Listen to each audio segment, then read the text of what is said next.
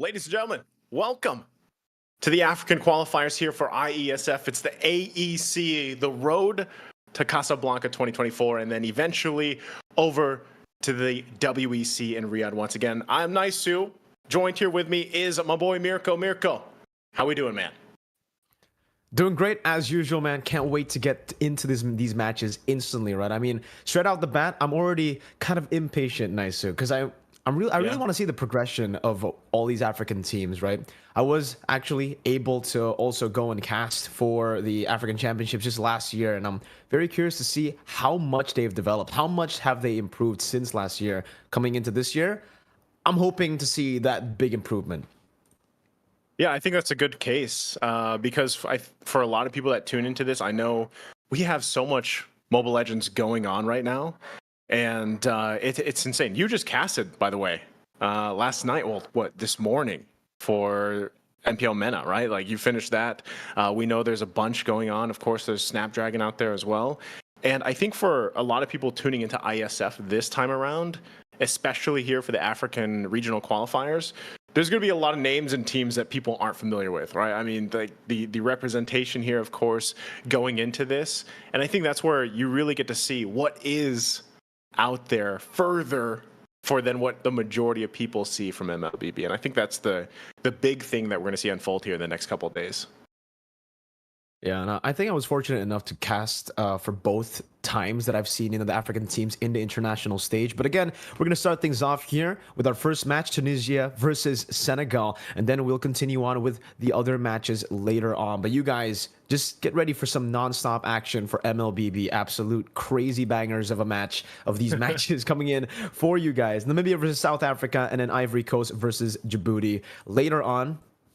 Djibouti. And I think if I come back to the point that I was making, right? I mean, I've been so fortunate to see the level of progression and to see these teams make their debut in the international stage. I believe Namibia was the team that represented Africa in ISF 2022. Shout outs back in Bali. So that's when I was actually fortunate enough to cast for their game. And unfortunately, at that time, it did feel like Mlbb was a very new game in the Africa region. So we really didn't get to see much from Namibia, but the last 2 years for sure have been amazing for them. I mean, just last year I saw crazy levels of progression, of improvement already from the African qualifiers, from the matches that I was also fortunate enough to go and cast. And again, starting things off though, Tunisia versus Senegal, I think this is going to be a very, very interesting matchup because for Tunisia and Senegal, me personally, I haven't seen too much Mlbb from them, not yet.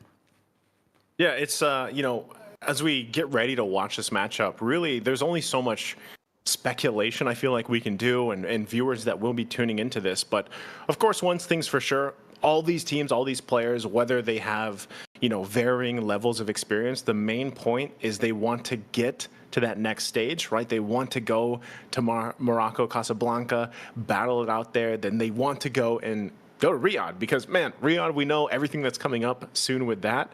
And it just seems like that's going to be the pinnacle place to be for esports. And again, for WEC later on this year, that's what they're all battling out for. And I think the point of, hey, this is a region. These are teams, players that you might not know what to expect. I know even watching, for example, last year, as we saw a lot of these players come to light, things really kind of fell into place and people were like, whoa. These regions can play very interestingly. We've seen different things before where you see kind of these different play styles, fall into place, whether that's utility-based, assassin-based, objectively, or just chaos, right? As we look at the lineup here for Tunisia, there's King Gen, Pao, Kaizo, Chaibi, and Yuko. And that is, like I said, these are a lot of new names for a lot of people that will tune in, and we'll see exactly how far they can go. I think I'm on the same boat with you, Mirko, and it's like, all right, what does this team, even from Tunisia here or Senegal, as we watch this matchup, what do they bring to the table that might be different from what we're used to seeing, or even casting, as you and I have casted for a lot of different events, international events, and seen a lot unfold?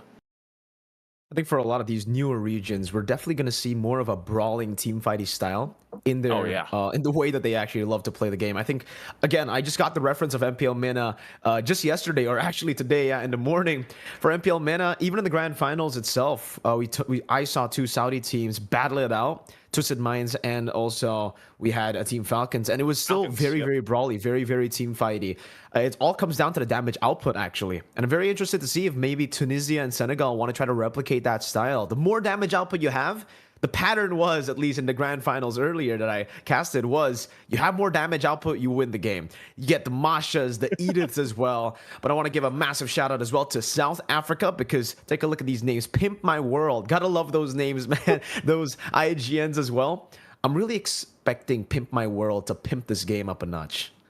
Hey, hopefully he does, man. I know it's funny because as we open up today, for the AEC, we know all about the player IGNs throughout the history of Iesf, and we know how many of those awesome clippers that are out there too that love to just clip things out. So we'll see exactly what unfolds once again with these two lineups, and I think that's kind of what I'm expecting. Is really like, hey. Chaos battles, because when I was watching even MPL Meta last night, like you were mentioning, I think that's one thing is the amount of fighting that was going on, the amount of early skirmishes, and I forgot there was another region as well that just loves to fight. And I mean, aside from Malaysia, no matter what they'll fight. I think this was an interview. Now that I remember this is actually an interview from our good friend Leo out there that was doing an interview with Destroyer out from EECA, right? And he was talking about a lot of times, like from Team Spirit, they'll just fight. They'll just do that. And I think that's kind of the vibe that I would get. Like if we're going to talk about just the region as a whole for Africa regional qualifiers, I think that's what we're going to see, man. Like maybe the Fredrins still pop up, but maybe we see some amazing things that we haven't seen from Fredrins before. Like we're so used to seeing these utility junglers pop up and work out for a lot of teams over here in this part of the world, but maybe there's a different spice level to what we're going to see here as this next day is going for us. And I really hope that's what we get to see, right? Because I think for the most part, especially, the Asian viewers, we are all accustomed to the disciplined gameplay. We're all accustomed to having these slow-paced games, just fight for objectives constantly and not really going for these crazy big fights. And I think that's a breath of fresh air for a lot of people, including me myself. I want to see some of these big team fights happen again. And yeah, like you mentioned earlier with those crazy names too, especially in these big team fights, I really hope we get to see a new version of Mlbb, a fresh take on Mlbb from Tunisia, from Senegal, from the African teams that are going to be playing in the African qualifiers that we're seeing right now. Because I don't know, man, it really does feel like, sure, as much as we want to hype up, the objective taking, the disciplined play style of the Asian teams, of the Asian countries, I want to see a little bit of that brawl style. And I really hope that for Africa, we get to see more of those Mashas in the XP lane, maybe more Rogers in the jungle, Assassins in the jungle as well. Just pure damage output. Kind of like the old days of MLB. What was the weirdest thing you saw yesterday? Well, earlier, I should say, for the MENA region. Like, what was some of the weirdest things that you saw pop up? I didn't see anything really too weird. I guess the weirdest thing was the Clint. They still like to go for the Clint in the gold lane just to get additional power in the early game to match up against the Roger. I think that's something that maybe a lot of these African countries could actually utilize as well. Something like a Clint. It's a bit of a curveball. It's a bit of a cheese pick, especially considering how the meta has been revolving around the early game. If you get that early game snowballing, you should be able to have a smooth road up ahead to mid game. I think that if you were to talk about like the lane or the role that has the most variety, I think we're in a good position where, I don't know, I feel like mid lane has gotten better. There was a time where it was like just constant, the same heroes popping up. Gold lane is getting to that point. I mean, we still see a lot of Mozkovs, right? We still see a lot of the typical pickups in the gold lane options here, the Claude coming through. But, even as I watch other regions, I think that's where you kind of have to look because I know as our meta was set in, like we talk about meta so much. And when you're talking about a region like this where for the Africa region as a whole, man, a lot of people don't actually get to see this region at all, like play. So for some, through the qualifiers, this might be some of the first glimpses. And I think, even with what you said, Clint popped up yesterday. And what more could pop up and shake things up in this side of the world? Here we go. We got the lineup now. It's Pimp My World, Yakuza, Diablo, Killuane, and okay, the last one, I think it's Gunked, I think is what that's going to be. And I know I think they have a substitute too. They have a Gojo Satoru out there, man. But this is going to be interesting. I think this is going to be fun already based off seeing the names and the IGNs here. Yeah, I think again, I mean, back to the point that you were making, right? I really love the fact that, especially when I get to cast Iesf matches, it just brings a lot of attention, a lot of new eyes onto different regions around the world and new countries that are, again, developing and progressing in Mlbb super fast. Again, like Senegal here with Pick My World, Yakuza, Diablo, Killuane, and Gunked. I actually read it as Gun KD. I think Gun KD is pretty cool. Yeah, I did too. But Gunked sounds dope as well. And yeah, man, I think I'm ready to be surprised because we were assuming that it'll probably be a more team fighty, brawly kind of composition that they go for, that they also want to rely on to go for these team fights as well, to get that lead in the early game. But hey, I'm prepared to be surprised. Maybe they have also been trying to just replicate the style of the Asian teams. Maybe objectives can be the number one go-to, and hey, maybe we'll see an even more passive match compared to the Asian matches that we're used to seeing, because maybe they want it to go for objectives. Maybe it's completely different to what we have expected in our minds.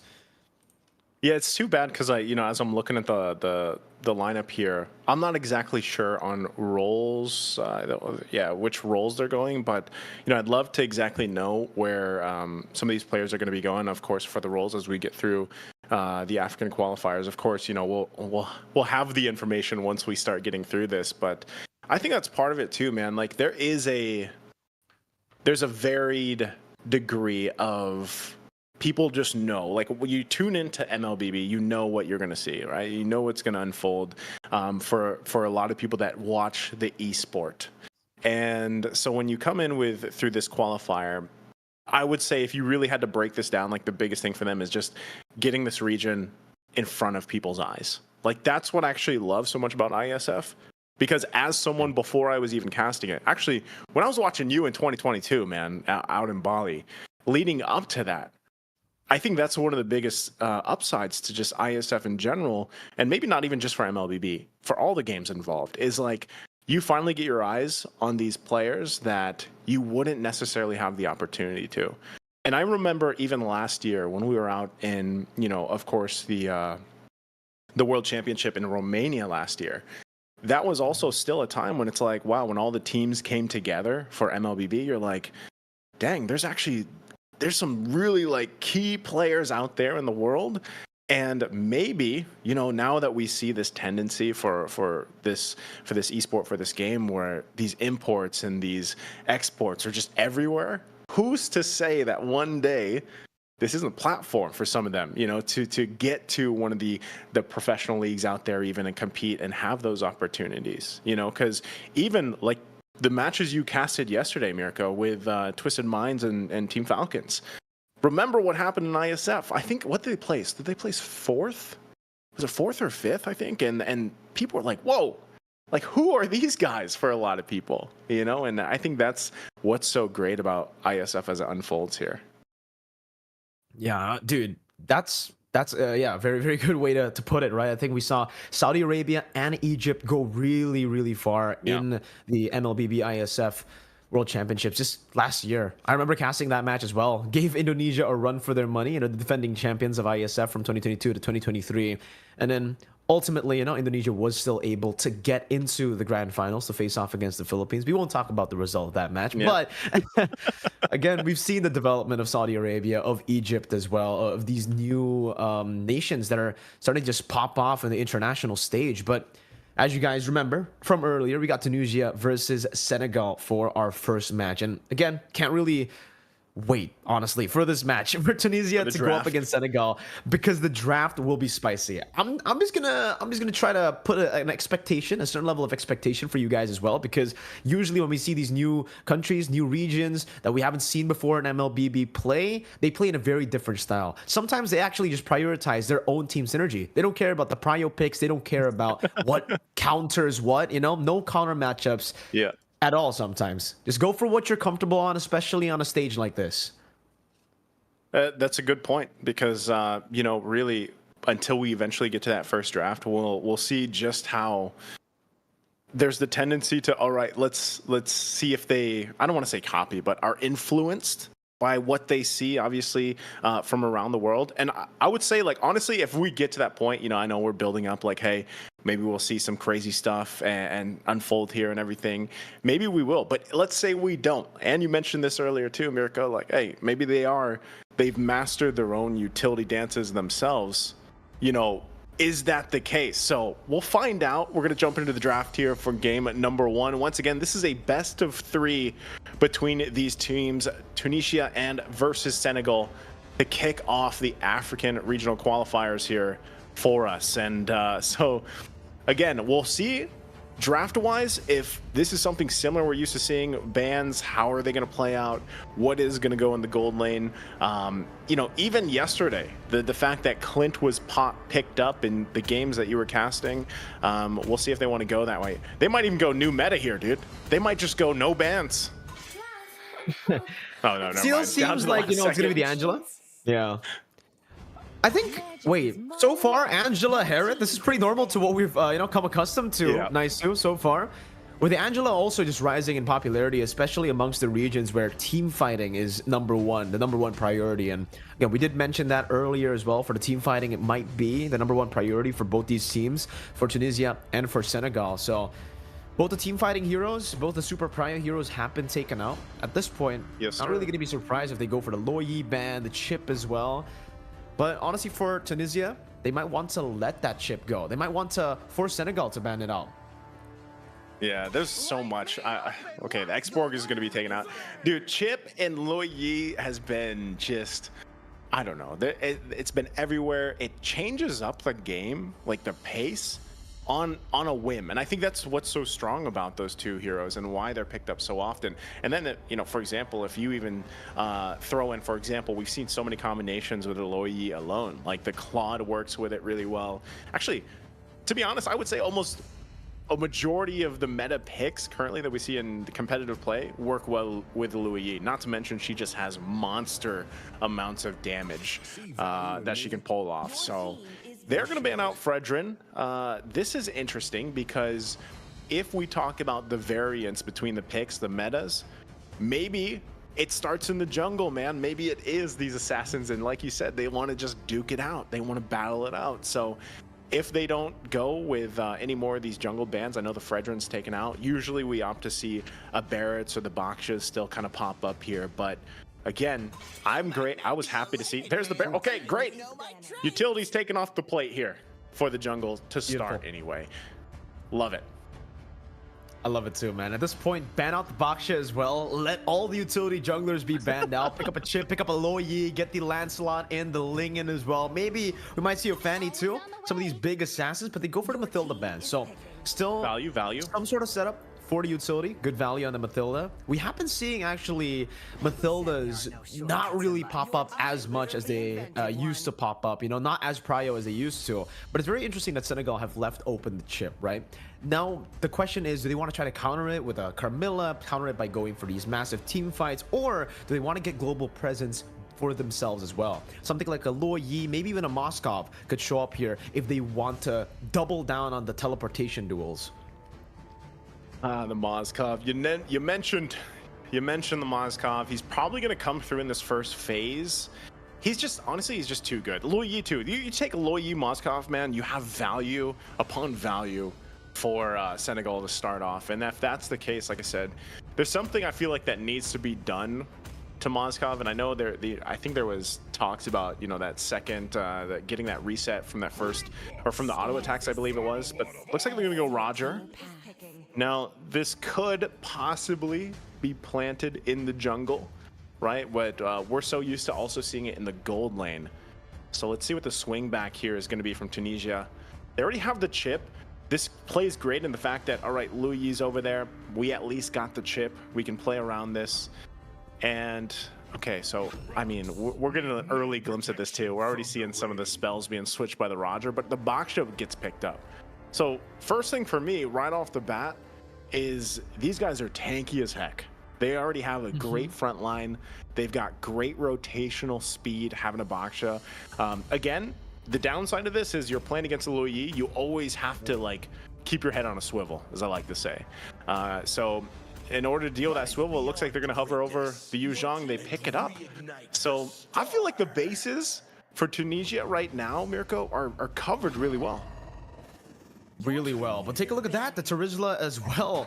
It seems like we're just watching, you know, another Asian game so far based on the drafts here. Nothing too crazy. It is what we've come to expect when we're talking about the meta right now. These early skirmishes, heroes, especially considering you have a teleport in for the shortcut and even a diversion. You want to get as much early game team fighting power as you can, and that's what both have set up for. The Yuzhong and the Baksha. Again, the setups have been great. Usually, we do see the Baksha picked up against the Yuzhong, even against the chip. You know, you have that anti-regen. Yep. Now that the shortcut gives you a little bit more shielding that scales off, you know, with levels, and also the Yuzhong having so much sustain, we usually see the Baksha as a counter pick. So I love the fact that they've also denied that away from Senegal. And for Senegal, picking up the Terizla, trying to lock the Yuzhong down, trying to force him and pin him down into that lane so that he can't rotate. But that's an interesting ban, right? Usually when you see the Roger, you would want to go up against the Claude. You would want to go up against the carry. Going up against these weak side goal laners is just the best thing for the Roger. But maybe they have a different, you know, idea in mind with the Roger. Sure, they want to bully the enemy gold laner, but mainly I think the problem is with the Claude, he's a bit too mobile. And with the Loyi and the Terizla, it'll be a bit too hard to catch him in these team fights.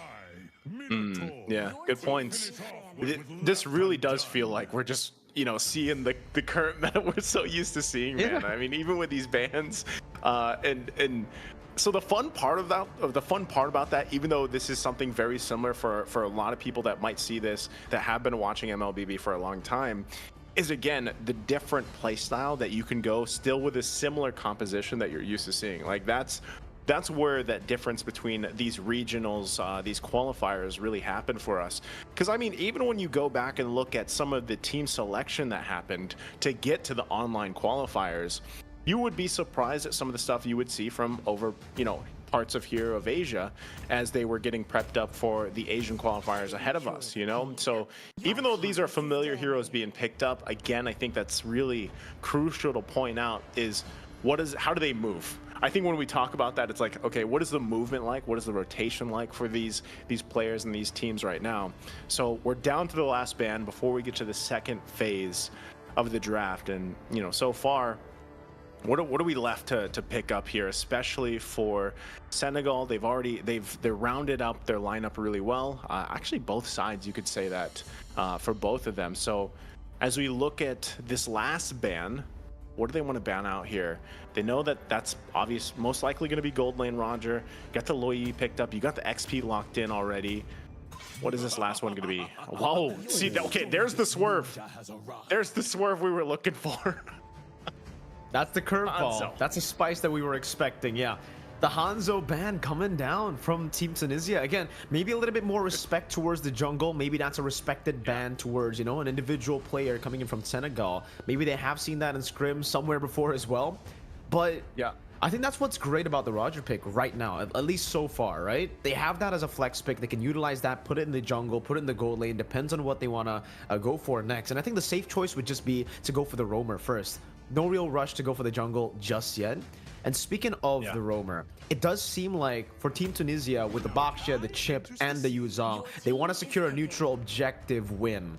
And yeah, I was about to say maybe something like an Akai or pick up a roamer like an Edith to try to battle it out in the neutral objective battles, poke him down with the Primal Wrath. But they go for the easier answer, which is get the heavy spin down. Now that neutral objective setup that Team Tunisia have tried to build around will kind of be messed up a bit by that heavy spin. Neutral objective control usually just highly in favor of the Akai, but the Lunox, there you go. Speaking of spice, the Hanzo ban and the Lunox pick for Team Tunisia. All right, I knew if it was going to get spicy, it was going to be the second phase. So that's what's happening here. Oh, can we actually see the airfill pop up too? This would make things really interesting because this is, like we said in the first phase, all right, carry, we'll see what's locked in. But first phase, it was that tanky lineup. You cover the front to back. You have the shortcut available. You lock in the carry. There's a lot of burst potential early to late game, right? The Lunox already comes in, especially early on. Those Chaos Bolts hurt, man. Not only that, but you can actually bait some of the abilities, some of the skills, even ultimates out from Senegal here, from Tunisia, just by having that brilliance up your pocket, you know, that we see Lunox do so often. And so last pick for Senegal, how do they round this out? Because they got their jungle locked in, we're looking at that possible roam option to go against, especially this chip here. So what do they want to go with? Unless, again, there's a swerve. You know, there could be a swerve. Maybe, for some reason, Lu Yi is roam. Okay, Carmilla. It's going to be Carmilla. Is she actually going to go this? I don't know. She switches to the, okay, she got the Purify. Interesting. So what do you think about the lineups here? I mean, I would say both are relatively power from the early game to the late game, but I think the biggest part of this is utilizing those ultimates from Chip or the Lu Yi for either of the teams. Yeah.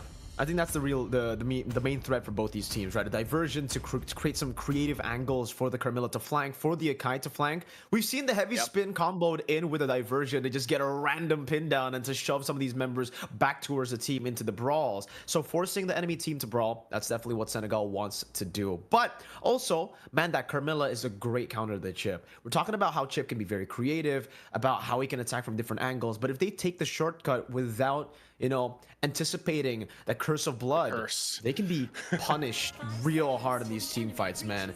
And I think without further ado, we're just going to get into the Land of Dawn here, Naisu, for game number 1 of Tunisia versus Senegal. Diablo on that Terizla, and oh, interesting. That's a Brave Smite on the Akai, no concussive blast. Priority on the team fighting sustain. This is like I said, the swerves that we're going to be expecting, you know, but Pimp My World went with a concussive blast, so he's gonna have that rolling around with that Carmilla. I think that's you know, good enough for them. And then of course across from them, from Tunisia, you have 2 concussive blasts that they're gonna roll with. So they want to kind of control some of these lanes, push them a little bit earlier if they can, and just utilize even the movement. Like I said, anytime you have the box shot locked in, man, you know you're gonna want to rotate really quickly around the map and possibly put pressure where you can. So, you know, the same can be said when you have a chip available too, so we'll see how they kind of work around this. Pow's gonna go ahead and get this space advantage though. Picks that up, almost at level 4. There's some attention on this side of the jungle though. So they're gonna start that up, but this could be an early skirmish already just for some XP. Oh, good retribution coming down right now, and he's popped the poisons. That's a lot of damage. Just with the base damage, they get the kills all the way in the early game. 2 kills, the Furious Dive as well, getting the knockup onto Yakuza. And that's 3 on the board for Tunisia. My guy, that's we're talking about chaos in early fights. I think we got him in under 2 minutes. It's 3-0 for Tunisia. And I mean, you saw how I'm not used to seeing that aggressive type of playstyle, even from a chip this early on. Now I know his kit's great for that, but still, even to utilize that flicker to go through, and look at this. This is what I'm talking about, man. Utilizing your space around the map, the movements that you can have with this lineup. Chibi makes his way there. He's gonna go ahead and start up. Pow starts this turtle up, has the rest of the team there. So they're trying to make a play up top.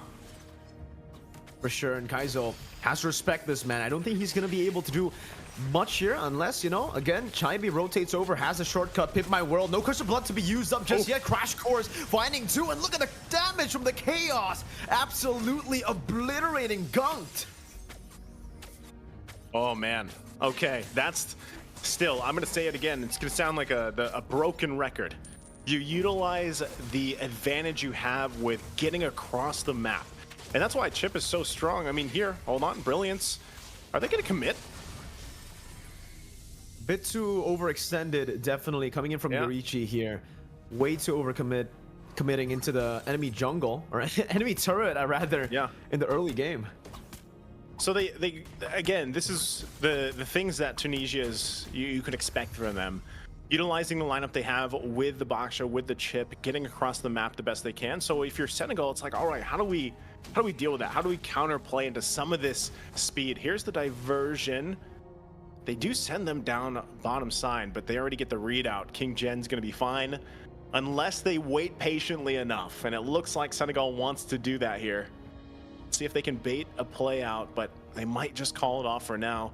Again, as the game continues on, we wait for that next objective, the second turtle of the game. But look at this. Actually, Chibi's on top. Again, good Curse of Blood, able to stun Kaizo, but look at the rest of the team here. Everybody just taking the shortcut, and Pimp My World will not be able to handle that damage. Good body slam into Kaizo, who's going to be slain here as King Jen is able to survive for a bit. Diablo going to be engaged on again, and King Jen is sustaining, able to get out of what looked to be a bad spot for him, and it's just going to be a 1-4-1 trade in the end as Chibi rotates back up top, doesn't want to give Gunk free space, pops into Crash Course, and this base damage, man, on the chip is absolutely ridiculous. Gunk can't even out-damage him here, and Chibi's going to win out the trade. He might be in a bit of a tough situation, though, because Pimp My World has rotated back up top, but it's actually just a distraction for Pow to start powing on the turtle for free. Neutral objective. Boom. That's a turtle taken away. No contest from Senegal. Very, again, this is smart play from Chibi. He's everywhere. And when you get the chip on your hands, that's exactly what you want to do. So like I was saying, you know, Senegal, they have to be able to respond to the amount of pressure that is being put on the map wherever Chibi decides to go, because even if he just sends himself at a given moment, as soon as that ultimate, that shortcut is available, he just drops it down. So then you're really hoping like, okay, well, if Pimp My World is not there to drop that Curse of Blood, then we need Yakuza to send him there. Like, that's where the diversion comes in. So it's like a lot of this has to fall into place for Senegal's lineup to respond to this. So real quick, as we take a look at the items as well, kind of falling into place, you can already see the first items being locked in here. Hold on. The shortcut, good heavy spin to bring two members back, picking him down under the turret. Chibi gonna take a lot of punishment and a good body slam there, but still not enough damage to take anyone down. King Jen doing a good job at isolating the Roger, and Diablo slowly but surely is making his way up towards that top lane. Yorichi gonna be caught in the penalty zone, pops into Brilliance, and Chibi somehow still able to survive, but Diablo keeps on swinging that hammer, finding gonna be traded down. No, not just yet. Diablo actually able to escape. A good Lycan pounds into the back line right now from Gunk, and Yakuza will be able to just put out some damage. But look at the bigger picture. Tunisia, they were able to utilize that clash to get a free turret up top. Okay, so there was a whole lot happening, and I'm glad that we're still taking a look at the items here, because you see how some of those first items were locked in. Originally, before that fight, again, it was only, you know, King Jen had one. I think Kaizo had the Corrosive Scythe also completed before that. But now that some of these defensive items are also being picked up, you now have that Dominance Ice on Chibi. Hold on, still, look at the damage potential. Pimp My World will be fine. Gonna heal up as well, utilizing this Carmilla pick once again. But that's the thing, the struggle here is you're kind of falling behind gold in terms of Senegal's economy, you know, and they're down. They're still trying to lock in some of these items. Heavy spin, and yeah, it looks like they're gonna fight it out. Curse of Blood not connecting onto anyone just yet. Look at the damage and the collapse in the back line. King Jen able to isolate them. And now it's just Diablo who's going to be picked off. Two members very, very low. And look at Kiluane, who's all alone under that tier 2 up top. That's just going to be melted down by the spinning light wheels of Kaizo. Okay, so again, this is what I was talking about. The economy is really starting to show in terms of the advantage that Tunisia has. And it's going to slowly continue to build up until at one point, Senegal it feels like they're gasping for air. They're breathing to be able to fight this, because that's a Divine Glaive already being picked up here by Yorichi. So now his Chaos Bolts hurt even more. And we saw this earlier too, utilizing the Brilliance, you know, trying to bait some of those initiations out, or at least some of the abilities, spells from Senegal. So they're finding themselves trying to keep things from getting too out of hand. And so if we really want to look at what can Senegal do, that's kind of what we have to break down here. For one, that's not, you know, Pimp My World cannot go down like that. And Gunk, that's tough. It's super tough. And the Carmilla is supposed to be the one countering this chip, right? You're supposed to be able to pop that Curse of Blood whenever the chip wants to go onto you. And I think for Pimp My World, that last second change from the Purify to the Flicker, he's really feeling the pain of that change, right? Because right now, once you get stunned up by the Crash Course and the shortcut comes through, hold up, diversion into the bot lane, an attempt at Kaizo's life, but he just gets out, just dashes out to safety, and now Senegal are actually caught in a tough spot where they're going to use the dispersion and the rotation. 3-man Curse of Blood, and Chaibi will still be able to flicker out now. Like Conform trying to chase them down, and Kaizo will be clawed down in the bottom lane. Kinggen still tanky enough to sustain a bit, but the dispersion keeps on running them down with Kiluwane on the chase. We'll see with Yorichi rotating over, heavy spin, able to pin them down, but it's only just Kinggen who is going to be pinned down, and look at the damage coming from Yorichi. Free hitting in the back line, finding the killing spree, and Gunked is very, very low. They've got to respect this damage. The shortcut has been placed down once again, so Kaizo could just rotate back again, and a diversion will just be used up to try to maybe get a little bit more info on where they put that diversion on. But for Senegal, they've been fighting, but they haven't been getting the right value. And at least they get a little bit out of that exchange, you know, given the whole fact that they were down quite a bit. They still are, gold-wise. But they have some fight in them, and a lot of that is Yakuza popping off, you know, on this Lily. We know the damage potential, especially when you get those combinations off. So we'll see. Once again, Lord is now up, though. So this is where things kind of get a little dicey. And this is also where you have to watch out. Yikes. Yakuza, that's watch out for the damage. You know, watch out from Yorichi. Like we said, he already had that Divine Glaive. So now they're going to go ahead, and it looks like they're going to start up the Lord. It looks like it's getting taken down super fast. Retribution straight up, no heavy spin to be used up to try to steal it away, and Diablo penalty zones all the way alone up against 2 damage dealers. He's gonna be melted down. A good Petrify and a Furious Dive right into the Crash Course, and Gunked. Oh, good flicker from Yorichi to get the last bit of damage onto Gunked. 2 for 0, make it 3 with the Lord. Okay, so this is where we're back to saying, you know, this power spike, this lead that Tunisia has right now, it's getting kind of out of control, right? They're what, 8,000 gold ahead right now. They're going to be able to work around this Lord marching up on the top side. And this could be, you know, base turrets possibly going down for Senegal unless they're somehow able to hold on. They want to initiate, possibly. Chaibi's going to take a couple shots, but so far it's really just holding down that front line.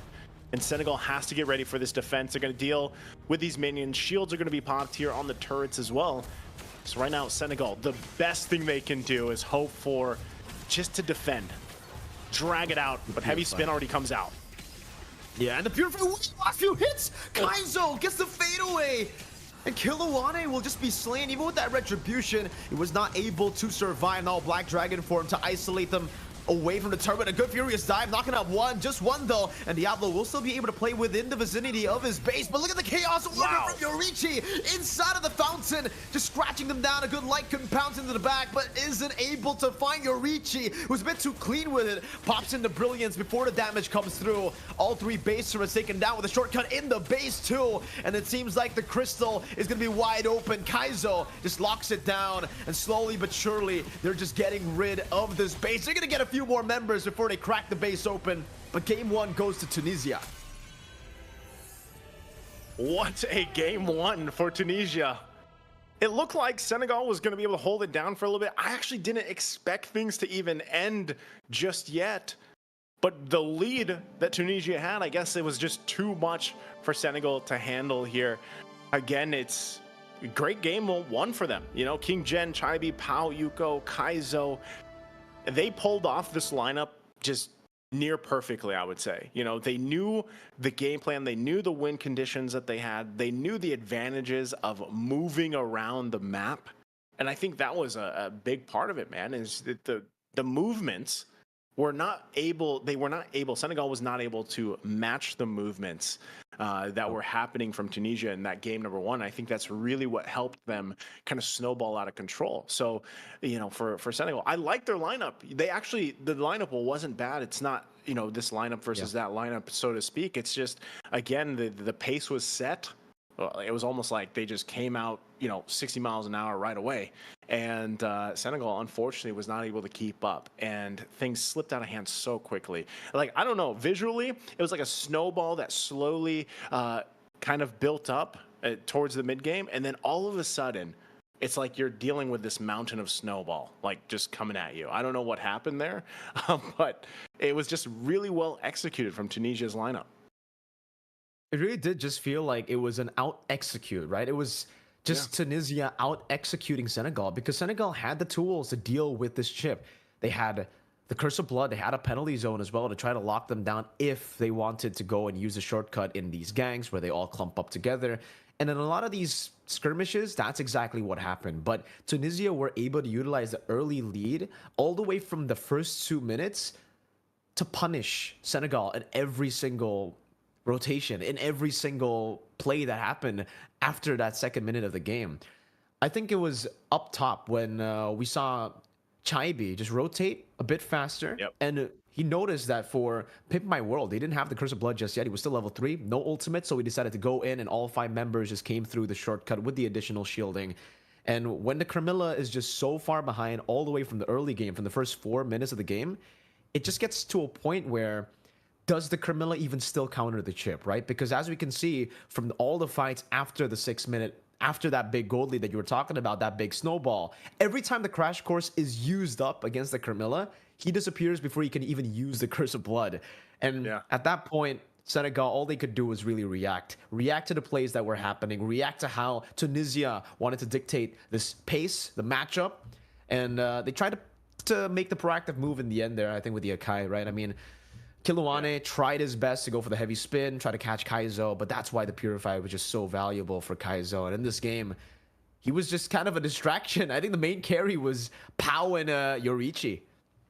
Yeah, I mean, Yorichi definitely on the damage, but like Chaibi alone, man, on the chip, I wouldn't expect him to get his hands on it again. Maybe it's banned out for one, or at least taken from Senegal, because even before that top lane play that you talked about, it like under the 2-minute mark, remember they got 3 kills. So and even that last one, I think it was Chaibi that like flickered forward and like went in with the chip, and they got the kills, and then that resulted in that play up top too. So it's just like, where did all that come from? And this is what we were saying leading into this. I know some of you viewers out there joined us when we were already in the game, number one, and even seeing some of the chat, they're like, man, this is not bad. Like, this is interesting to see, because again, these are a lot of players that we have not been able to see, because just just not a chance to watch them online really compete. So for us to be able to witness this, and when you look at it again, we went through the draft and we were like, this kind of looks familiar, this kind of looks familiar to us. And then when you see them execute it, that's what I was talking about, Mirko. It's like the execution was different, because even for myself, I was like, whoa, that is a very early aggressive chip play. I know chip, you do want to be kind of aggressive with him, but that minor, I don't even want to say it's minor. It was a major start to game one, where they had those 3 kills in under 2 minutes, and that's really what helped them kind of get to the point where they ended that game one very quickly with that first Lord push.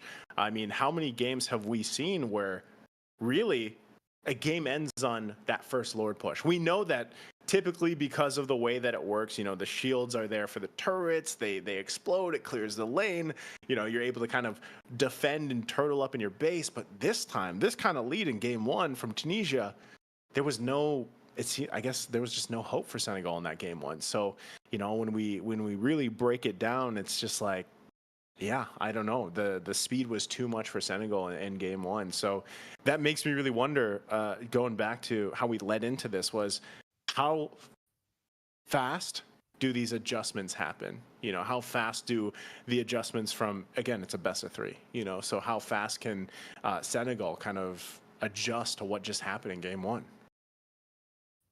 Honestly, I don't know how fast they can do it, right? I think that's a big question, because Senegal, all the way from the start, it really felt like they were trying something very, very new. Because even for Kiluane, right, the fundamentals of going up against Abaksha is you want to try to match him, at least in the early game, when it comes to clearing the jungle. And the fact that he went for Brave Smite over the Concussive Blast, that's just a big, big shot, big blow into the clearing speed of the Akai. You're already a super fast jungle clearer on the Akai with no Concussive Blast. I think that's the reason Pau and Chaibi were able to rotate over into the enemy jungle, knowing full well they would have an advantage, knowing full well that they would be leading in the XP department. And Pau was also able to out-retry Kilowane around the first green camp that they actually invaded. The first camp when they actually were able to win out in the team fight, getting 2-0, right? The first 2-0, the first 2 kills in the game. Yeah. And it started all the way there. Super fast rotations from King Gen, Pau, and Chaibi understanding that the Brave Smite was a mistake. And again, we were talking about how we could be impressed, how our expectations could be surpassed. And I think that was what happened in game number 1. I was super impressed with how Tunisia were able to adapt, react, and read out the maneuvers, the mistakes, and everything that was happening, every play that Senegal were trying to make. It just felt like Tunisia had them every single rotation, every single play. They could read them like a book. Yeah, they had their number, you know, so to speak. And so that's I guess when you really kind of wait for the game 2 to start, it's, you know, when you look at game 1, it really, we broke it down. Like, that's what it came down to, was just the lineup that they had, the ability to build up really quickly, snowball, because to be honest, when it came to the team fights, we didn't actually get to see them unfold to their full potential, like with the lineups, you know, because of the fact, like you already pointed it out, with the fact that, you know, Pimp My World wasn't able to do what a Carmilla is able to do. You know, he was almost into a position where he kind of just, your job was like, oh, I'm just going to drop the Curse of Blood and hope that, you know, you guys can do something with it. But, you know, so when you look at game 1, it's a good showing at just how strong Tunisia is, and the fact that, yeah, they had their number for Senegal. And so that's why I'm saying, like, we really have to see in this first best of 3, now that we go and see the adjustments that Senegal can make in game number 2. And for me, to kind of theorize here, if you want to throw a theory out, maybe you go and you ban the chip or you take it yourself. I'm assuming they're also going to switch sides, right? So they're going to go with that and kind of work around that, or even possibly go to the utility junglers. I would love to see this now that we have seen game 1. You know, I know it was an Akai there in that matchup, but I would actually like to see them still go possibly the Fredrin and the Barretts. If that gets picked up, the matchup goes through. So interesting if they do go that route, but it still makes me wonder too, because obviously these players know each other and their region. Like, why the Hanzo ban? You know, are we going to see a Hanzo? Like, it's either you pick up the Fredrin and the Barretts and we see that, like, kind of play out, where we get to see this utility for this region, or do you let the Assassins come through? Maybe the Julian comes out. Let it be a Julian and Hanzo matchup. I would love to see the Julian, man. I think we were able to see the Julian as well in my region, in MPL Indonesia, right? Yep. In the grand finals and the upper bracket finals too. Julian was a great pick. I mean, at this point of the game, especially after the buffs that Julian has received, the fact that his basic attacks do a crazy amount of damage and you get the passive so quick now. It used to be you needed to go for the enhanced attacks, but at this point, it's just so easy to get, right? You use 2 abilities and you get the passive instantly, and you get the shred of the enhanced scythe, or just the scythe in general. Even when you don't use the enhanced version of the scythe, the damage that you get from the Julian is quite ridiculous. Especially up against these tanks. You actually have a way as an assassin to melt down the tanks. And to shred them. That's kind of the pattern. That's kind of the advantage that Tunisia were able to use in game number 1. They used the carry and the Lunox, that max HP percentage damage, to melt down these tanks. And it doesn't seem like we're going to get a lot of not too much of a big change when it comes to the first ban. It's still the Angela. But yeah, like you predicted, Naisu, they will be swapping sides. Blue side has been finding so much value in the current meta. I think in most of the regions that we've been casting for, in MPL PH, MPL ID as well. But in MPL MENA, fun fact, Naisu, the red side has had the bigger advantage, you know? I think it was a 53% win rate on the red side compared to just a 47% on the blue side in MPL MENA. Is that for the entire, like, is that just playoffs? For the regular season. Just the entire season? Regular season plus playoffs before grand finals. That's interesting. That's crazy, because that's against the norm, you know. And maybe again, part of that is just like the fact that that region just loves to duke it out also and fight, and that's kind of what they draft for. So far, first ban's coming out. This is nothing, different. But I'm wondering if this is still okay. No, it's Loi Yi that comes out this time. Do they still want to go ahead and ban out the Fredrin and that Barrett's pick? We'll see. The Loyi taken out. I think this is a good adjustment, as I was talking about. Hey, Agreed. how are they going to adjust from game 1? And so I think this is already a good start, just with the Loyi ban being taken out. They don't want to deal with it, and I think really it's the play of let's get the chip. I think that's what they want. Maybe this time around, Senegal wants that chip. They want to utilize the utility that it brings to the table. Nope, there's the answer. Yeah. I think when you ban out the Loyi as first pick, especially after the Angela, it's a big way of saying, yeah, I want to get the chip. I want to get my hands on the chip. I want that global presence. You won't be able to use the global presence in the Loyi to try to counter it, right? So for Team Tunisia, they're doing a really good job at just reading out what Senegal wants to do, even in the draft. And I think that's, again, what really was able to get them to win in game number 1, too. The synergy of the draft just worked perfectly, right? And meanwhile, for Senegal, I get what they wanted to go for, definitely in game number 1, with the Akai to try to stop the neutral objectives, the Carmilla to try to stop that team fighting prowess and that clumped up nature of the chip composition from Tunisia. But then they add in the penalty zone as well from the Terizla, and it kind of feels like it's a bit mixed. You have an Akai that kind of disperses everybody, but you want to utilize the AoE abilities of the penalty zone, the Curse of Blood, and the Loyi. So it's kind of like counter synergy, right? It's counterintuitive at a certain point, and for Team Tunisia, we didn't see that at all. They knew exactly what they wanted to play with. They wanted a solid front line to create space for their back line, for Kaizo, and also for Yorichi to just melt down the front lines with the carry and the Lunox. Another Matilda ban comes through from the red side, and I think it's a good respect Roger ban. Fredrin has been left open, but so has the Barats. Okay, so interesting. Fredrin is going to be picked up, like we were kind of, trying to decide if that was going to be the play. They go with the Fredrin here. Barrett's still open, like you mentioned. We'll see if this is just going to be that utility matchup we're so used to seeing in the jungle.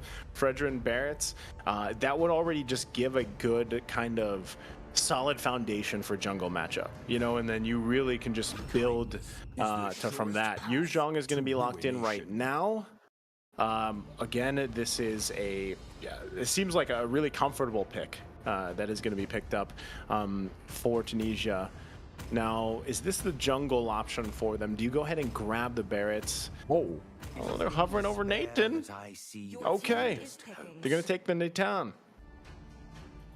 They lock it in. Really interesting stuff here so far.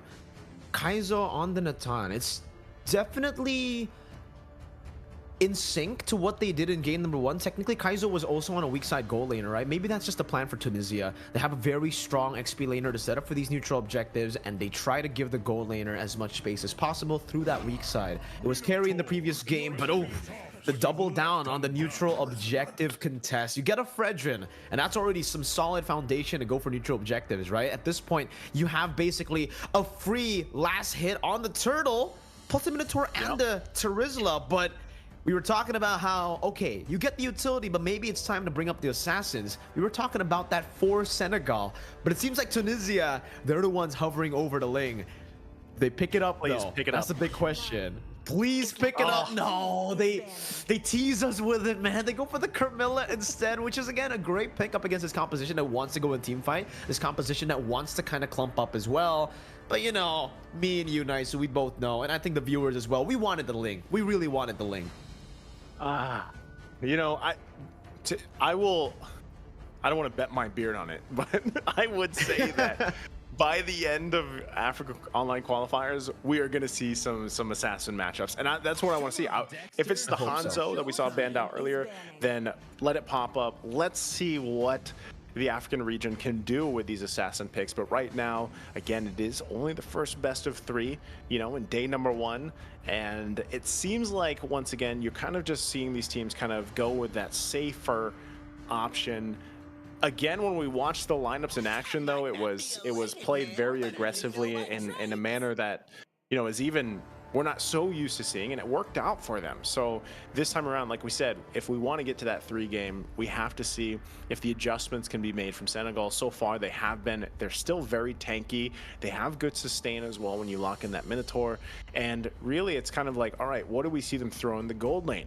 They see the Nathan already up there, Carmilla too. And honestly, just because we don't have all this information, from these players, from these teams, I wouldn't be surprised if, for example, what if it was a flex? What if this was a flex from Tunisia where they're like, yeah, we're going to put the Carmilla in the jungle, or we're going to put the Nathan there and roll around with that. It's something we cannot exactly count out just yet. So as we get through this second phase of bans, you can already see even those mid lane options kind of being taken care of. Vexana being banned out, of course. So what is this last one going to be from Senegal? What do they want to keep from going up against with the lineup that they already have planned here? Again, we're still waiting to see what Senegal wants to bring in the gold lane, what they want to bring in the mid lane. And so even with a Vexana banned out, the Valentina is even still open. So Baksha's going to be taken out this time. It looks like I said, they want to cover the bases. Oh, hey. Well, we might be seeing an assassin anyway, Mirko. But they're hovering over the Guinevere again. This is the natural counter usually up against the Fredrin. That would make the most sense, as a utility jungler, especially considering the Baksha and the Barats have been banned out. But again, like you mentioned, the Carmilla is still a very, very good flex, and that's why they're still hovering over a lot of these heroes. Even the Kaja, the Florin too, will have crazy sustain if they go for the Florin, right? Getting rid of any anti-regen effect as well. On top of that, you have a Yuzong, Natana, and a Carmilla.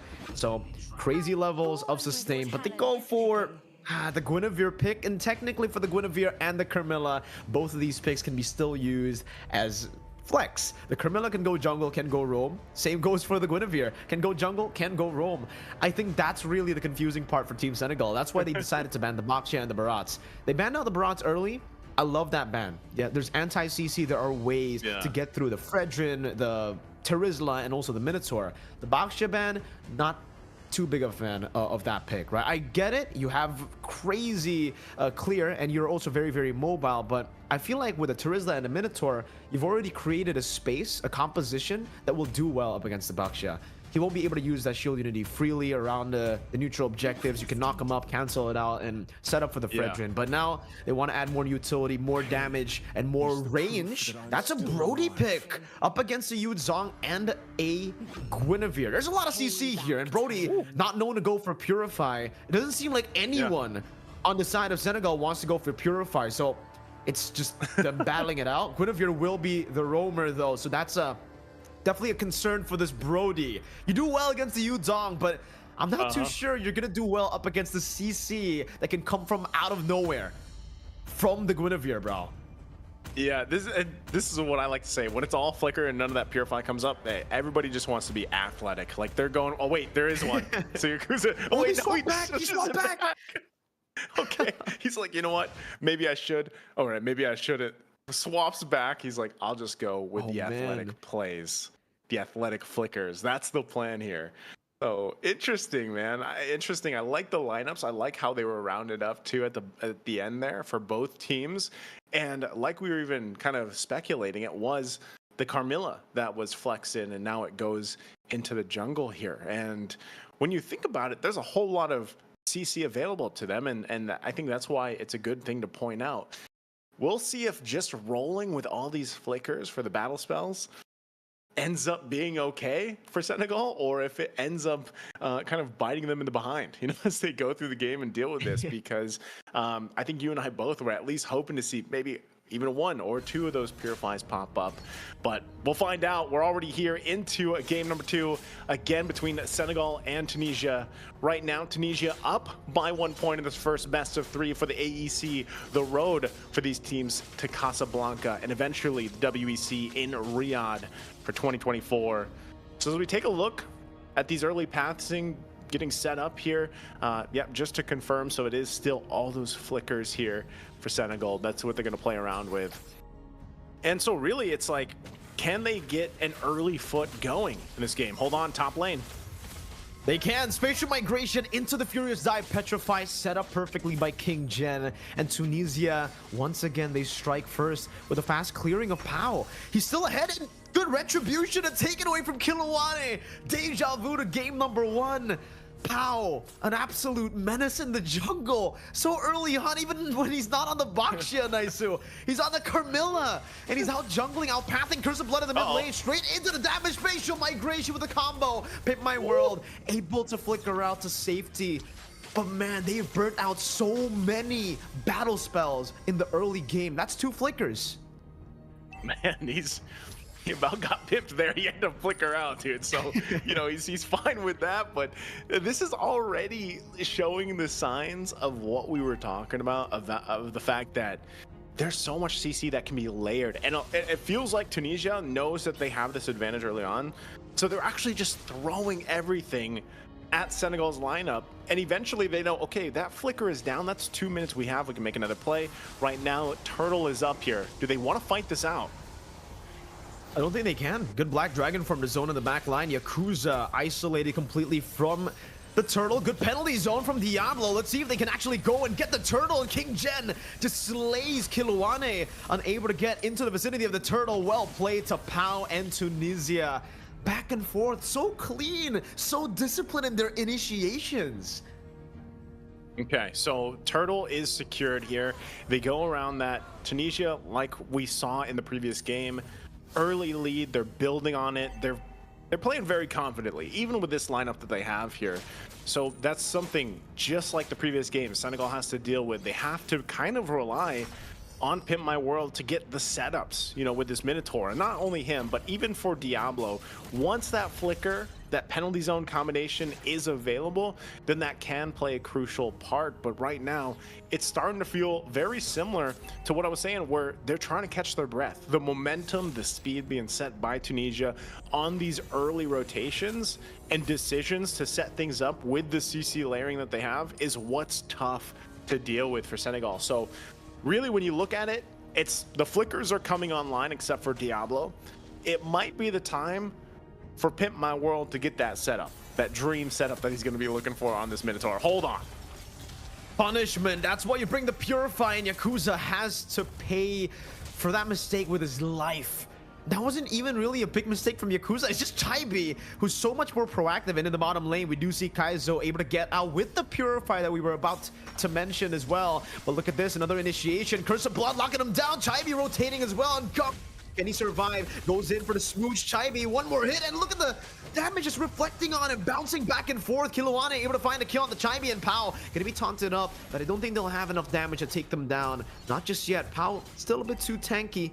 Good Astral Echo to reveal 2 members, and Senegal are finally on the board on the 4th minute of the game. Finally able to punish that crafty Chaibi, who's able to find these crazy spatial migrations.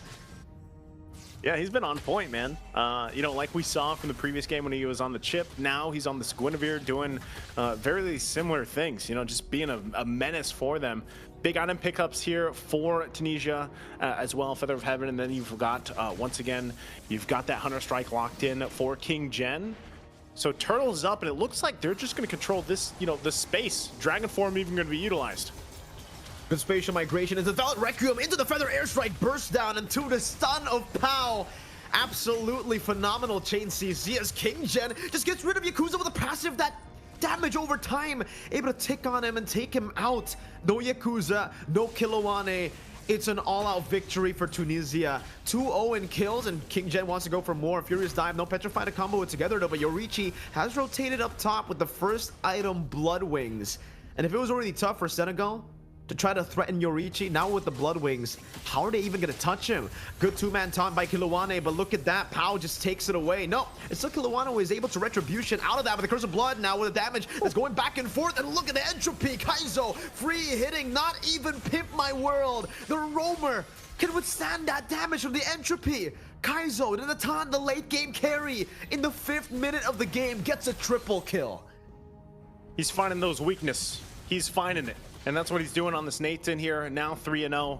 And again, it's just the same story like we talked about even leading into this. As soon as that we saw that Senegal didn't pick up any of these Purifies, knowing just how much CC potential is available to this lineup with Tunisia. I mean, like even just having the Dragon Form with the Petrify alone is already enough to deal with for a lot of teams. And then, again, layering things on here. You know, Starlium Scythe being picked up by Kaizo, man, the damage this is already 6.5 minutes in. Like I like to say, it's big damn time for Kaizo. He's already there. He's already online at this point, and Senegal is struggling. I mean, we're talking about more of a gold gap at this point of the game than we saw in the previous one. Look at it. Look at him. Pimp my world, barely getting away. Okay, he still escapes the feathered airstrike, but I don't know if you want to say this looks bad.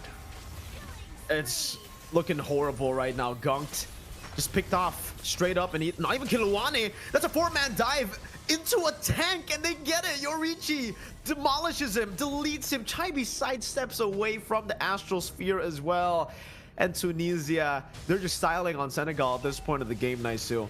It just doesn't feel like Senegal could even walk up. The entropy, Kaizo again with entropy forward and saying goodbye to Yakuza. That's a mega kill picked up from Kaizo up top. And he's only used the Purify once this game, Naisu. That's how dominant Tunisia have been able to dominate this game so far. Oh, Pimp My World again. Just forced to dash out of the feathered airstrike. Pao at this point doesn't even need setup to go and pick up a neutral objective as Chibi. Him as a roamer, he's able to zone the jungler away from his own jungle. Yeah, this is, like I said, snowballing effect in full effect already in this game number 2. And it just looks like they're going to continue. Tunisia is going to continue to play with the power spike that they have. This advantage is out of control. And so if you're Senegal, really, when you're at this point of the game and you're dealing with so much burst potential, I mean, even if we don't talk about Kaizo's damage potential here, there's so much. Yorichi alone, with his own feathered airstrike, can zone out the majority of the members from Senegal. And that's kind of what we're seeing, because we know how much time. Hold on, mid lane. Spatial migration, that's a 4-man Minute's Fury, but look at Kaizo, is still going to be able to free hit as the Appraiser's Wrath does no damage on Tunisia. Kiluwane is going to be shredded down. Kaizo picks up the double kill, and they just trade the roamer for it. They take a tier 2, 3 kills, all for the price of Chibi, who's the right sacrifice to be made by Tunisia. Yep. They're happy with that trade. And Pao gets a Sky Guardian helmet, as if he's not already too tanky for Senegal. That's a Sky Guardian helmet, Naisu. Sky Guardian helmet, not only that, but you see Chibi here. He's got those 12 assists. He's landed all his spatial migrations that he needs to. They're all on point. And, you know, before that fight even broke out, that's what I was saying, man. Yakuza, he needs so much time to build up here in terms of actually having that scaling, actually having that damage. And even though Malefic Roar's picked up, the scaling is too much. Look at this. Curse of Blood into the spatial migration, Deviler Requiem, and Kaizo with a Holy Crystal. He forwards Entropy onto the back line, almost taken gunked out just with one ability. Ridiculous stuff coming in from Tunisia. Feather Airstrike, Diablo, that's the frontliner who gets obliterated by, what, just Yorichi? I would love to see how they actually got that kill. But if it was just Yorichi, man, Senegal are in a whole world of trouble. And not even Pimp My World can pimp this world back to a winning game. Yeah, tough situation. 14,000 gold ahead here. Wait, is my math right? Yeah, nearly 14,000 ahead. Jeez. And this is Tunisia, man. They're just full control, full momentum. I don't know. I was going to say driver's seat, but this is like an airplane. Like they're flying an airplane into the base of Senegal here after this Lord is taken up. Oh, Kiluwane. This is troublesome. Yeah, he's not going to withstand that. Gets crashed down, sandwiched in. Yakuza, look at this. Not able to survive. Also, King Jen. It almost seems so easy to make it look so easy.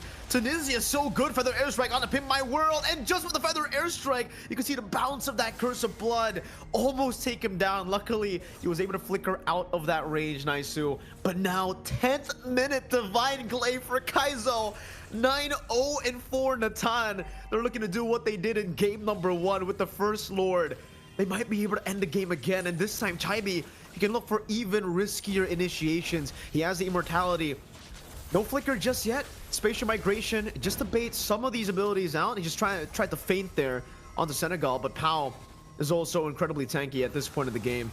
is able to just front line so well. And that's a Black Dragon form coming down into the back line with also a Conceal. Curse of Blood only connecting on the one member, forcing him in his Fury. Yadas King Jet rotates to the back line, but gets knocked up as well. Some good passive stacks put down by the Brody, but no one's getting damaged. Tunisia are just getting tickled by Senegal's damage, and they'll just go straight for the base. Gunt has to walk back into the fountain to try to survive. 2-0 clean sweep for Tunisia.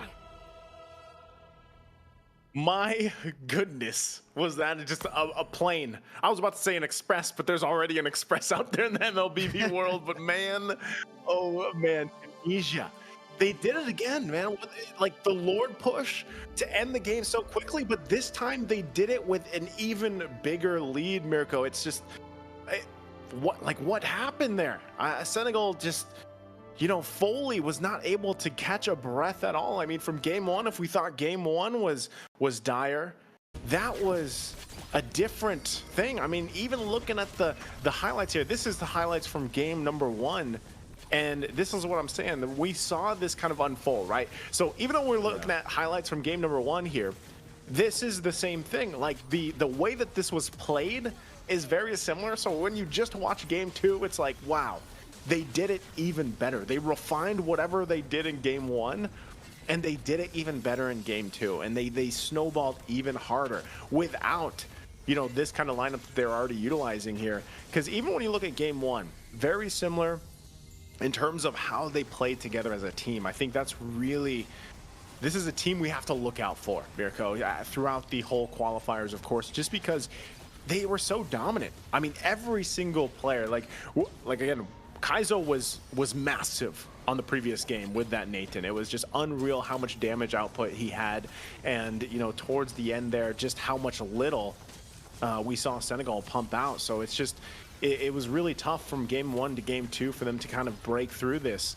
And what I like to see is how they kind of play around the lineups that they have, where they have that front line covered really well when both from game one and game two, and then they cover the back line really well. But it was just like a moment where, you know, you didn't actually see them have to do that. They didn't have to peel too much because they were always the aggressor. They were always pushing the gas, you know, and really kind of pushing the boundaries of the lineup. I mean, again, when you're talking about games where you have these massive leads, 10,000, 11,000 to 15,000 gold lead, that is so tough to come back. And really, the best way to do it is buy time. But it just seemed like that every single time Tunisia had an answer, they knew how to play around the lineup that they were up against. They knew how to utilize what they had in their toolkit, and they didn't give any moments for them to buy time for Senegal. Not at all, man. They completely controlled the game. They dictated the pace of the game as well, all the way from game number one, right? We were super impressed with how they were able to perform on the chip.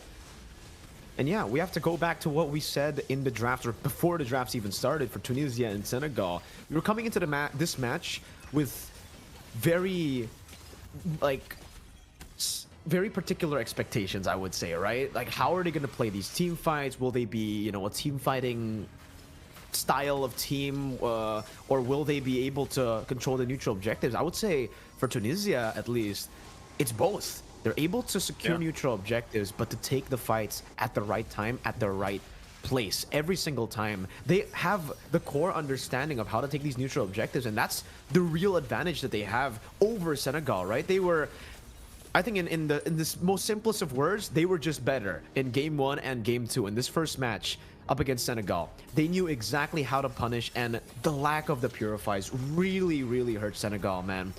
I'm really impressed by Tunisia. Definitely my favorites coming into the African qualifiers thus far. You know, we've only seen one match, but Tunisia, they've impressed me in all the right ways, bro. The discipline as well has been phenomenal. How they've been able to find the creative ways to use the early game advantage that they've already gotten. And again, the drafts were amazing. They were able to get the flex picks, the weak side of the map. Everything was, it just really felt like a major region draft. Naisu.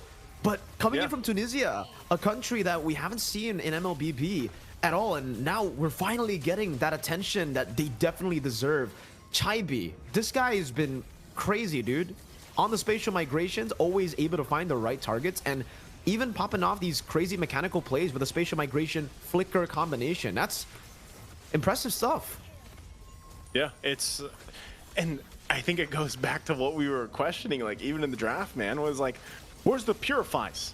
You know, where is that? Because you're dealing especially with the Guinevere alone, and then of course you have this Yu Zhang in King Jen's hands when we saw what he did in game 1.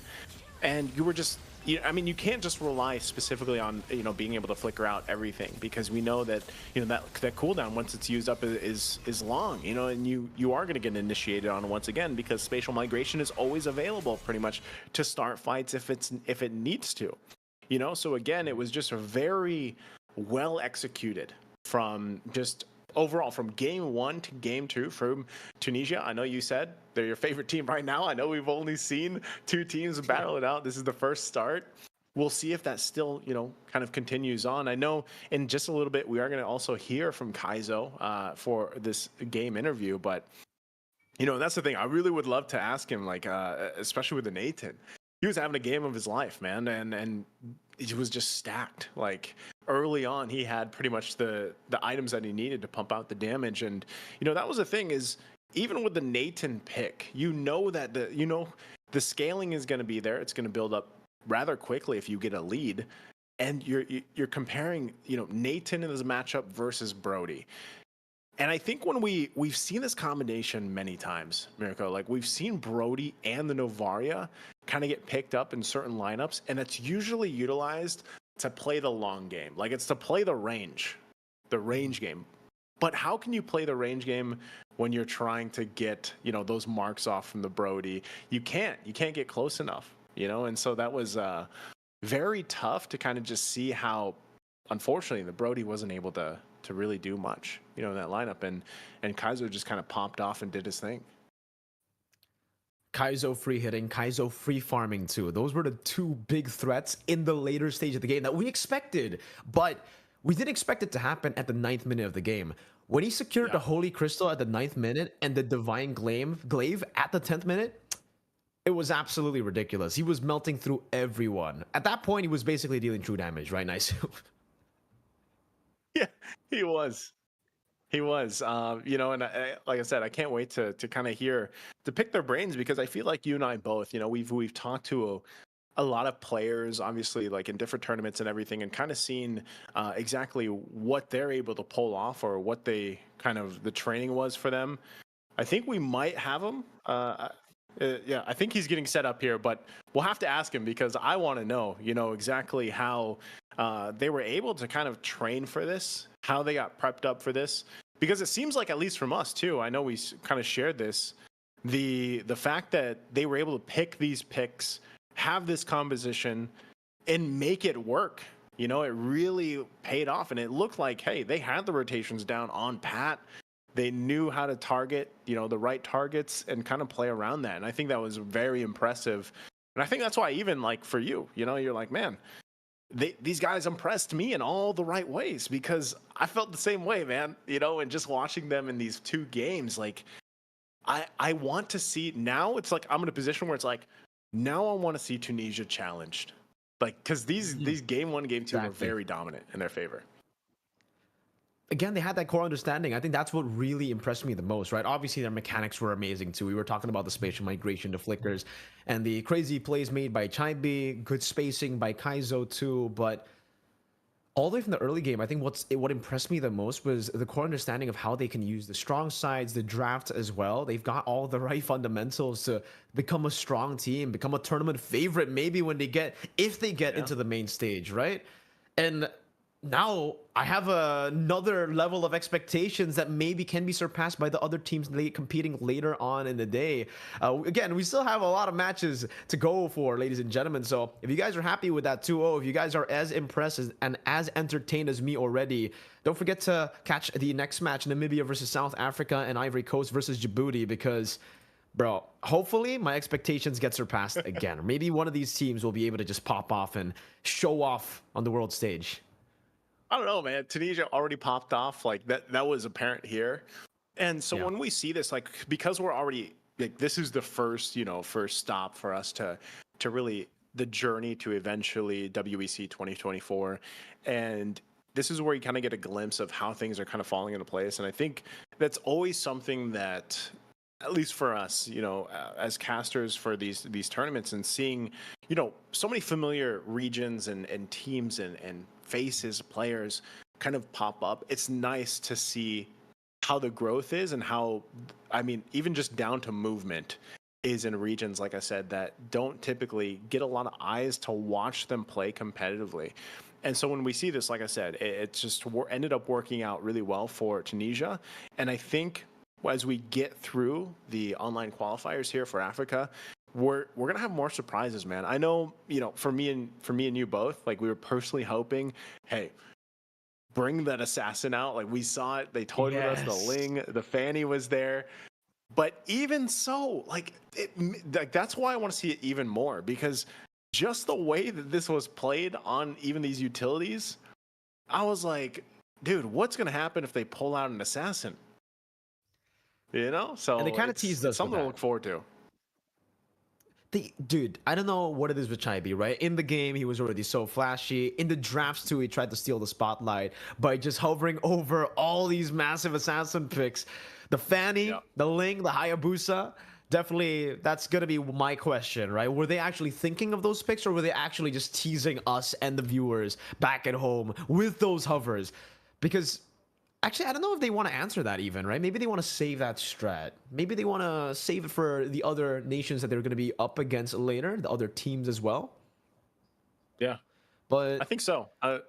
There's like what's that saying, man? Like save strat, Maybe that was save part strat, of it. yeah. Save the strat, save it for later. That's usually that's the way to do cope, that. right? That's the way I use copium. Is that I that just how you do always it? stay for the team that I'm rooting I know a lot for. of viewers do that. Yeah. It's the copium, bro. Everybody has a certain level of copium. I think for you too, right? When RSG loses, you're like, I saving strat for the next tournament. For the next tournament, man. No, we can't. There can't be a thing. They're saving strat for the next tournament. No, we cannot. But I think Kaizo's like still setting up. I see him, but we can't technically hear him just yet. Because I would love to know and really hear what they had planned. I think we're getting them in our ear. Okay, can you hear us? Ah, okay. They're getting set up. But again, like even with Kaizo, he was able to just like pop off really well, in terms of even the Nathan pick. So I want to know even why. Like once we do get a chance to have him here on us and have this interview, is why the Nathan? That's not something that we typically see pop up in terms of those gold lane picks. Yeah, we've seen the Natan basically fall out in a lot of different, major regions because of the early game being so dominant, being so prevalent. To get the dub in the early game is basically a way to actually just control the game, dictate the pace, and then end it maybe before the 12th minute of the game. But they did it with the Natan. They did it with a late Yeah. game pick. They snowball with the late game pick. The triple kill in the bottom lane, him being able to farm, just surviving as well up against the Brody, which is, a good bully up against him. So yeah, definitely a good question later to set up, maybe to ask Kaizo when we do get into that interview with him, onto maybe why. Yeah. What was the idea behind that? Does he really does he enjoy playing the weak side of the map? Because in both the games that we did watch earlier, that we did cast Naisu, he was on the carry. Yeah. That's a weak side pick again, up against a Roger. Yep. And then we saw the same thing in game number 2, only just with the Natan, someone that gets rolling a bit later compared to the carry. But it does seem like we've got confirmation, Naisu, that Kaizo is ready for the interview. Yeah, I think he's going to be ready. Okay, we got him on screen. Kaizo, can you hear us? Hello? Can you hear us, Kaizo? He can see us. He can definitely hear us see now? us. Doesn't seem like he can. No, it doesn't seem like he can hear us. Not just yet, Naisu, it seems. But it's okay. Maybe do we do sign language right now, Naisu? Hello, Oh, hello. can you hear? I can hear you. We can hear you. I think Yeah. I can hear you now. Okay, are we good? Can you hear us, Kaizo? Yeah, yeah. Good, good. Nah, Okay. there we go. How are you, man? Fine, fine, thanks. And you guys? Oh, we are ecstatic after watching you guys play. I mean, that was a very dominant game Thank you, 1 and thank you. 2. Congratulations, very Thanks. strong showing. I have a question right off the bat to ask you, Kaizo. Why the Nathan, and why are you so good at Nathan? Nathan, because it's like meta right now, and he's very good since the radiant armor is nerfed. Actually, that's why Nathan is like very good on high tanky heroes. He can melt everyone with just 3 items. I can like destroy everyone. Okay. There I have it another is. question as well, right? I mean, we're talking about the Natan pick being so good, but me personally, for you, Kaizo, and maybe this is for the entire team, but you can answer to represent, the rest of the team. But how have you been preparing for MLBB? Because it seemed like in the draft, you guys were amazing. You guys have the core fundamentals. You guys were just great all around. You understood the game plan so well. So, Yeah, what's the preparation that you did before this tournament? yeah. Actually, we are a new team in Tunisia. We made this team this year, and we kept screaming against good teams in Europe because we play in Europe server. So we kept screaming against many good teams, like I don't know, many good teams. I don't wanna tell Yeah. these teams. Yeah. Anyways, we kept screaming like every day for 5-6 hours a day to improve ourselves, and then we tried to compete in the Iesf and try ourselves. So that's why we are playing in Iesf and trying to win top 1 in Morocco, I hope.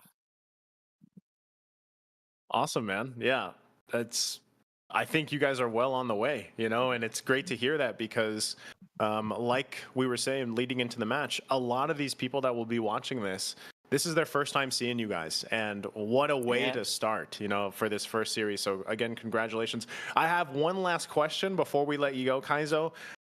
Yeah. Are we going to see you guys pull out an assassin jungle in one of these matches? Oh, assassin jungle. Yes, I think we will. We will. Yeah. Maybe. Our Pao is practicing right now jungle, and he will he will show you he can do it, and he's gonna be best jungler in Tunisia. Awesome, Ooh. man. That's Yeah. that's a statement right there, Kaizo. Again, congratulations to you and your team. Thank You you so guys much. did I'm an so amazing honored. job. Thank you. I'm Yeah, so honored that we can't wait to see I'm more. talking with you, Mirko and Novio. Thank you so much. Thanks. See you next Kaizo, It's time. thank an you. honor too, man.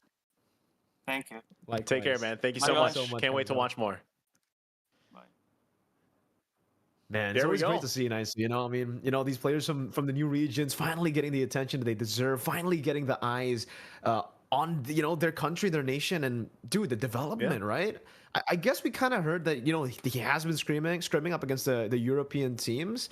Definitely he didn't want to go out with the Makes me names, but we think. definitely know the names of the European teams, right?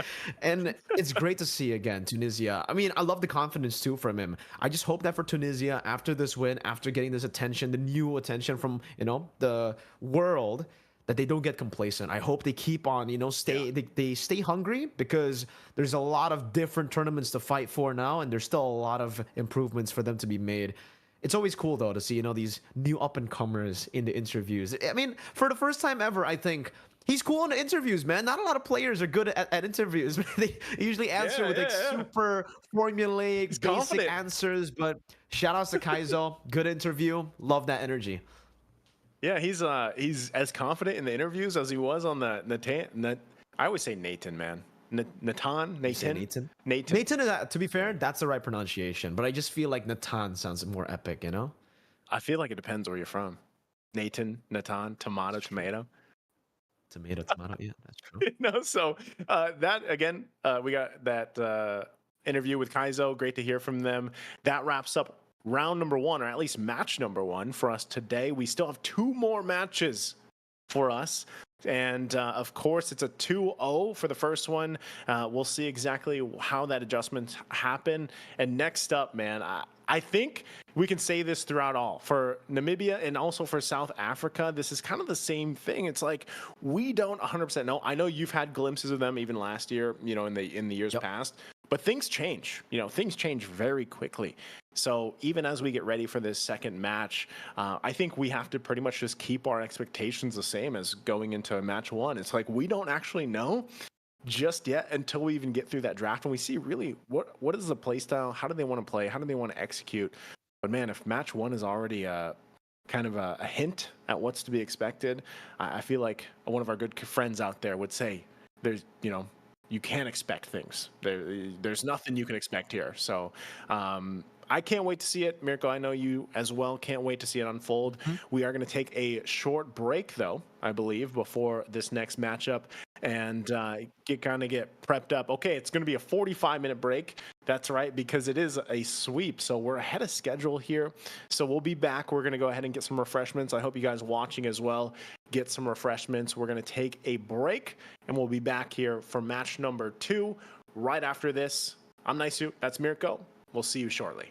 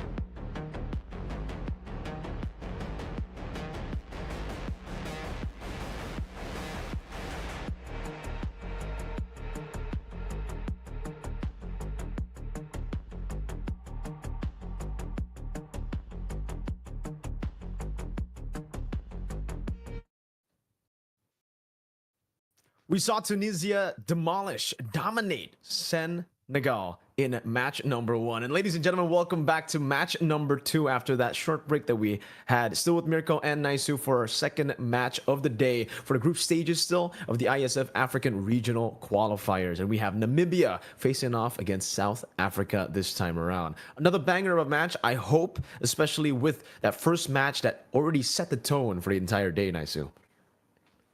Can't wait to see our biggest questions answered, just like we had in game number 1, or match number 1, I should say. I think going back into it, it's pretty much the same thing. We have to see exactly what this region, South Africa specifically, really, what do they have to bring to the table, you know, in this competitive Mlbb.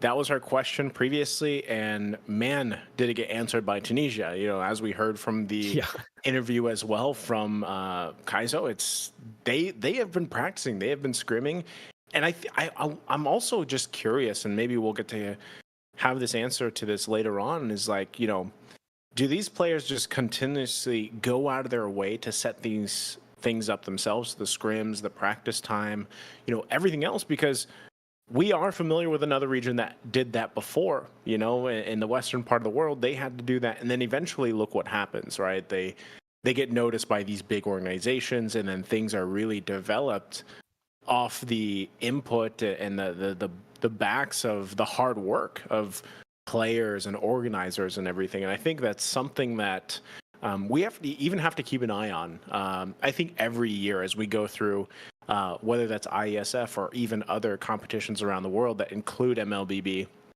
and it's a global thing. I think this global inclusion, I would say, is so apparent and so important overall for the game. Well, I think with Namibia especially, right, they have been given a slot before.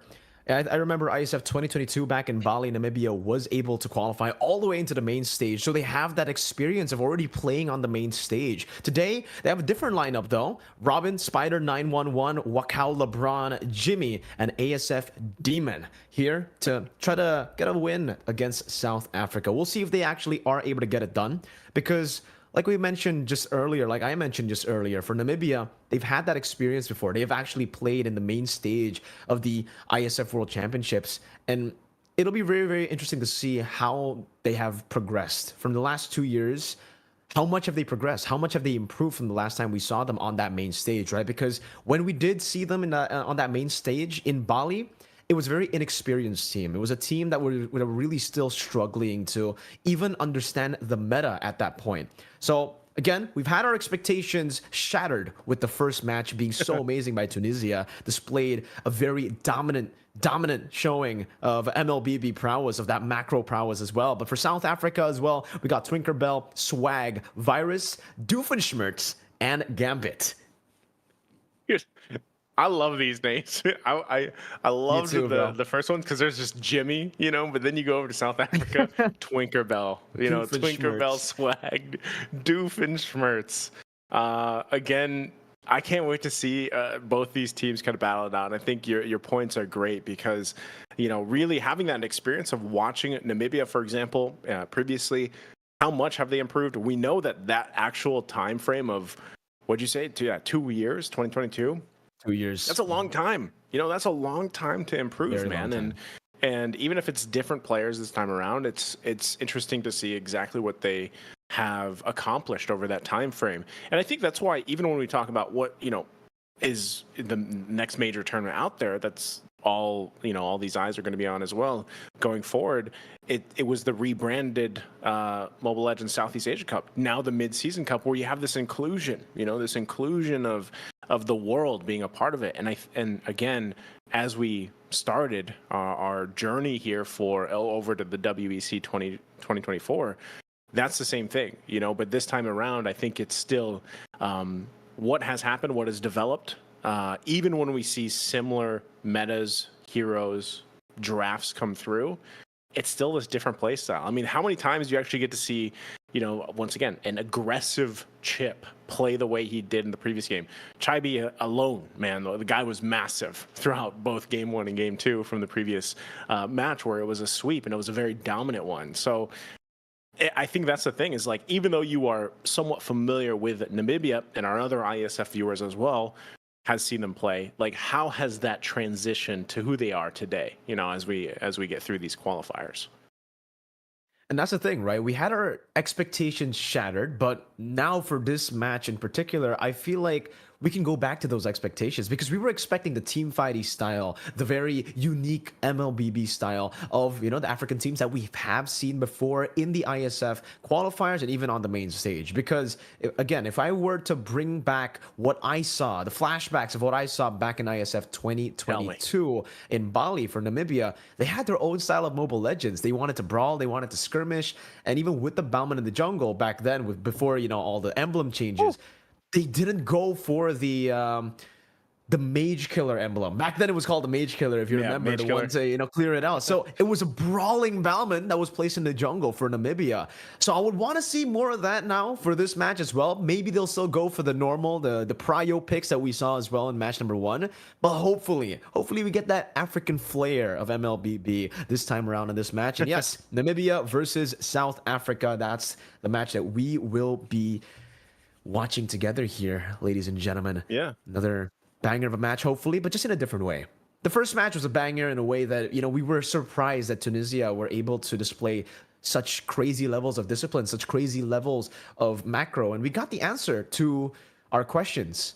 How do they improve that much? How have they prepared for the tournament? And they've been improving through the scrims that they've had, through the playing in the European server, and then scrimming obviously with the European teams. Now for Namibia and South Africa, I'm already thinking of the questions I'm going to ask them in the interview, right? Based on the previous showings of these two countries in the ISF qualifiers, and especially for Namibia. I really hope we get to see what we saw in 2022, at least a refined version of that, you know? I hope they don't lose that identity of the brawl style. I think that's why, like, part of it is, again, if you're familiar with watching Namibia, it's like, well, what is still familiar, what is new, what is refined, you know, what have they done over those 2 years? And for South Africa, who's to say that they can't be like Tunisia, where it's like, boom, here we are, we're this strong, we're this dominant. They kind of work through that because, you know, and that's the interesting part about this too, is that as we get through these African qualifiers, the online qualifiers, of course, they're going for WEC. And the thing about that is things actually, even in the game, can change quite a bit from that time moving forward. But so far, like I said, when you have these picks you're so used to seeing kind of pop up, pull through, and they're played differently than what you're used to seeing, it's exciting to see. And exactly, I think a lot of people, I would say almost from a viewer perspective, like we already know, objective taking is king in any MOBA game, but you know, for Mlbb, like those turtle dances, like we call them, the lord dances are crucial. But look what happens when you're in a region that just likes to brawl it out, man, like just likes to fight. You don't even, like, you didn't even get past the first lord sometimes, you know, like the gap gets so wide in terms of economy because of gold, because they just like to fight and force pressure in every lane. I mean, sometimes when we're used to watching, you know, some of the highest levels of Mlbb, it's like 4, 5, 6 minutes in and no one has gone down yet, you know. And so far, at least from the first match, it's been a little bit different. So that's my thing, is like, even though we have two different teams approaching for match 2, are they going to play that same way? Or has that experience from the past, even though it was, you know, in ISF 2022, where Namibia has developed this play style where they've mastered what they learned on the international stage as the main stage? You know, because that's a crucial part, man. When we look at teams that maybe weren't as well known before their international experience, whatever tournament that was, just the fact that they get to the international stage, main stage even, that is such a learning experience. It's like unlocking a tome of XP for the whole team, you know, and for individual players. And I think that's what's so important here, and why, again, at least for me personally, it's like, all right, what does Namibia want to do with this lineup, the current meta? Because I would even say, I argue this a lot, like I feel like we're in the most healthy meta that has a lot of breathing room in it. And I don't know how many unique heroes we have pop up, like, you know, on a regular basis. But I would say that there's a really good amount of room for experimentation and deviation if a team wants to. Like, you're not so locked in. Of course, we have like the utility picks and everything, but it's like we're in a situation. I mean, look what happened in your region. Like Julian Jungle. I know he's had his little bit of changes and whatnot, but we're in I feel like a really good. And I'm also saying this a little bit biased towards the fact that Gord is still like popping up. You know, like, he's still there. But I would say like that's the thing is mid lane even itself is probably like in my eyes it's like the weakest lane because of the fact when I'm talking about meta it's the weakest lane in terms of you have these very very strong picks for mid lane and you can deviate from it but not so much. Like it's going to affect the team. So what I would love to see over the course of time is like mid lane gets a little more, you know, a little more spicy. Like but then you have teams like over there, you know, Falcons, AP brand that like put Fredrin in the mid lane, like Phoveus in the mid lane. You know, it's still there. It's just not as, I feel like, flexible as some of these other lanes. Gotta agree, man. I mean, for you, for personally, you know, for Naisu, as long as Gord is in the meta, then it's a healthy meta, right? I mean, but seriously, I have to agree. In the mid lane, it has been sort of boring, right? Where we see so much diversity in the XP in the jungle even, you know, you brought it up, the Julian pick, and we can bring up all the other assassins as well because, yeah, the Julian was the big shocker in my region. But then you see the Lancelot come up, you see the Ling come up, all these heroes that were completely ignored in the last few patches are showing up in this new patch, in this new version of Mlbb, and it's great. Super diverse. And even in the gold lane, right, we're seeing it a ton. At a certain point, we actually also saw the fighters come back in the gold lane. I think, you know, CC was shown there, the Paquito as well, and then the Arlet. So very, very diverse stuff entirely in the land of Dawn, except for the mid lane. Yeah, I have to agree. I think for the most part, we see the Valentina, Faramis, Vixana, the Varia, and then, you know, from time to time, we do see that Gord, that healthy Gord that you mentioned, that big damn Gord, as you like to say. But hey, man, when I saw the last game for Sans, I was like, yeah, he knows.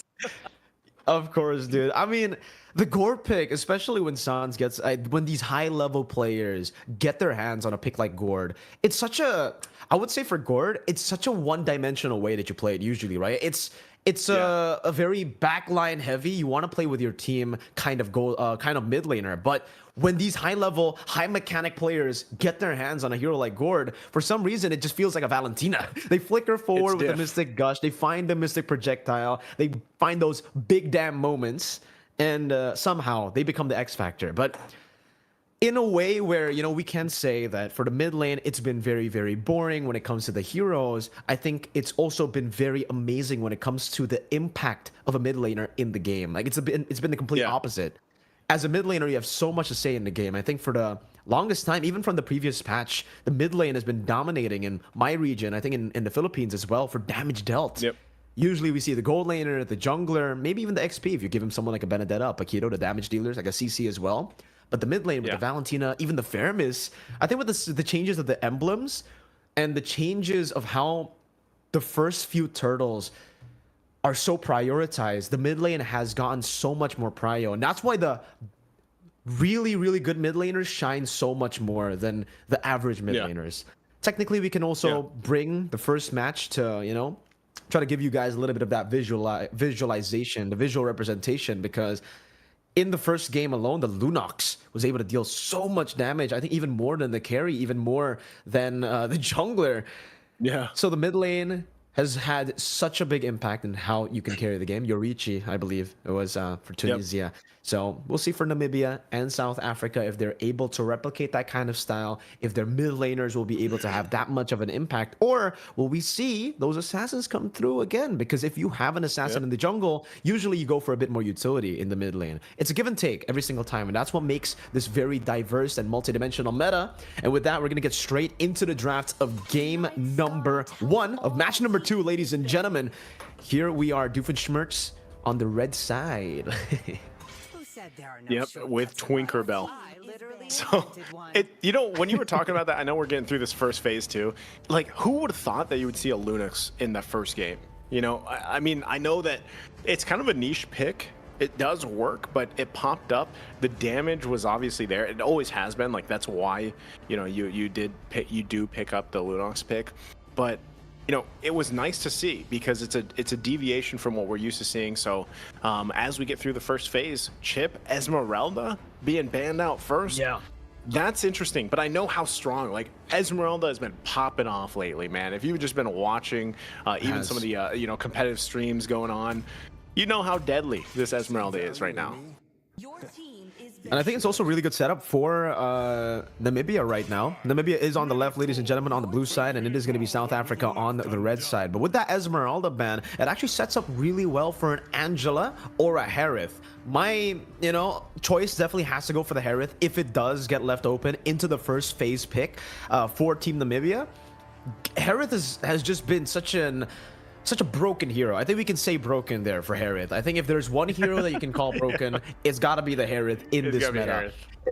I think in both the Philippines and Indonesia, I think you can add in Malaysia as well. Harith in the playoffs was 100% win rate. It was standing still at 100% win rate even after the end of it all. And after the first time that we did see the Harith in our regions, it got banned. You never get to see the Harith again. So never mind. Actually, right on cue, we were talking about how broken the Harith is. We were talking about maybe how they were going to set up for the Harith, but there's another thing that they could be setting up for, which is the Angela. Crazy shielding with a hard guard. The Esmeralda could go for it, but they actually go for the Mathilda instead. Something that can and has been able to utilize a lot of that shielding, with the Blood Wings also getting changed. Photo Blood Wings has been the way to go for the Mathilda, but then the Roger gets picked up here. They might be going for an early game-centric composition, and I think right now the big question is, do they want to deny the Barats away from that Mathilda pick? Oh, I think it would be good, considering the fact too, Fredrin was banned out. But they go to Yuzhong. Man, Yuzhong right now, it feels like it is the pick so far, at least in the second match. Interesting. Ixia being hovered, not locked in just yet, but the Yuzhong so far is so deadly for a lot of these lineups, and it does pair up with a bunch of different ones.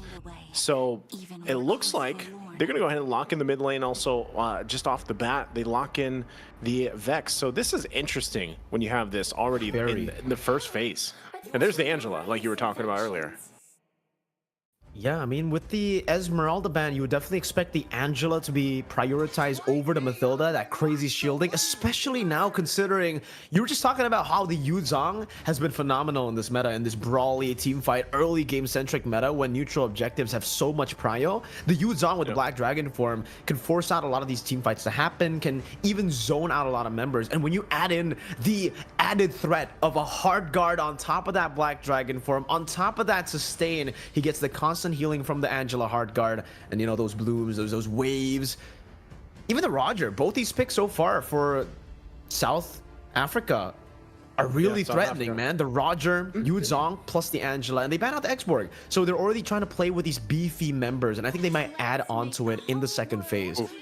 But whoa, Florin ban. Interesting ban. I guess they're anticipating the Angela to be the mid laner. Mid lane. Yeah. Like for me personally, I don't like Angela in the mid lane. I think you guys over in ID too, like you kind of have your thoughts on Angela in the mid lane. But I guess just to cover the base, they go ahead and ban it out for now from Namibia. They'll deal with that. And I think also the fact that you have this combination between the Mathilda with the Ixia, it solves the problem with Ixia. When she like plants up in the lane and then full barrages, she's kind of like a sitting duck. Like, she is a glass cannon. Like, she's literally the epitome of a glass cannon hero. And so I think because you have the Mathilda there, and you could even say to an extent, like, Eternal Guard is like an extra body on the map to help kind of peel if you need it, even with the knockup. This is already a solid, interesting first phase for Namibia. But the answer, once again, is just damage. Like, just go with the damage. They pick up the Natan. But look at this, too. Alpha. Alpha comes through. Great pick. I think they're anticipating another utility jungler to be picked up by South Africa here. And the Sylvana. Hey, we were talking about the crazy picks, and I did say as well that maybe this match, this game in particular, they will be going for those crazy picks. I said it, Namibia, back in 2022, back in Bali, they had their own version of Mlbb that they like to play on stage, and it's kind of similar. They fixed on a little bit of those issues that they had in 2022, and it's still that brawling style, but just with a bit more flair in it. Now you have the Ixia, the Alpha as well, but the Roger has been flexed into the jungle. They picked up the Natan, and now in the roam. I think it was game one, match one, that we were talking about the Edith, how more damage output has usually resulted in the team fighting teams getting more of an advantage. And so far, you also said it earlier, the damage output that South Africa has is ridiculous. They have a Natan for the late game. They have the Yuzong Roger brawl in the early game. And now to add on to that prolonged team fight, they've got an Edith. And it's for Doofenshmirtz, bro. Doofenshmirtz on the Edith. Can't wait to see it. Twinkerbell in action too, man. I don't know, just with the two compositions so far that we have here locked in, this is expect the unexpected, you know, like this is that. Because when do you see, you know, the fact that you're going to have even this combination? I'm actually really interested because we just, at least from what I recall, I haven't seen the Alpha and Sylvana combination. Like when have you possibly seen that? Maybe in your own ranked games? I don't know. Maybe some of you viewers out there have had that. But in competitive play, like how is this combination even going to work up? Because Imperial Justice, the ultimate of Sylvana, is actually quite deadly. And then the way that they pair this up with the maneuverability of having a Matilda, like you could actually do some crazy setups, whether that's the Sylvana or whether that's the Alpha. So like your initiation possibilities are almost endless. But we're going to get straight into game number 1. Ladies and gentlemen, of the second match of the day. Namibia takes on South Africa. Already a bit of a leash happening here. And it seems like for the start of the items, it's nothing too crazy. But interestingly enough, Wakao LeBron has opted to go just for mana. Wants to stay in that lane as much as he can. And he also has gone for the Impure Rage. So yeah, sustainability is his #1 priority right now. But definitely if I take a look at the other emblem, something that is a very interesting choice to go for has got to be that Lethal Ignition on the Natan. Virus is playing for Burst in the early game on the Natan, maybe possibly to win out in the trades up against a very sustainable Ixia. But this is a very different style of Natan that we are seeing here from South Africa. Usually we see the Quantum Charge for additional, you know, sustain in the lane, but maybe a weakness finder as well if you want more aggression. Never seen the Lethal Ignition before, but I guess we'll have to see in this game. This is new, right, from South Africa, and interested to see how it works. But like I said, that's the great thing. Anytime Matildas pick up, man, you play with this mobility factor that you have that other teams don't have when the Matilda isn't on their side. So that's the main thing. How are they going to utilize this? Look at this, already making the moves. Forcing Doofenshmirtz back. Of course, he's going to be fine, quite healthy himself. But even going to the lane matchups, like thinking about how does Sylvana match up against Yuzong? Look at under the turret, top lane, looks like First Blood, possibly, okay. Damon stays alive, but this is what I was saying, like how is that matchup between the Yuzong and the Sylvana, a hero that we don't often see, you know, and the damage output that can actually happen. Again, he didn't use the Purify, or the Petrify, Gambit didn't have to use it. So now they find themselves here with the first turtle being up. Doofenshmirtz gonna take a couple shots. Wisp, he's gonna be fine. Turtle will reset though. Both teams not fully committing. Dragon Form gonna be used though. There's the hard guard. They get the knock up on top of it. Now they're gonna force him down. Jimmy's the first to fall. Still gonna be going out, forcing them back even out of the jungle. D-Man popping the vengeance, but he's gonna get knocked up time and time again with the love waves on top of it as he falls and Turtle taken by Swag. And he wants to keep swagging on into the jungle. They're gonna force them out even further. Purple buff the next target. 2 kills already for South Africa. Can Namibia do anything about it? Knockups come through. Doofenshmirtz quite low. Pops out with the Primal Wrath now. Robin takes the brunt of the damage. Gambit will back off now. They're happy with what they took. Oh, well played. Oh, Robin. Oh, okay. He flickers out. Okay, I think it's settled down now. But man, what a start here for South Africa. Really good resource management coming in from South Africa, right? The fact that you mentioned it earlier, man, for the Yuzong, he actually saved the Petrify. He didn't overcommit up against Demon. He waited for the right time. He knew that getting the prio in the lane is simple enough on the Yuzong, because for Demon, he really has to wait for the Imperial Justice so that he can be a threat in this game. And now he finally gets to that point where he does have the Imperial Justice, but for the first fight, it was definitely all for South Africa. We were talking about how the Yuzong synergy with the Heart Guard was going to be a big threat to Namibia around the neutral objectives, and that's certainly enough exactly what happened. Right as he pops into Black Dragon form, he uses the Petrify to get behind enemy territory, and he just leaves Swag to get the turtle for free. Another onward though from Doofenshmirtz.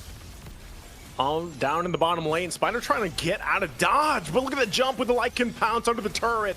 Jimmy also still dealing with it. Again, goes in. Swag still wants more. He bobs, he weaves, he gets a double. Looking for the triple. Robin gets out, though. Man, South Africa, looks like they're just not letting up at all. Not at all. They want to keep this pace. Their composition is built for that early game, you know? Everything except Virus. But technically on Anatan with the lethal ignition, you can kind of make a case for him being an early game hero as well. Because once he gets those abilities out, that lethal ignition starts ticking, and the early game gets so much more of a big bump in damage. Straight off though, you can see the timing for Team South Africa also just being crisp clean. They get the neutral objective right after they get that crazy team fight in the bottom lane. Doofenshmirtz, so far so good for all of his initiations as well, and I think the hard guard has been the spear front of these initiations, right? Because if it wasn't for the hard guard, I think they would have been punished a lot of these times. And even for the Yu Zhang, now he's playing as the weak side. South Africa are playing towards the bottom lane. They're playing towards snowballing for Virus. Oh, they're still playing that too on the top side. They're going to get taken down. Gambit going to be the one to fall. Tinkerbell not able to keep him up, but they're going to trade across the map. So 2 bodies for Namibia do fall, and now it looks like the tier 2 also in the bottom lane is going to fall. A couple cross map plays happening for both teams, but right now it's still South Africa clearly ahead, really playing on the macro level even, you would say, because that's the thing with Angela picked up. You're running the focusing mark, you got that extra 6% damage that you can actually play around too, but so far it's just really playing around the power of cross map plays with the lineup they have. That's one great thing too about having the heart guard. Gambit has been super impressive on this Yu Zhang, and I think again it has got to do with the Angela, the heart guard you mentioned, plus the focusing mark obviously, but the fact that he gets so much sustain and they're looking for another pick. Doofenshmirtz! Doofenshmirtz again under the turret, gets the knockup. D-Man Owl just taken out in an instant. That's Doofenshmirtz. Wow. Super crazy pickoffs around the map, good usage of the conceal as well, and for now Team Namibia cannot even withstand any of this damage. Full barrage in the bottom lane, but he gets outplayed! Virus, with the help of the hard guard, and Spider, he's gonna be forced back. Look at the items, Naisu, for the Roger. Oh, man. My goodness, the 3 attack speed items, and he's already done with 2, so he should be able to hit that last item, the DHS that he needs in the 8th minute. Swagger, that's where he's at right now, man. I mean, you're so confident, even just having Tinkerbell with you, able to use that heart guard, and now looks like they still want to fight. They do get this turtle, the turtle guard going to be dropped on them, but they will kind of deal with that disengage. But again, you can't count them out. Look at the lead they have. South Africa can actually force a fight under the tier 1 if they want to. They can, and they will. Actually, looks like they're going to go do that Dragon Form under Lycan Pounce as well. Going to force them completely back. D-Man not able to do anything. Spear of Alpha also being dropped down into the full barrage. Virus, though, will stay alive. It's only Doofenshmirtz that goes down, but the 2-for-1 trade, and they'll get the tier 1 turret too. South Africa still dominating. The longer the game gets, technically Spider 911, he is going to get very scary in this game on that Exia. So far, he only has a corrosion sight, by the way. Only just a corrosion sight. I think he did pick up a golden staff earlier, or maybe a DHS, because that damage is quite ridiculous just for a corrosion sight Ixia, who is 0-2-0, by the way. He almost took down Virus with a full barrage. Virus, still able to get away with the entropy. Very good use of that, and yeah, so far the pace has been controlled by South Africa. There's nothing really that Namibia can do. They can go for these pickoffs as well, but it will really rely heavily on the Imperial Justice. If D-Man can get an Imperial Justice on Swag, maybe possibly Virus, then that's going to be good for them. But Virus and Swag are never in the front line. Probably the best thing you can get is Tinkerbell at this point for D-Man. And they get another onward. Robin stepping foot in the wrong bush and forced to flicker out. South Africa are controlling the map so well. Right after the lead, the 10,000 gold lead, they're playing in the enemy jungle. The enemy jungle is theirs at this point, and they're waiting for that purple buff. Freezing the lanes as well. Really good discipline, really good stuff from South Africa. I think at this point, they might not even go for the purple buff. They might just wait, look to shove the waves in time for the Lord to spawn in, and this is the first Lord of the game. With the 10,000 gold lead in the 8th minute of the game, they are beating the clock. They're going to go straight for it. Entropy, they're shredding through the Lord. That's just, I don't know. I think that was like even faster so far than what we saw in the first match. Looking at the items too, like they're in the perfect position to just kind of transition this. I mean, look at where the items are falling into place. You talked about Swag earlier, you know, and he's still working now on that 4th item, going to be available really shortly here. But I think that's the thing for Namibia is how do you defend this and really even hold on, Demon in trouble. Onward, Earth Shatter going to be used as well, has to use Vengeance. Gets the covering fire though with a full barrage. The rest of the team going to battle it out. Demon will fall, Heart Guard going to be used, but they finally get the kill for Jimmy. And now they're going to get forced back with the Black Dragon form, and still Swag waiting patiently in that bush. So it's only everything exchanged. It's only the 1-for-1, but the Lord still top side. Namibia, can they actually play around this? Even numbers, Doofenshmirtz isn't there to initiate this. So how does South Africa deal with this right now? Still, Lord going to be worked on. Jimmy taking tons of damage, though. Forced to back out, using the Spear of Alpha just on the defensive. Now they have to deal with this Lord. Eternal Guard going to be dropped down as well. Shield's already going to be popped on top of it. But so far, so good. Namibia holds on defensively. Well played, man. That 1-for-1 was definitely in favor of Namibia. Furious dive earlier. Not able to catch anyone, but they'll just take this tier 2 with the entropy. Full barrage. Almost catching Tinkerbell.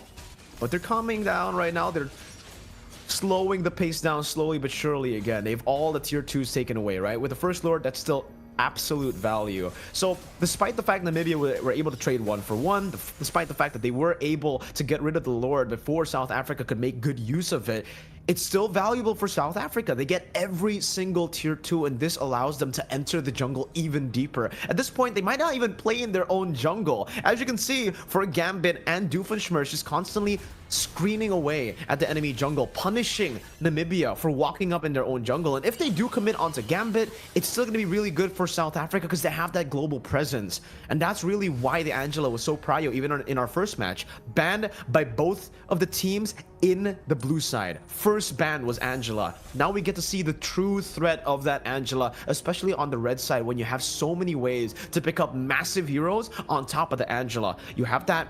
I mean, at this point, everyone, I was about to say the Yu Zhang, the Roger pick, that's great with the Angela, but even Doofenshmirtz under Edith, he can pop the Primal Wrath, getting the shielding, getting the sustainability of the Primal Wrath, and then the sustainability double down of the Heart Card. Oh man, so much sustain to be played with for South Africa. And for now, Namibia will just have to try to build up for Spider. Swag can walk up with a Heart Guard. Look at that! Wow, look at the damage. I mean, I thought they were going to be able to set that up, but the Heart Guard just helped Swag so much. I mean, the Imperial Justice, you think he's going to land it? You think there's going to be a follow-up from Jimmy? It just doesn't happen. Damon goes down so quickly, and now Gambit going to wait patiently here while the team goes ahead and secures this next Lord. So it's going to take them a little bit longer. 12 minutes in the game. Second Lord will be able to march in. But right now, Namibia, I guess the one great thing they have is actually pretty good wave clear.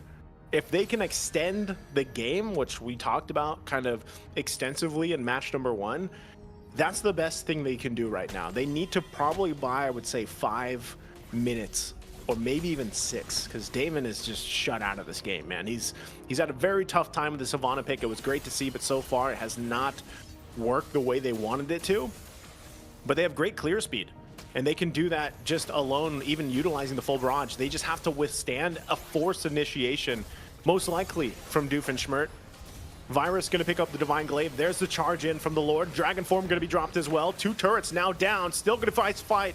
Damon in trouble, and the Heart Guard going to be on top of Swag, and everybody feels the damage from the Love Waves and the Onslaught as game 1 goes over in favor of South Africa. 3-man Furious Dive Petrify combo to end game number 1. This time it wasn't the first Lord like in the first match that we saw from Tunisia, but South Africa. We were talking about how Tunisia later on in the tournament, we're going to see them go up against teams like South Africa, teams who understand the same core fundamentals that Tunisia understood. And this time around, it definitely looked, even though they didn't end it as fast as Tunisia, it looked more dominant for South Africa up against Namibia, right? They completely took over the game after the first 2 minutes. I think it was the first turtle there where, again, for Gambit, he was able to win that lane so early on without the use of the Petrify, forcing the Sylvana back and then utilizing the Petrify with the Black Dragon form and the Heart Guard to put the pressure down on Namibia on that first turtle. After that, the snowball just went crazy for them. It kept on rolling up to a point where they got 10,000. A 10,000 gold lead at the 8th minute of the game. At that point, they were beating the clock, Naisu. There was not much Namibia could do. They could only rely on the late game presence of the Ixia, but even then, what late game? They didn't even let him get into the mid game at that point, right?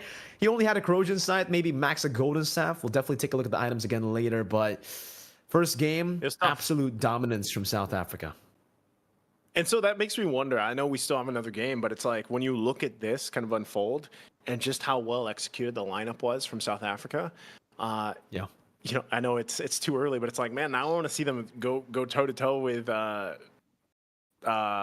earlier first match. Tunisia. Yeah, I'm sitting here trying to think of all the names that we've seen so far today, man. But that's the thing. Tinkerbell, which one are you thinking about? Tinkerbell, all of them, man. You know, it is what it is, and I love to call it, but that's the thing. Like the way they executed it and played it, it was perfect. And when you look at the lineup that they have, you know, that's the thing, man. You have an Angela. You talked about this hero specifically, and why it's actually banned out quite a bit from other teams. It's devastating. Like just alone having the focusing mark is already troublesome, and then you deal with the Heart Guard. And when you get a hero like Roger with swag here, and he had the lead that he had, it's so hard to kind of deal with that pressure. Like we saw that earlier. Again, in theory, it looks like it would work really well. The Sylvana and the Alpha combination.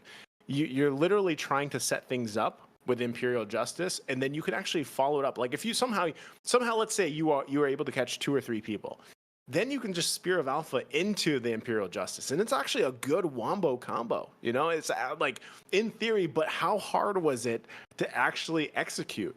Like that's what we saw from Namibia. That's what they struggled with so much, and you know, I would actually love to see that combination pop up again in the future. It's just like they couldn't play around with what South Africa had in store for them. And that's the thing. Ixia and Matilda is even a combination that works really well. But a lot of the times it was like your Ixia is putting down the full barrage literally just for covering fire. You know, there was a time I think you mentioned, America, where they're like, yeah, Corrosion Scythe was there. And I think they almost took out Doofenshmirtz, if I remember right. And so, like, if you had more time to build up an Ixia, you do get into a moment where you can actually turtle up in your base, defend in your base for minutes, and safely just whittle people down with that full barrage, you know, and then there'd be a follow-up from it. But, like, this is a similar thing that we saw in match 1 where it's like they do a very good job at ending games with the massive leads that they have. Because I know you and I both have seen this in our own regions where a team will have a 10,000 gold lead or an 8,000 gold lead. This even happened in both our playoffs. And somehow, some way, they let it slip through their hands. And so far, I'm so impressed with Africa right now, just the region as a whole, because from match 1 to match 2, if they have those leads, man, they will end them. They do not let them get into that position where it's like we could possibly let this slip through our hands and then the game gets turned around on our heads. Like we haven't seen that just yet. I know it's still early. It's only day 1, but so far I'm really liking what I'm seeing. Well, when they have this lead that they have, they finish the game. They know they have that lead. They will force it and they'll end it. It just seems like they're just so much relaxed, so much more relaxed, I would say, right? Because when they have such a big goal lead, they're actually not scared to risk it all in these engagements around the base turrets as well. A lot of teams, they shy away from overextending in the base turrets, engaging in the base turrets, but I think it was also because they got the draft that enabled them to do so. They were able to use the Black Dragon form plus the hard guard to dive constantly, and if it doesn't end up with him getting a 3-man Furious dive, it'll definitely end up with him getting a free base turret. So I think the layers of forced errors for the side of Team South Africa, it was just amazing, right? They were always able to force these errors coming out of Team Namibia. And for Team Namibia, they were always forced to sacrifice something. If the Black Dragon form comes in and they decide to fight, they'll either risk getting absolutely obliterated by a team with a 12,000 gold lead. But if they don't do anything, then it'll just be a successful siege with the Lord that will end up with Team South Africa having a bigger lead, having the far lanes, and then going for the Lord again. So it'll just be a repeat. And for Team Namibia, I guess at that point, when you're already so far behind with a composition that desperately needs to be equal, at least at that point of the game, right? Obviously, optimally, you would want an early lead with that composition. You want that Imperial Justice, that combo that you were talking about. That was, sure, I mean, you also said it, it's a combo that is very, very interesting, could work, but very hard to execute. Because even if you get the Imperial Justice down and, the Spirit of Alpha does combo together with that Imperial Justice, in that game particularly, it was just so hard to find Team South Africa clumped up. That's a Black Dragon form. It was Gambit on the Yuzang. It was a Roger as well. All of them want to attack from different angles. So there was really a very small window of opportunity for that combo to work. And ultimately, we did see it get completely overshadowed by all of them just attacking from different angles. And at one point, even the Roger swag could just go in all alone because he has the hard guard. We saw that damage. Yeah. I think for Wakal LeBron as well on the Vixana, not too much mid control that he was able to show. Not a lot of impact in that mid lane, despite going for the Impure Rage and the mana regen items early on to stay in that lane as much as possible. The Angela just was too big of a force, I think, in that mid lane. And we were talking about how in the drafts, mid lane Angela, we're not too big of a fan of that usually, right? Because it does force you to rely on the early game snowball for the Angela to just purely be utility. But hey, if you get the snowball going like that, if you have a 10,000 gold lead, that's where the Angela thrives. And it's just super unfortunate that the Angela got so far ahead to a point where not even the Vixana could handle her in the mid lane. That's a mage versus a support, by the way, right? That's a matchup that the Vixana should be able to win. But hey, that lead was a bit too much to handle. Yeah, and so that's what made it work, I think, because I will constantly defend that opinion. I will be like, I don't like Angela in the mid lane because I think there are a lot better options that fit in the mid lane, and like Angela's already a good enough roam. But this time around, when you get yourself that lead that they had, it's enough. Like that is enough in the early portion of the game to allow you to be like, all right, mid lane Angela works, because like now you can just do kind of what you want, and you can kind of hard guard where you need to because of just also the way that Swag was able to get where he was on that Roger. Like there was so much, like all the right things that could fall into place for South Africa fell into place, and that's why it worked so well. I think, again, if Namibia was able to pull off their combo a little bit better, whether that was a Wombo combo in those small windows that they had or not, I think we could have seen a different thing. But again, what happened in the early game, I'm talking about even before the first turtle or at the first turtle, that like paints the big picture of what's happening here for a lot of these games, and why by the time you get to that first Lord, so far I think we have seen, at least from the 3 games so far that we've seen, the 2 from the previous match and then this one, like by the first Lord, it's almost like a 10,000 gold lead, man. Like we actually have not seen a Lord dance yet. And it's like, that just hasn't been there for the teams, right? Because so far, like they dominate the early game so early.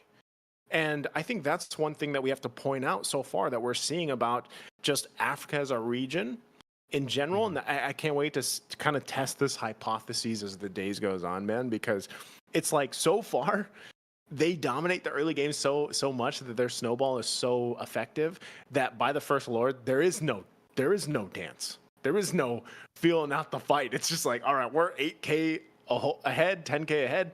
Boom, let's get it. Pow. Like we saw Pow do, in the previous match. But that's what's happening here. Like so far, so that's what I want to know, if Namibia is able to kind of switch things up, get to a point where even if they just slow down a little bit, like slow down in the sense of not have these early deaths, not have these early mistakes, get to a point where you can actually dance off for the objectives. I think that's a big thing. And I think now that we've seen this first game, I think even you can speak on this, Mirko, since you talked about Namibia back in 2022 in Bali. Like, they're obviously different.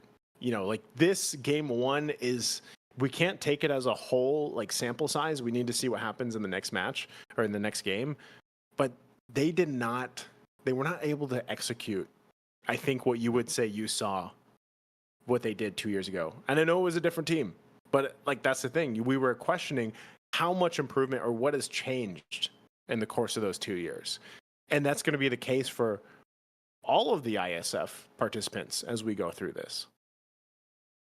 Well, I was expecting, a refined version of what they were able to show off in, the 2022 Iesf in Bali.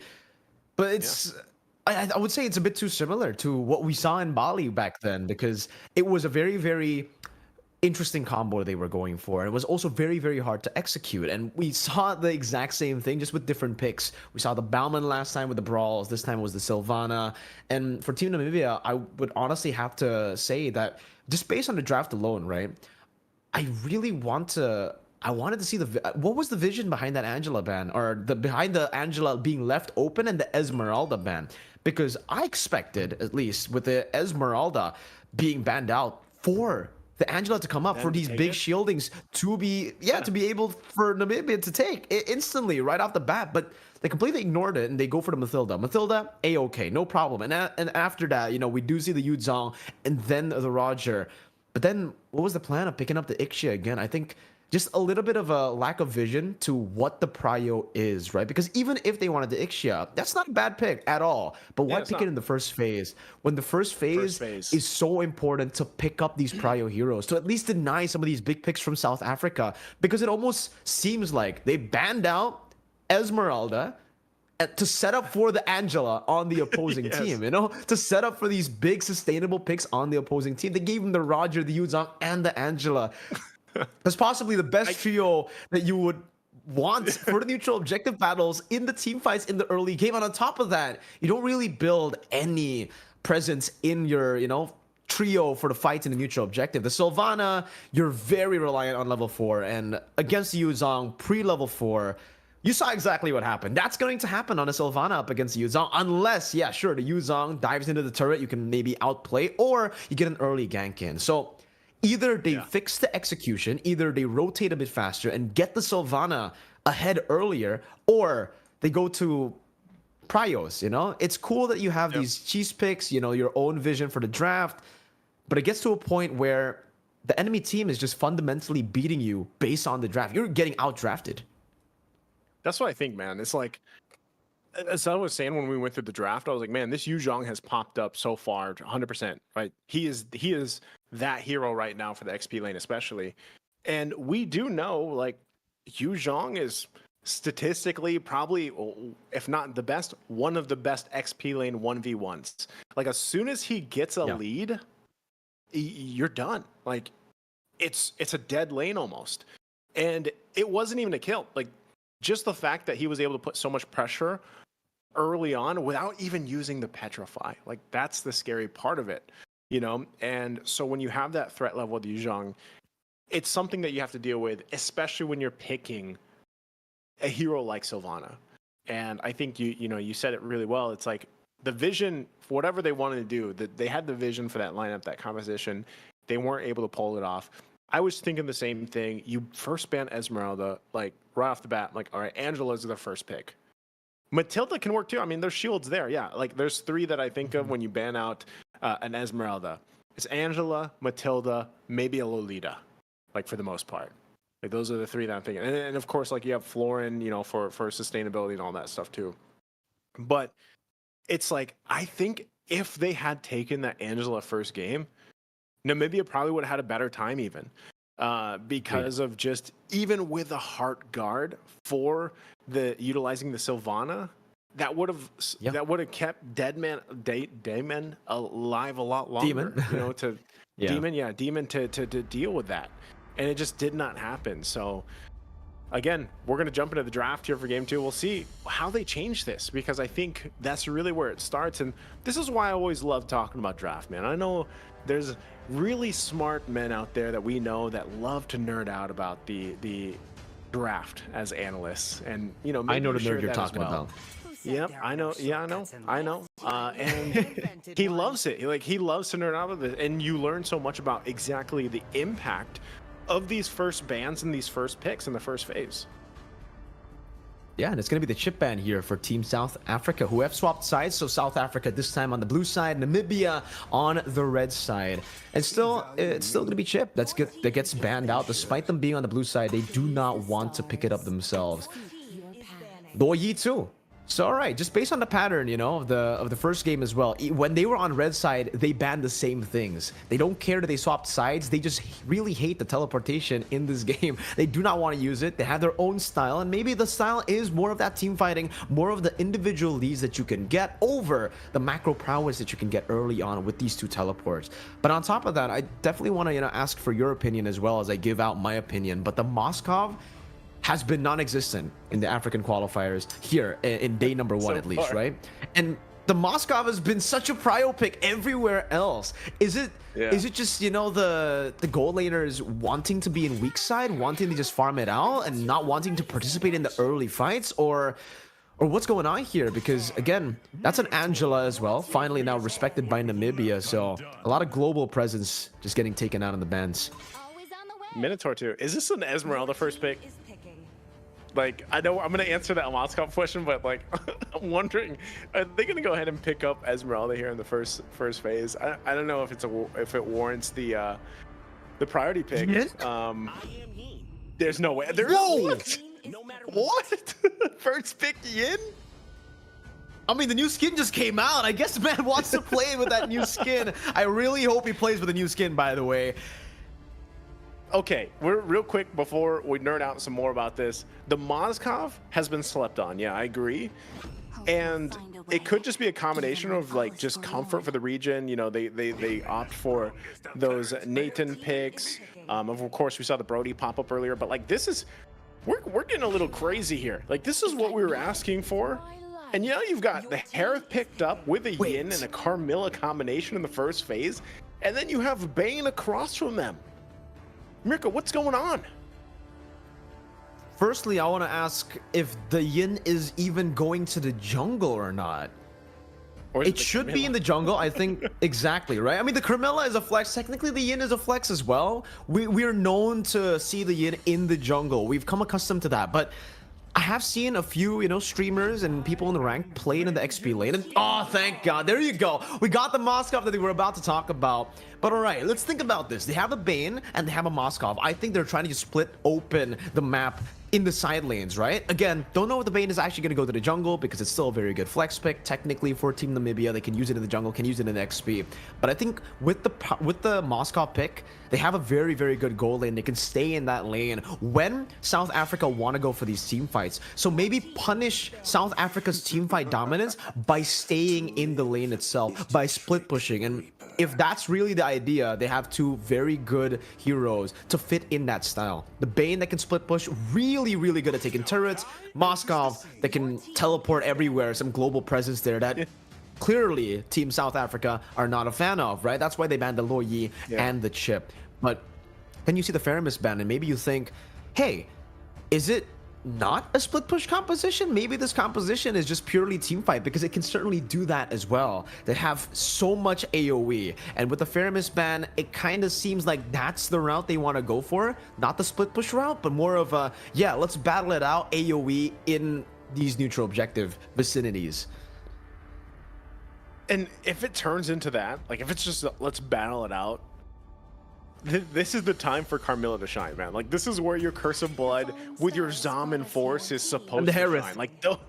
Yeah, that alone is enough to deal with this. Oh yeah, there's a deadly catch. Moscow's going to be popping off, bobbing and weaving everywhere, teleporting everywhere. But I think the combination of just the Curse of Blood and the Zaman Force alone is enough to actually win a lot of those exchanges and those fights.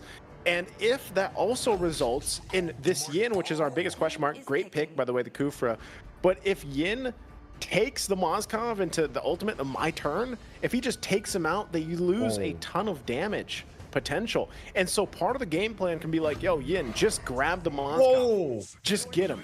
And all right, we're in a different dimension. Oh my goodness. This is what we want to see from Africa. Absolutely it is. This is what we were expecting in game or match number 1, right? We were expecting these teams to go for damage output. And yes, Doofenshmirtz. What? They're not swapping. Is this real? Is Doofenshmirtz going to be playing the Yin Roam? Tinkerbell's playing the new skin. Tinkerbell, that's gonna be the Hellcurt in the mid lane. Oh man, I'm just excited for this game. I don't know what they're going to try to pull off. I don't know if they swap last minute there, last second swap, or if we get straight into the game with these picks. I guess we'll just have to find out ourselves as we get into the land of dawn. But yo, at least this time we've gotten a crazy coin flip of a game, right? It's 50-50. It'll come down to the execution. They got so much damage output for both these teams, Namibia and South Africa. But remember, the utility for South Africa is ridiculous. They've got that Dark Knight Falls, and in a chaotic skirmish, they can find so much value with the Dark Knight Falls here. I think that's like the biggest, that's one of the biggest thorns in the side of a Mozkov. Yeah. Like Darkness Falls, because you're like, whoa, where am I going? Well, let's get straight into game number 2, ladies and gentlemen. The battle of the damage output. Will it be the Mozkov, Bane, and the Karina? Or will it be the Yin, Harith, and the Hellcurt that comes out on top? And yeah, you're seeing it right, ladies and gentlemen. That's Doofenshmirtz on the Conceal Boots on Roam as Yin with the Lethal Ignition. Tinkerbell in the mid lane, the double assassin in the mid lane combination. Oh, this is going to be a very, very fun game. A very entertaining one at that. This is the complete opposite of a hero that I would expect with an IGN Tinkerbell, man. Like, the Hellcurt with Tinkerbell. So, you know, that part of it, too, is how well will this completely unorthodox lineup work? I mean, even if we break it down to the ultimates, you know, Tinkerbell's actually taken quite a bit of damage. It looked like that was even just dealing with the Kufra here. You know, I mean, not a lot is going to happen. He's just going to regen. He's going to be fine. But still, we're waiting till those level 4s. Doofenshmirtz, look at the damage he's outputting. He's going to get caught a little bit. Has to flicker out defensively. Now Tinkerbell on the hunt here. He's going to go in. Dashes on out just fine. But they might want to force the fight. Jimmy, though, first blood to Tinkerbell using the execute on top of it. It's all about the layering of damage, and they're doing it so well. They go first with Doofenshmirtz baiting out that flicker, and even D-Man was forced to flicker in the bottom lane, and now they might actually be looking for a dive. 4 members have postured up top, but man, really good usage of the river movement speed. Oh, Tinkerbell! Oh, not a kill just yet, but yeah, good usage of the movement speed in the river that directs you into the neutral objective, because they're playing on the opposite side, and they utilize this composition's very, very big advantage of mobility to just go straight back into the bottom lane. Yeah, this is very scary, because if you think about the threat potential in terms of damage, just from, you know, this lineup that South Africa has, it can actually really take down one member very quickly. Like, I'm talking about in seconds for Namibia. So they'll have to play around that. Zaman Force going to be dropped here. Virus, 1 versus 3. So the rest of the team still rotating. Jimmy, though, might look to capitalize on this. They know the Zaman Force is down. They go in, jump in, has the ball energy. But Virus will fall in the top lane. We didn't get a glimpse of it, but he falls, even using the Purify here. So they kind of calm things down a little bit. Namibia able to get on the board here. On the board in the second minute of the game, already an improvement compared to the last game. But again, this snowball is building very slowly but surely for South Africa. Oh. Jumping again, penalty zone, they followed up. Tinkerbell able to get the kill. Gets on the board once again with the deadly stinger. So now sitting at 2-0, this is a great start for this interesting Hellcurt pick. Able to play through. They'll have to respond to some of the rest of the pressure though, especially here on the top side. If they can get Spider 911 down, that's going to be a big play for them. But the rest of the team also setting up on that top lane. Doofenshmirtz also holding on here. Again, we're going to have to see if he actually decides to take the, you know, actually anyone here. into My Turn, the ultimate of this Yin. It's actually going to be very helpful for how they kind of approach this pressure under the turret. Revenge into the Rage, Zaman Force 2 under the turret. They're going to battle it out. Spider still alive for now, but has to get out of there. The stun comes through. He gets taken out in the My Turn, and he will fall. And now Doofenshmirtz still looking for Robin. They'll get a kill again. Twinkerbell on this Hellcurt, man. Finds another. In the bottom lane as well. Almost a solo kill. Oh, no, he isn't able to find it. Oh, mid lane. Oh, this is Twinkerbell who jumps in, and then he resets again. So much action in game number 2, but so far it's been South Africa. What? Doofenshmirtz! Can he follow up with it? Oh, dang, man. My God. There's so much action. So much action, and so far Namibia, they've been able to get 1 kill, and it's only with a pick-off with the man advantage that they got up top. They can't walk up anywhere. If they show up on the map, it's gonna be Twinkerbell who punishes, Doofenshmirtz who punishes, heck, even Swag who can punish as well. And he's a tank, he's a frontliner. Up top, Virus. Also, he can just defend so well. He has a sustainability built in this kit with the constant dashes, and with the synchro vision, he does a lot of damage too. And then there's a Zaman Force to add on to that, right? So additional sustain and damage. Weak side Harith. You don't see it a lot, but you're seeing it work very well. You're gonna want to fight this. Once again, Darkness Falls gonna be dropped in. Virus could be in trouble though. He will fall into the turret. Jimmy now gonna be the next target. Doofenshmirtz goes in. That's 2 down here for Namibia. 1 down, it's only Virus, and they might look for more. Gonna charge up once again. Robin goes in. Wakao LeBron here to back him up, but they'll have to disengage. Twinkerbell on fire. Could possibly want some more from Wakao LeBron. Goes in with the Stingers. Can't get the dash though through the wall. Doofenshmirtz though gets the flicker round. He's gonna get stunned up with the Eternal Guard and forced to back. But man, Wakao LeBron having a hard time. Doofenshmirtz was so low. Oh, they want to go for more here up top. Possibly do. Once again, Swag putting the pressure. Now under the turret. Spider is in trouble here. He's going to get sandwiched in. Nowhere to go, nowhere to move. Zaman Force going to be dropped down too, as Spider 911 will fall alongside the tier 1 turret on the top side. Twinkerbell still doing his thing, and Robin's going to jump in, try to help Jimmy get this buff, the orange buff, to secure it. Still, the pressure comes through. Twinkerbell is a menace, and all he has is the Blade of Hepsises right now. Once he gets that DHS, he's going to be an absolute monster. I mean, he's already an absolute monster now in the 6th minute just with the Hepsises, but imagine with a DHS, your Stingers. At this point, he can one-shot people, man. Once he gets that DHS, even D-Man will be taken out like he's nothing. Gambit's already setting up for this possible dive. Oh, penalty zone, my turn. 1v1 in that world. We'll see if he's actually able to get the kill there. Has the backup from Twinkerbell, waiting patiently to see if he's able to survive. He goes in. D-Man will get taken down under the turret. And now on the top side, it's Swag and Virus holding it down against 4.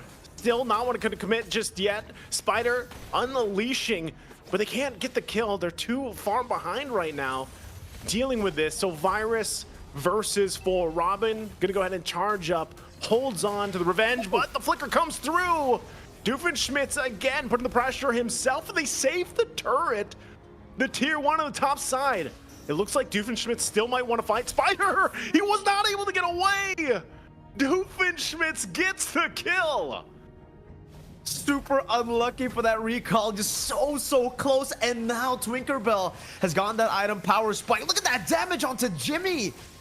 Oh my goodness. If a Feather of Heaven as well for Virus. The weak side of the map already getting so much gold. And they were able to trade the tier 2 in the bottom lane. Oh, my turn 1v1.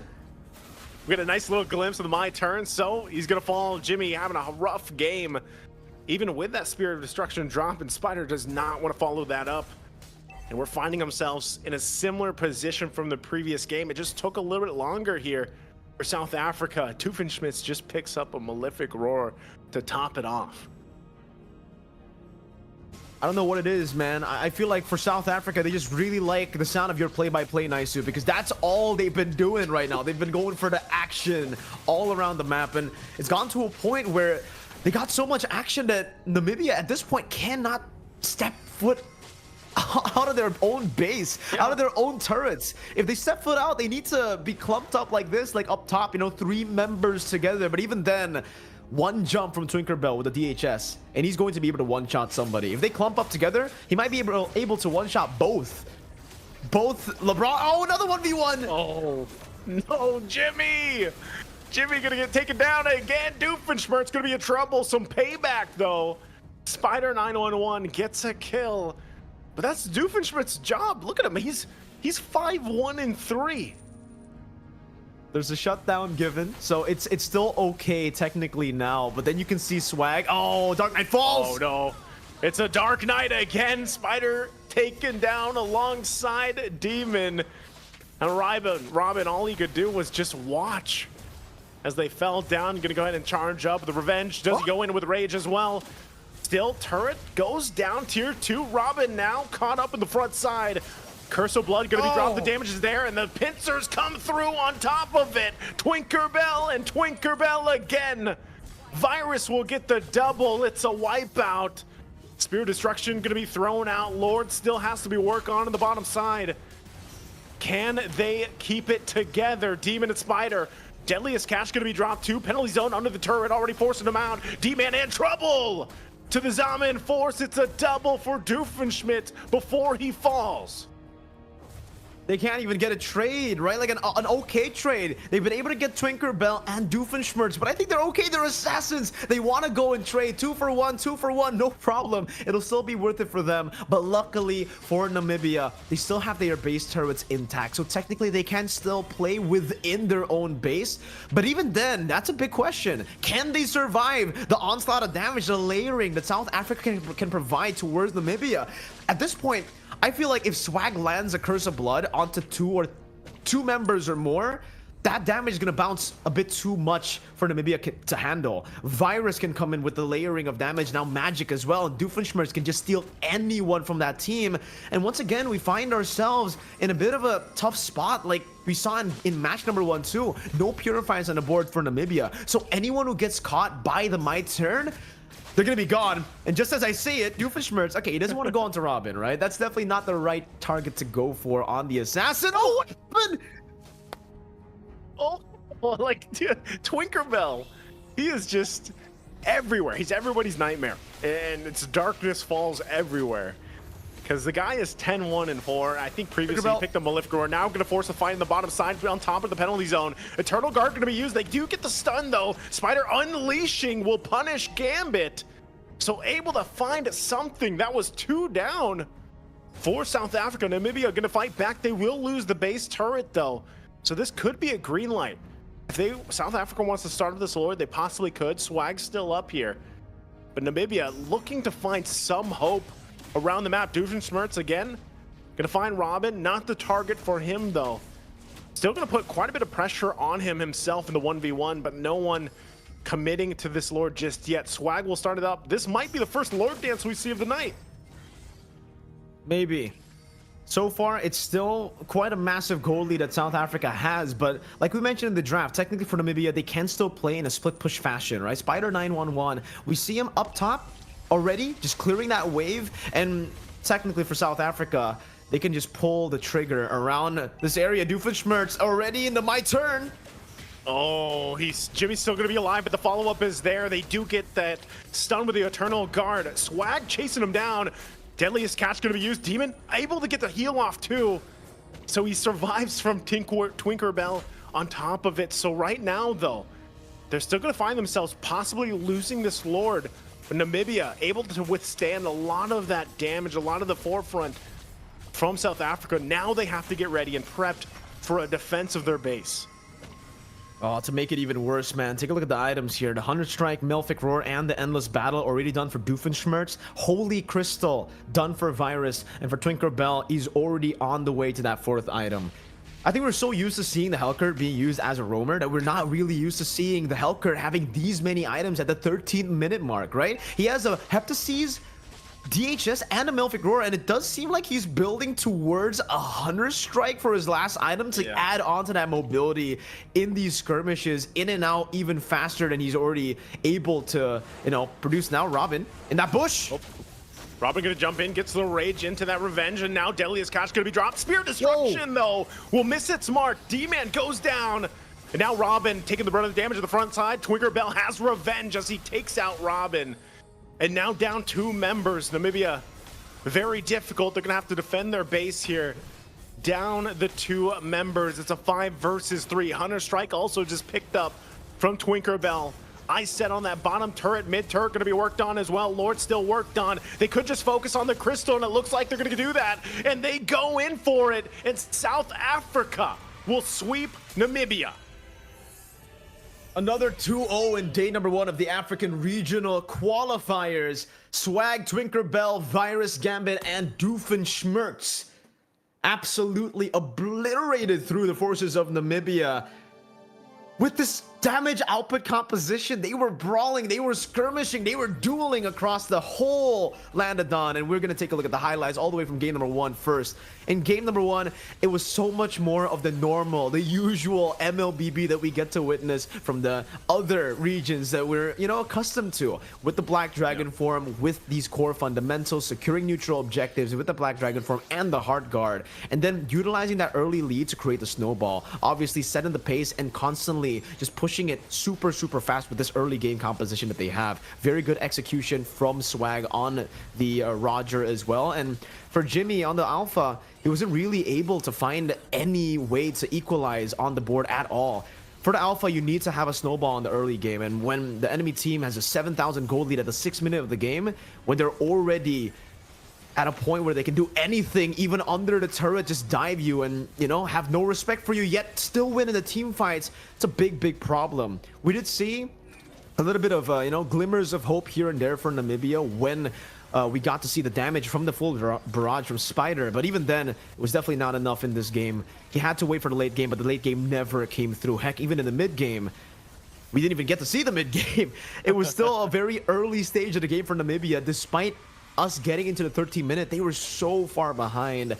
And in the second game, we saw the Namibia and the South Africa that we expected. The brawling gameplay from these compositions with the Yin Roam, the Hellcurt mid, the double assassin setup in the mid lane, and all the way from the 3rd minute of the game, chaos ensued. And obviously, it was South Africa that capitalized on the chaos with these assassins, with the mobility. And they were just so clean with the execution of these assassins, man. Constantly just pincering Namibia in these skirmishes, in these ganks as well. Spider, he did a good job to maneuver out of it, but when there's so many skill shots for you to dodge, you gotta just choose. Pick your poison. Which one do you want to dodge? And then Doofenshmirtz as well in the early game. Dude, it's so annoying. Even if he doesn't get the kill, right? Even if he just gets the my turn to just steal these members away, to isolate some of the other members for the rest of the South African members to take on the Namibian members, it just became so easy for all these assassins. And yes, we do see here and there that, Namibia were able to get some kills on the board. It never really was valuable because they were always trading and losing out in the trades. Every single time, South Africa, they would lose 2 members, but they would get a trade on the base turret. They would lose 1 member, but they would get a kill on the jungler. And even here, right?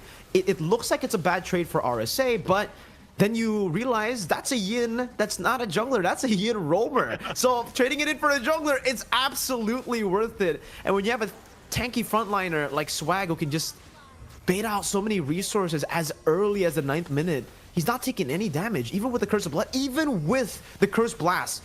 Wakao LeBron has a glowing wand, and that did nothing to South Africa. They were getting tickled. Swag took so many turret shots and somehow still survived in this skirmish. That's illegal, brother. I mean, really, to be able to take so many shots under the turret, and not any turret, it's a base turret, and survive. And ultimately, again, it was all those trades. In the bottom lane, again, Namibia, they were able to find this really good team fight, and this is, again, another glimmer of hope for them.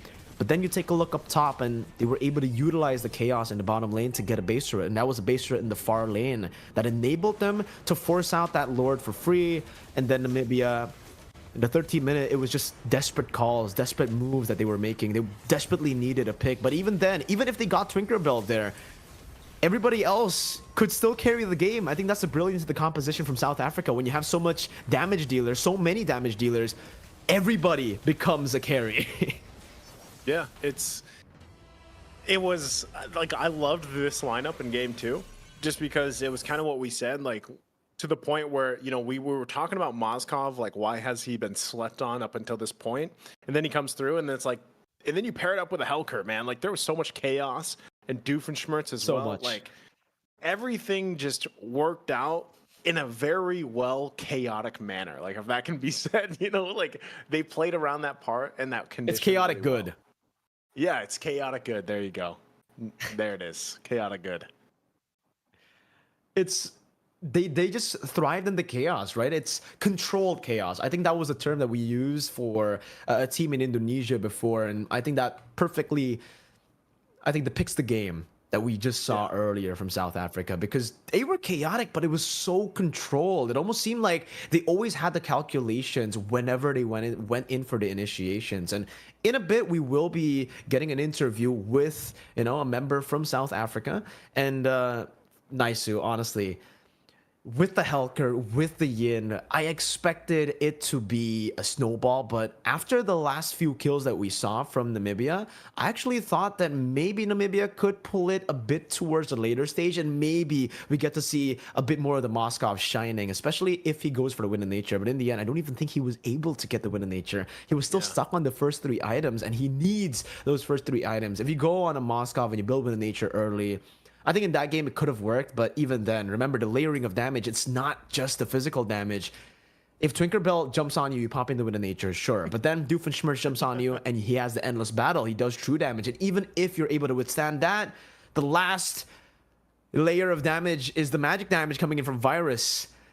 Ah, man. At that point, Namibia really just had to rely on late game. Yeah, it was way, way too much damage to handle.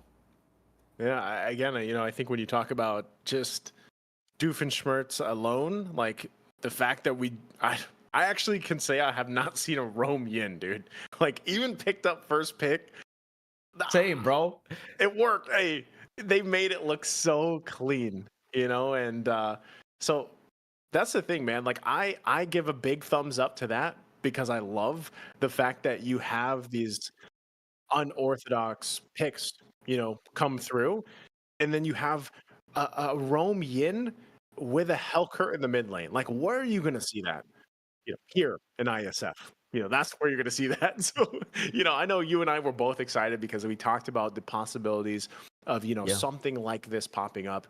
And we got a little teaser like in match number 1 and then match 2 that comes through. So great to see. I think we are going to go Signal. I think Swag is who we're going to be interviewing here in Mirko. Yeah, let's call in Swag. Yo, Swag, what's up, man? I mean, crazy performance. Can you hear us, firstly? Yes, I can hear you. All good. All right. How you doing? Well, man, I just got to ask you, right? I'm doing good, by the way. I think you're doing good as well. You're doing great after that phenomenal performance. But I just have to say, man, the first question has got to be the draft of game number 2. The Hellkurt mid, the Yin roam. What was going through your minds when you guys drafted in game number 2? So the idea was, there wasn't much thought to it. I think our idea was it would be pretty funny if we kidnapped the Karina with the Yin at the turtle fight or Lord fight. That just didn't happen at all. The Hellkurt, something we've been working on, the African meta. It doesn't really work too well, but I mean, you got to give it a try, It was good fun though. It was good fun. That's awesome, man. Man. I think it works perfectly. Like you guys made it look so easy the way you utilize that lineup, and as we are curious, even from the previous matchup, I just like to ask, how have you guys prepared for this? Because obviously, for out there for you guys, it's a little bit different, of course, from the setup that we have, even that we're used to in Southeast Asia.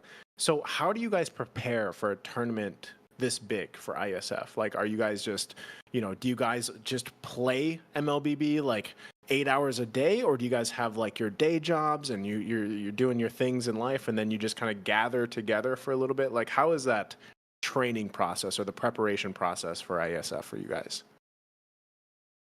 So I think a lot of us have day jobs. I mean, I'm working myself, most of the team is. And we chatting to a coach from PH called CJ. Shout out to him. He really helped us out. I wouldn't give him credit for the game 2 draft. I don't think he'd like that. But he helped us with the game one. He's been helping us with our drafts and whatnot. And then we've also had quite a few tournaments, local tournaments, such as MSA, Equilibrium. We've done quite well in those in the past, and I think that kind of set us up. Obviously not on this scale, but just something to think about, something to train for, playing other teams. And yeah, we just play when we can. There's obviously not too much time for most of us, but we get done what we can. So yeah. Wow, I mean, that's crazy, right? The fact that you guys perform so well with, the little training time that you guys have. Obviously, you guys got a coach, but yeah, I think it's fair play. The coach definitely doesn't want to be credited for that game too. But hey, I think you guys deserve all the credit for that. You guys were amazing in game number 2. And last but definitely not least, we have so many now so much more attention given towards the African region as a whole, right? And especially with that performance in for you guys representing South Africa. Do you want to set another, maybe just say something to the people watching right now? Just anything to the fans, maybe the new fans that now are going to be supporting South Africa after seeing that phenomenal performance. Sure thing. I mean, I remember watching last year. The team was a little bit newer than us, so yeah, we're going to try to do what we can. We're going to do our best, and hopefully see you guys in Morocco. Thank you to all the fans. Thank you to the new fans, and we'll continue to do our best and give you some game 2 African meta strategies. Yeah, let's go. Would love to see more of that African meta, man. I mean, congratulations on the win, Swag, and yes, we will see you, man. I think we're already, me and Naisu, we were talking about the matchups that will be possible later on. Tunisia, South Africa is definitely going to be a matchup I'll be tuning into. But Swag, thank you so much for the interview, man. Congratulations, celebrate that victory, and yes, good luck on the next few matches that you have. Thank you so much. Cheers, guys. Bye-bye. Man, Awesome. Naisu. These African players, man, they're just so confident on the mic. They're so cool. Every single one of them, they're really good, and I love the interviews with them. I do. And that's the one thing I'm always going to be probably one of my go-to questions, because I'm so interested in how these guys prepare for, this major tournament. Like how is their day-to-day life? Because you and I are both know how the teams in our regions prepare. They're in full boot camps. They have all this support. They have all this stuff going on. And we have to remember, even as Mlbb fans, you guys have to remember that the vast majority of the world out there that plays Mlbb doesn't get that luxury of just being able to hard focus on the preparations, on the professional league at hand. Even our dear friends from North America and Europe, we know what they've gone through in terms of preparation and how much work they put in. And so it's great to see a glimpse of what's happening even here for the Africa regional, and to even hear the fact that, hey, we actually have a coach from the Philippines helping us, something like that. How did you guys even find CJ? Was it CJ? Was it Coach CJ? How did you guys even find CJ. him? You know what I mean? How do you do that? And I think that's what's so interesting.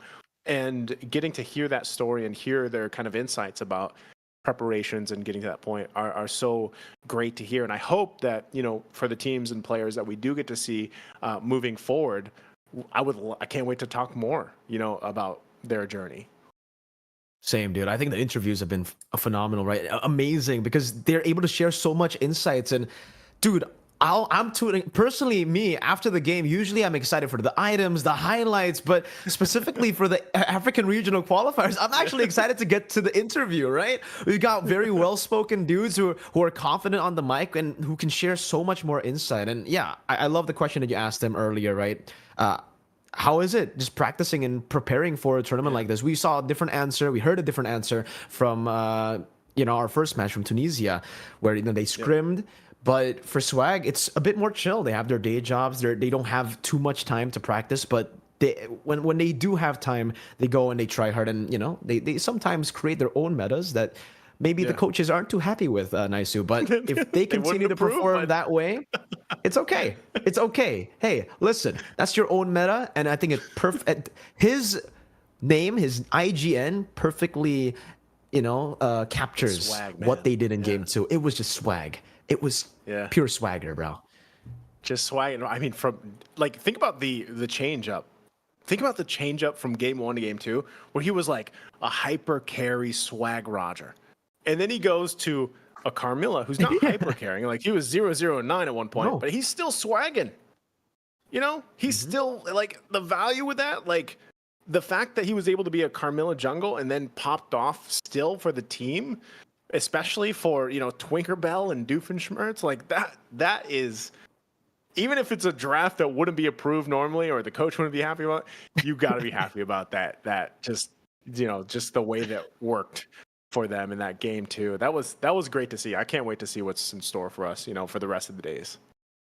Well, we do have one more match for today. So, you know, let's not get ahead of ourselves. We are going to just stay on day number 1 first here. And we do have another big match coming your way, ladies and gentlemen. Ivory Coast takes on Djibouti for our last and final match of the day. So far, it's been 2-0, 2-0. South Africa and Tunisia both getting the clean sweeps for their nation, for their country. Let's see if Djibouti can continue that, or perhaps will Ivory Coast do the same thing that we saw, or maybe we get the first full best of 3, all 3 games played. But we will have to see that after this break. It's been nice, Sue and Mirko, and we'll see you after this very short break.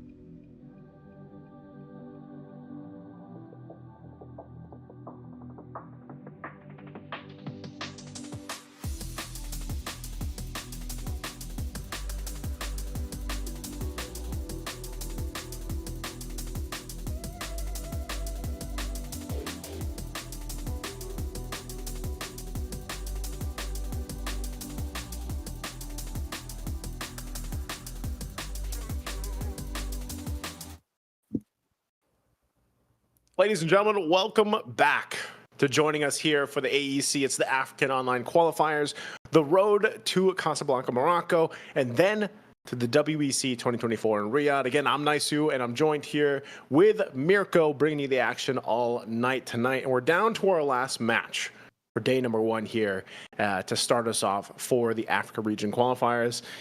And I can say, man, it's been one hell of a night already. You know, it's been fun, I should say, because match number 1, I know we've had 2 sweeps, and typically, you know, some people will be like, oh man, it's been a sweep. But if you didn't catch the previous match, I highly recommend you guys go watch that when you get a chance. Super fun lineup, I'll say that, you know, and Mirko, I know we can't wait to see exactly what's in store for us for this next matchup, which is going to be between, you know, the Ivory Coast versus Djibouti, and who knows, you know, maybe we see something as a surprise as well from these 2 teams. For sure, man. I mean, match 2, game 2, again, that's in particular, that match you guys have to catch, right? That was with the Hellcurt in the mid lane, the double assassin in the mid lane with a Yin Roam. When was the last time you saw a Yin Roam in a tournament, right? And we then, you know, spoke to Swag a little bit, a player, the jungler for the team and for South Africa. And he said that that was the African meta that they are developing. So definitely very, very curious to see that later on in the future. Maybe we get to see another match of South Africa versus another team, another country, and maybe pops it out again, maybe in game number 2. But yeah, full focus now on our next match, which Nice already said earlier, Ivory Coast versus Djibouti. Can't wait to see what the strategy is going to be, what they're going to look like, even like right in the drafts, because we've seen such different levels of play from the last 2 matches that we saw. In game 1, match 1, we saw more of a discipline, you know, straightforward approach with the early game centric discipline, neutral, objective control that we are used to seeing. And then in match number 2, we saw a bit more flair. So from Ivory Coast and Djibouti, will we see something new, or will we see just more or less the same from match 1? You know, I think like I would almost be safe to say that we're going to see some surprises here, at least for us. You know, I know there's been some commenters as well on the online that, you know, they're familiar with some of the metas that have popped up, like Swag was mentioning, you know, to us earlier. And I think that's what makes it really fun. You get to watch this kind of unfold, and you get to see how it works. And I think even with Swag's words saying, like, you know, the coach CJ, probably wouldn't be happy with that draft, but because they pulled through, they executed it well. Why not? You know, why not have something like that up your sleeve? I think that's actually something that you can pull on or like go back to even later in the stages of the qualifiers, or even later, like if we get to the African Championship out in Morocco, right? Casablanca, Morocco. I think you can say that a team that can pull something like that off in our current stage of meta and make it work so flawlessly, because that's the thing, they were able to just pull it off so clearly, so well, that it looked like they had done that lineup multiple times for some reason. You know, like it was so well executed. So I think that's something to say for these teams here from the Africa region. And it makes me say, like, hey, you know, the next matchup as we get situated here and ready for them, whether that's for Ivory Coast, whether that's for Djibouti, I think we see that flavor. I think it's safe to pretty much say, like, there's a special meta, special flavor to the play style that we're seeing out here. And for me, it's like, I love our metas, Mirko. I do. I love the competitive scene and everything that we have, but this is so refreshing, man. I know you feel the same way. Agreed. And hopefully it continues on throughout the qualifiers here. But we're going to take a look at the lineup for Ivory Coast. Of course, it's BMK, Shin, Vinci, Ambitious 78, and Tenshi. So we'll see just exactly how these guys, these players, bring to the table, what they bring to the table, because, you know, we've been in this position now throughout the evening where we're like, all right, well, we see these players, but we haven't seen them play just yet. What do they bring to the table for this lineup? What does Ivory Coast, you know, bring to this own version of meta? And I think really when you look at it, each team, each region that we've seen play has really had the specific style that fits the overall arc so far from what we've seen from the region. And it's very heavy fighting. It's very heavy on clashing. It's very heavy on a lot of things. So we did get word too. BMK is not going to be playing for this match. He'll probably be substituted out. We'll see exactly who kind of falls into place for that. But going back to it, man, the meta is amazing, you know, to see. So it looks like the replacement for, so who do we have here for Ivory Coast?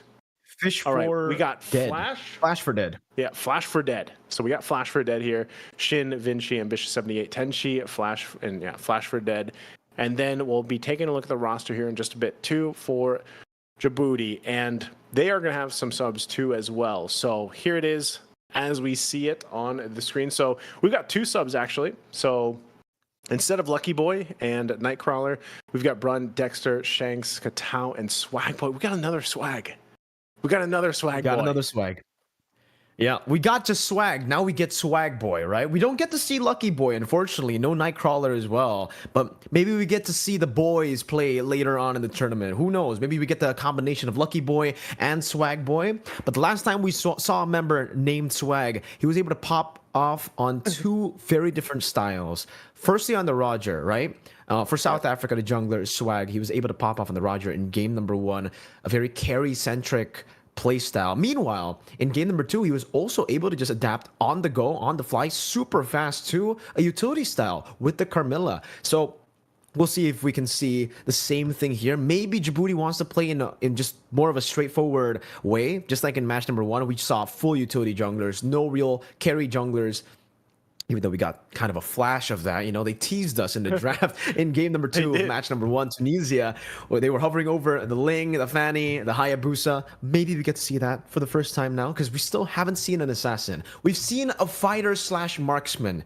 We've seen a fighter in Alpha as well. And for the most part, we've just seen utility with the Carmilla, the Fredrin. What's Sylvana? Fighter. It's a fighter mage. Fighter something. Kinda? Fighter mage, I think. Mage? Yeah, fighter mage.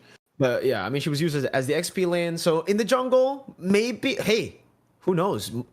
You know, my friend, a good friend of mine, KB, an analyst in Indonesia, he loves playing the Sylvana in the jungle. So hey, maybe we get to see the Sylvana in the jungle here, because we've seen some pretty crazy picks so far. And I think in the second match, it was definitely the most bombastic, craziest, right? The Yin roll, the craziest draft that we've seen today, and maybe that we've seen this meta so far. We already mentioned we've never seen a Yin roam. I personally have never seen a Helker mid as well. So both those were really, really great to see.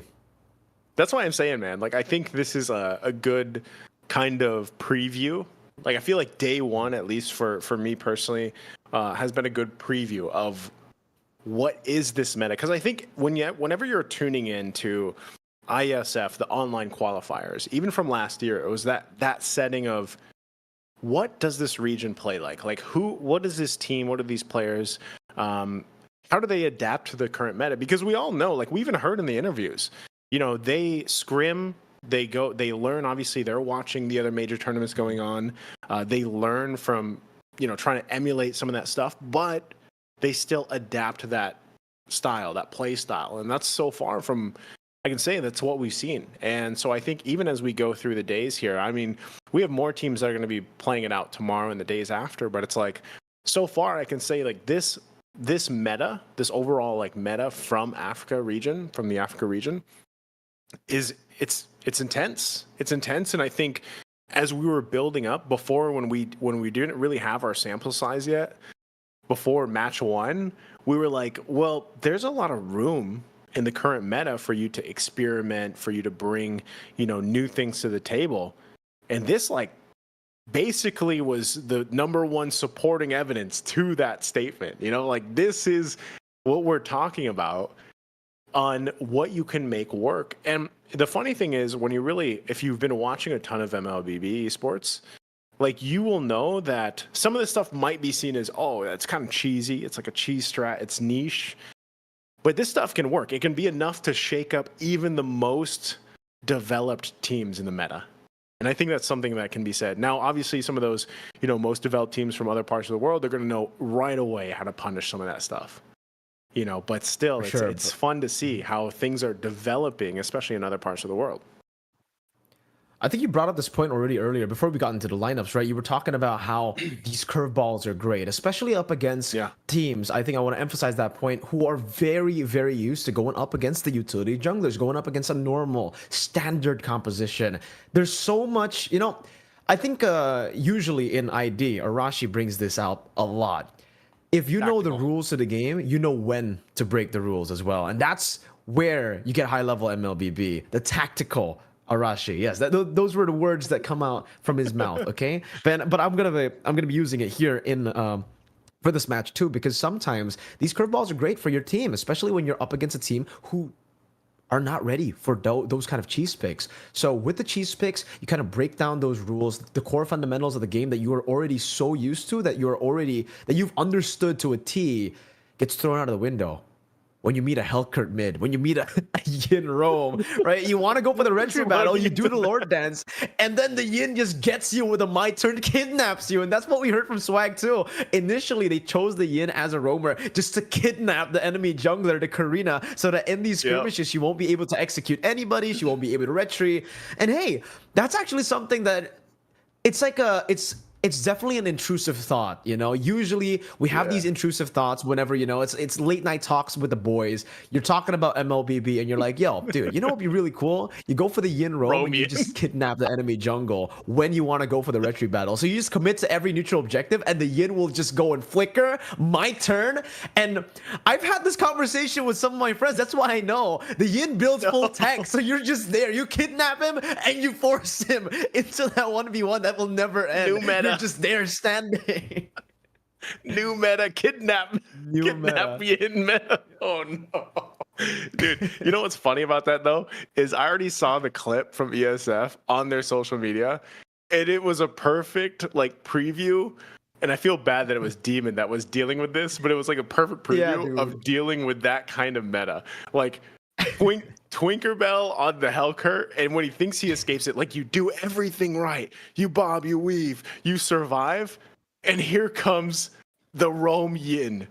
Doofenshmirtz, man. Like it just swoops in. Like that, it was a perfect preview of how that whole series had to feel. You know, and I think it's really funny that you kind of talk about it that way, because it seems like even when we were talking to Swag, it was like that was kind of the idea. Like, you know, and he was talking about their daily lives. Like, yeah, you know, we get a couple hours maybe here and there to practice, to prepare. It probably was a late night conversation where they're just like, hey, Swag, can we do this? You know, they're just like, yeah, YOLO, man, just try it. Good. You know, and it ends up working out. Sounds good. Run it down. And it's so interesting to see just the amount, so much versatility, I would say, right? In all of the roles that we have right now. It is the most diverse meta. I think it's a very healthy meta that we have right now. And it actually does open up a lot of the probability, a lot of the chances for these crazy picks to come up. And we have been seeing time and time again, these crazy picks come up. It looks like it's troll, but then it works out so well. I think the Julian in the jungle as well. A lot of people have been already playing it in ranked. And for the most part, you know, people don't know how to play it. Maybe they're just still experimenting on it. And you get a lot of hate when you try these new picks. But now, seeing it live in a tournament, man, I'm just really excited to see which team goes for the random pick, which team goes for the crazy picks first, right? Is it going to be Ivory Coast or is it going to be Djibouti? Oh man, it's probably going to be Djibouti. You know, I'm just going to assume it's them. But it's funny, you know what? I was just thinking about as you were going into that whole tangent, I was like, yeah, I'm gonna try Rome in my next game, so I'm gonna give it a try. Because you were talking about the Julian jungle. I mean, especially when people saw that pop up in your region for the grand finals, like, yeah, you know, guaranteed, or not the grand finals, yeah, throughout the playoffs, like, you know, guaranteed that people picked up the Julian, you know, after that. So I think even the case is here for the after regional qualifiers. Whoa, that ban threw me off. Yeah. Lolita being banned out here. Diggy also not so crazy. We do see Diggy banned out from time to time. Still a very great hero. Annoying to deal with and annoying to kind of get through that time's journey. But the Lolita ban, wasn't expecting that. Definitely not. I wasn't expecting the Diggy ban as well. You know, this is something that we don't really see a lot in our own regions. The Diggy first phase ban. So Angela left open so far. No Fredrin ban, no Chip, no Loyi as well. We might just see both these teams duke it out. Just ego draft. Go for the Loyi, go for the Chip, or they might leave it all open. Maybe they have their own version of Mlbb, right? Their own style of Mlbb that they want to play. But we do have, you know, at least that hero, the most broken hero in Mlbb right now. Usually, that's what we call him. The Harith gets banned out from the blue side. But by the way, just want to give a shout out to Team Djibouti here. I think I'm a big fan of Djibouti already. With Swag Boy, they also have Nah, I'd Win. I thought you were gonna point that out because I saw it earlier. Yeah. I have to give it up so far too. Just to day one of the African qualifiers, man. Like they are winning in terms of IGNs. Nah, I'd win. So, oh man, I think we're almost So we're almost through this first phase here, and with that next ban, it was the Barretts. So it's like, do you actually ban out Fredrin? Yeah, okay, they ban out Fredrin. So we are going into territory where it's not your typical utility matchup, at least in the jungle. And if we were talking about anything, if we're going to go down that path that we were going earlier for today, this is the perfect time to bring out those jungle picks and throw them in the jungle. Maybe this time we don't see the Carmilla or, you know, the Akai pop up. What's first pick going to be? Moskov was actually taken out. So with this first ban, the first phase ban Diggy, which usually, you know, we do see that in the second phase. I'm wondering what the plan is here. Like, what does warrant this first phase ban Diggy right off the bat? And because the typical matchup utility-wise is not going to be in the jungle, what do you go with here? Especially dealing with whatever Djibouti's going to throw at Ivory Coast. They're going to take their time into kind of deciding this. And I think really the fact that Matilda's still open, Angela's still open, the picks we were talking about before, man, the high impact those heroes have. Is this a sign for them to pick it up, for Ivory Coast to go this way? Esmeralda open too. They take the Loyi. Chip is available. So what's the answer here from Djibouti? Roger right away. Wow. They already knew what they wanted. Wonder what Chip, they're going to pick next, right? Because it has to be Chip. Usually when you go for the Roger, you want additional teleportation prowess, but yeah, I don't know, man. Do they want to just try to... Do they want to call out the bluff of Ivory Coast? Do Ivory Coast even want to play the Loyi plus the Chip, right? Because in a lot of different games, yes, it's very, very broken to go for the Loyi and the Chip. But sometimes it gets to a point where your composition gets a bit too complicated, right? You are going to have to think so many ways. And sometimes that creativity can kill you. We get the instant big damn reaction there from Naisu as Flash for Dead hovers over the gourd. But this might be a tease. Remember, last time we saw the Ling, we saw the Hayabusa, and the Fanny. But yeah, exactly. They already have a Loyi, right? So where is this gourd going to go? Are we going to see a gourd roam? Are they going to take a page out of the randomness and the crazy style in game number 2 of match 2? But this time, at least for the Yin, I could understand. All right, the Faramis makes more sense as a roamer, right? You provide a little bit more utility to the team. You get another HP bar. Definitely makes more sense than the Gourd. But even then, the Faramis, with the changes to the Netherrealm, now needing a little bit more of the magic damage. You know, you scale with your magic damage that you build for the Netherrealm. It's no longer that crazy base damage that you have, but we get to see the Belric. A lot of debut picks here in match 3. Let's go, Belric. Now, okay, I actually like the Belric. Yeah, like I like the Belric. I think it serves a good purpose. But like, think about it. Just look at this delivery option. You have diversion. You literally throw the Faramis and the Belric. They're able to go ahead and pop off their ultimates, so you can actually force that team fight however you want, whatever entry point you're looking for. And again, this is the fact that you have a Minotaur across from you. You can actually go ahead and battle into that Minoan Fury and kind of try to outlast it with the Netherrealm, like if you have that, even with some of the changes there. But this is still relatively good because you know if a Minoan Fury set is going to be made from Djibouti here, you can actually fight into it. You don't have to worry so much about getting set up, you know? And again, part of this is what we're seeing so far, Mirko, is Yu Zhang is on point in this region. Like, they love this XP laner, they love this pick. And so far, every time we've seen it, it has really paid value and dividends to the teams that pick it up. So we'll see if the answer here from Ivory Coast is going to be enough, and how they really want to kind of round up the line out once they get there through this next banning phase. We saw that Xborg was taken out. Good choice. Again, dealing with even this Yuzhong pick, dealing with some of those chunkier heroes like that Minotaur, using that last Insanity. But since that's taken out, I'm also wondering, with this already kind of unorthodox lineup falling into place from Ivory Coast, what is your XP lane going to be? You know, and for the Belric, like, could you actually flex him into the XP lane? Like, would you want to do that even against the Yuzhong? I think you would just get bullied, you know, completely. That was what I was gonna say before you mentioned it, right? Technically, the Belric is still a flex pick right now. They can still use it in the XP. It's not normal to bring it in the XP, but heck, the Belric ain't normal anyways. Right? So, exactly. So if you want to play into the chaos, just go full chaos. Double down on that chaos. And another interesting choice of ban there. We saw the Lolita ban that was already very, very interesting. Now the Kimmy as well. That would be interesting if they actually went for the Kimmy. If, let's say, you know, Djibouti did not ban the Kimmy, then technically for Ivory Coast they would have 3 magic damage dealers with the Kimmy, the Loyi, and the Feramis, right? You would expect them to actually leave the Kimmy open even if they know that Ivory Coast is really good on the Kimmy, because then there's a bit too many magic damage dealers. But hey, speaking of magic damage dealers, this is another magic damage dealer that we haven't seen in a long time. The Veil gets locked in, ladies and gentlemen, and who better than to utilize the Veil with white hair than Nah, I'd win.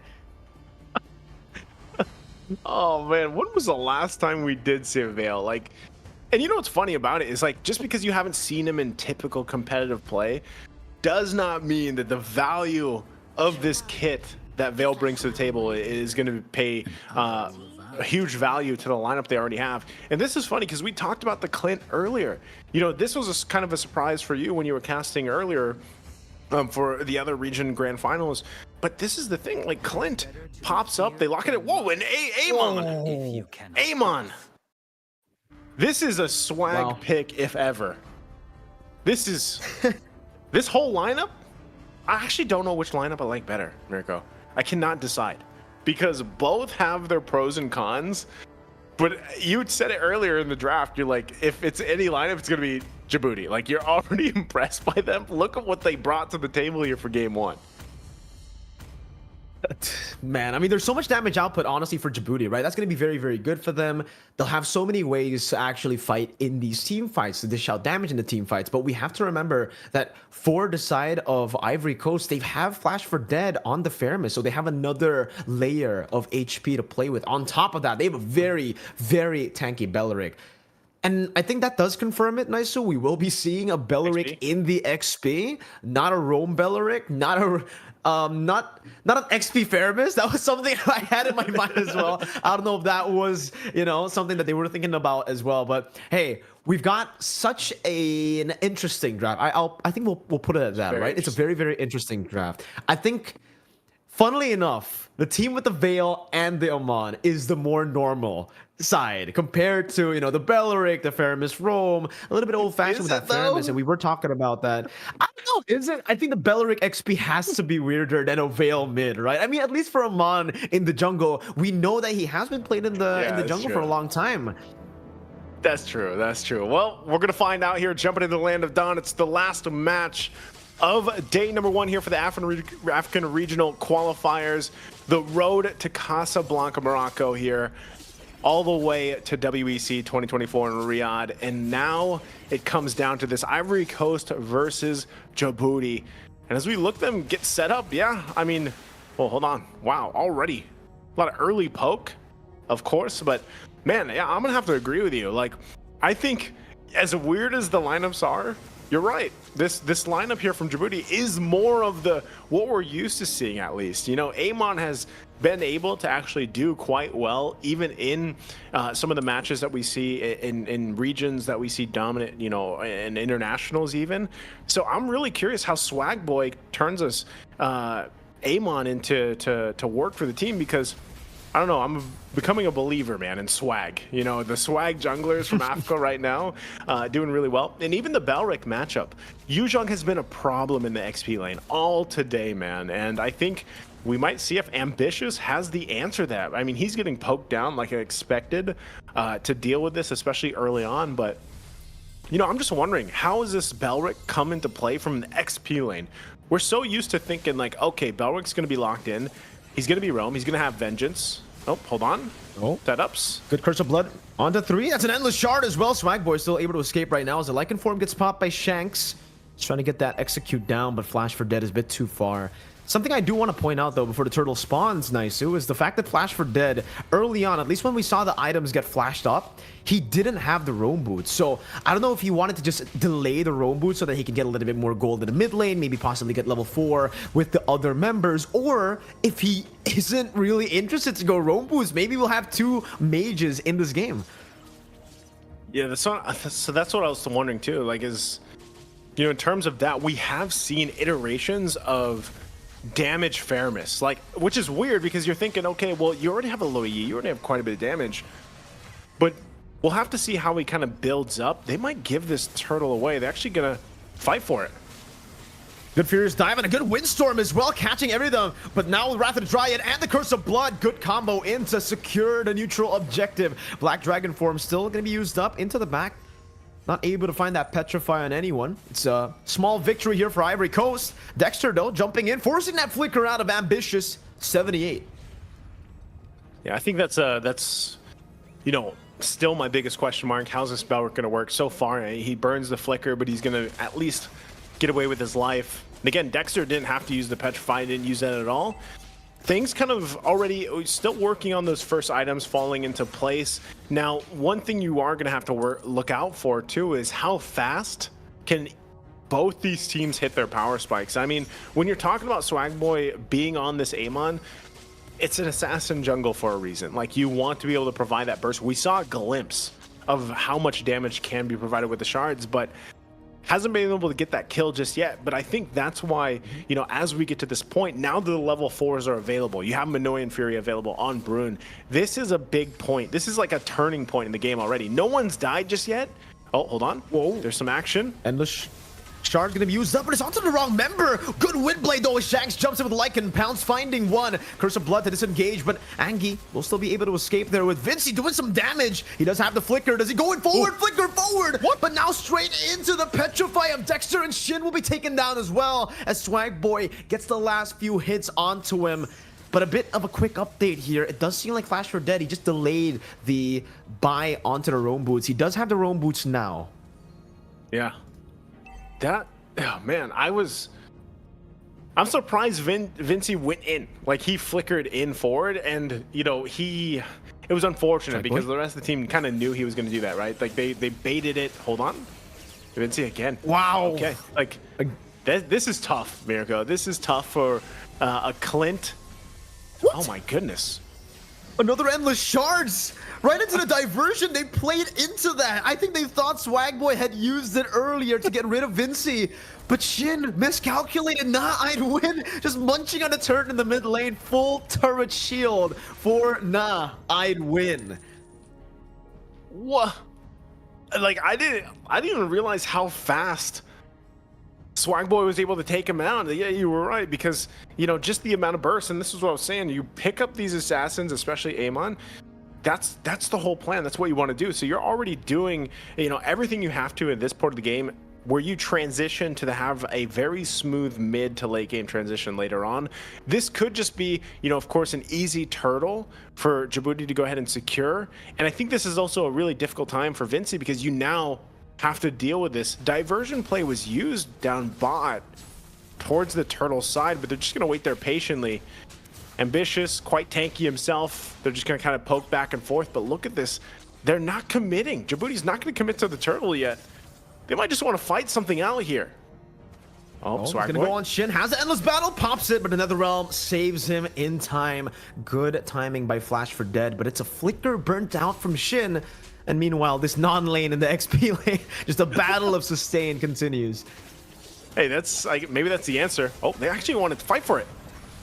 Minions Fury with the Curse of Blood as well, but Swagboy this time will be able to pick it up. Meanwhile, Shanks just clawing at every single member with Windblade used up as well. Angie, can he escape? Shanks now with the last few shots, unable to find it, but can go to the Lycan for Vincey. And Angie will be caught in the last Windblade by Nah, I'd win. Yeah, he won. He won that placement won. right there, man. What a placement. What a setup for the Windblade. Oh, man. And that's the thing. You see this kind of unfold. We've seen this so far from the previous 2 matches, Mirko. Exactly what happens here.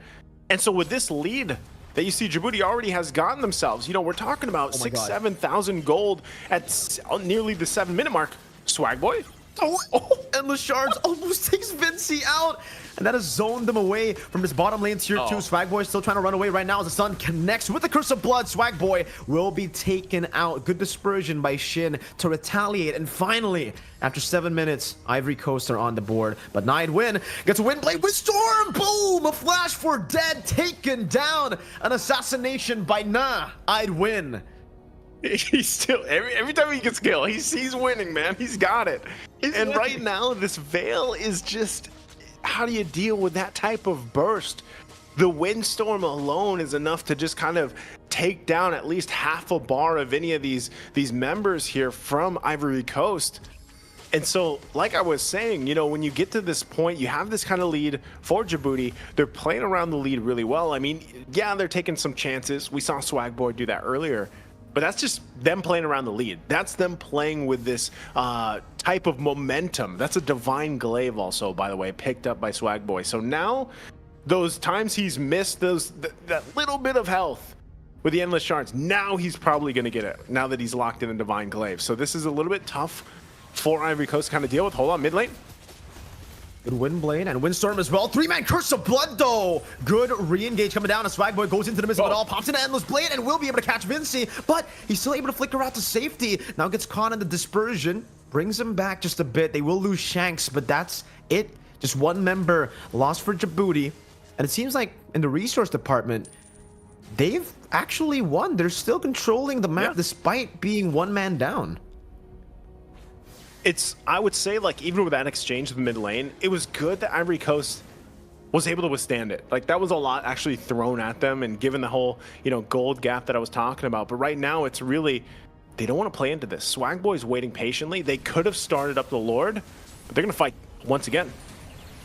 2 knockups straight up, man. That's a knockup by I'd win. Another Windblade as well, and he can pop in a Windstorm, but he gets dove on by the Wrath of the Dryad. That's a good shutdown by Ambitious, but Brun will be taken down. Endless Shards from Swagboy into the back as Dexter gets rid of them, gets a sustain, and look at that! He's still able to survive, making it a 3-for-2 trade in favor of Djibouti as Swagboy continues in towards the enemy jungle, steals away that purple buff, and should be looking at this Lord, but he'll take his time. Not really in a rush at all to go for these neutral objectives. He'll go to his own orange buff first. I think it's still, like, also, in a way, even with the lead, it's like they're kind of playing it a little safe. And this is something that we haven't been able to see so far, like, throughout the night. I mean, think about it. We're almost 10 minutes in, you know, and a lot of these games that happened in the previous matches ended off that first Lord. So now we're at a point where, okay, this is going a little bit longer. Djibouti did have a pretty good lead, but they're not actually committing on this major objective just yet. So that actually gives a good kind of window of opportunity for Ivory Coast to kind of play around this. And part of the plan too from Djibouti might be like, hey, we got to get this tier 1 down. We have to deal with this turret, get it down, so we have that little bit of an advantage to work on this Lord. So it's actually going to be started up, but they might just kind of force them back once again. Look at the placement as well from Swagboy. He might just go and try to make a burst play if he can. It looks like he might do it. If Angie catches him or Ambitious, it's not going to be a good maneuver. Swagboy using that mobility of his, pops in a bit of damage onto Angie, but will not commit to any more of those abilities. They're just constantly shoving these waves nicely. They're playing the macro game. Very disciplined. Yeah, that's the thing, man. Like, so far for this evening, this is the most, like, macro play that we've seen, where it's just not these, like, all-out battles, skirmishes resulting into a one-sidedness. Ambitious 78 will spawn him out, but still, it's pretty much this. It's like, hey, Djibouti holding it down the line. Diversion gonna be used. And Ambitious actually baits out a couple of abilities, pops into Wrath the Dryad as well, and that's gonna be Minute's Fury knocking up 1 member. Only 1. Endless Shard still available, pops into Nether Realm. And that might be a bit too late. Shanks will be able to get rid of the back line, and the Netherrealm that's going to be used up will just be decimated. Just like that, a good knockup onto Angie. And a follow-up comes through. Look at the damage coming down, and Angie will be taken out again by I'd win on the Veil. 2-0 in favor of Djibouti. And he's landing those just on point, like the wind blows into the wind blades or vice versa. And he's finding those knockups really well. So right now, that's going to be the Lord secured here for Djibouti. They took a while, to be honest, so far from what we've seen today alone. So it took them a little bit longer. We get to that 12th minute. And so now with this is still them having a relatively good lead. Again, as long as that took, the fact is Djibouti still has a massive lead in terms of economy and gold to work around with. So what this could most likely result in, if Ivory Coast can pull it off, is actually they just lose, some of these turrets, the outer turrets, the shields might get popped. Maybe they lose one base turret, depending on how Djibouti plays this, because they have the tools to actually force a fight even in the base. I'm just not sure if they actually want to go and throw it all out, because Swagboy fully buffed up, ready to go. Oh, he's gone. Vinci, can he survive this gank? 2 members, and that's just a little bit of damage. Swagboy, deleted. A good windstorm though to catch Vinci, and Shanks will be able to finish him up now with the Lycan form, chasing all the way into the back line with the Lycan pounds as well, but will be caught in that stun. He actually dashes out to safety quite well, but the Curse of Blood damage is still bouncing back and forth on Djibouti's members. I'd win with a good wind blow, knocking Ambitious out. But take a look at the Lord, just swinging his axe on that base turret. He should be able to take the turret down for free. With the first Lord, Djibouti have cracked the base turret up top open. Yeah, that's, tough to see for Ivory Coast. Even looking at the items real quick, you can see exactly how far they are behind in some of these lanes, actually across the board. So for Vinci, we know how much of a hard time he had in the early game. He has to catch up.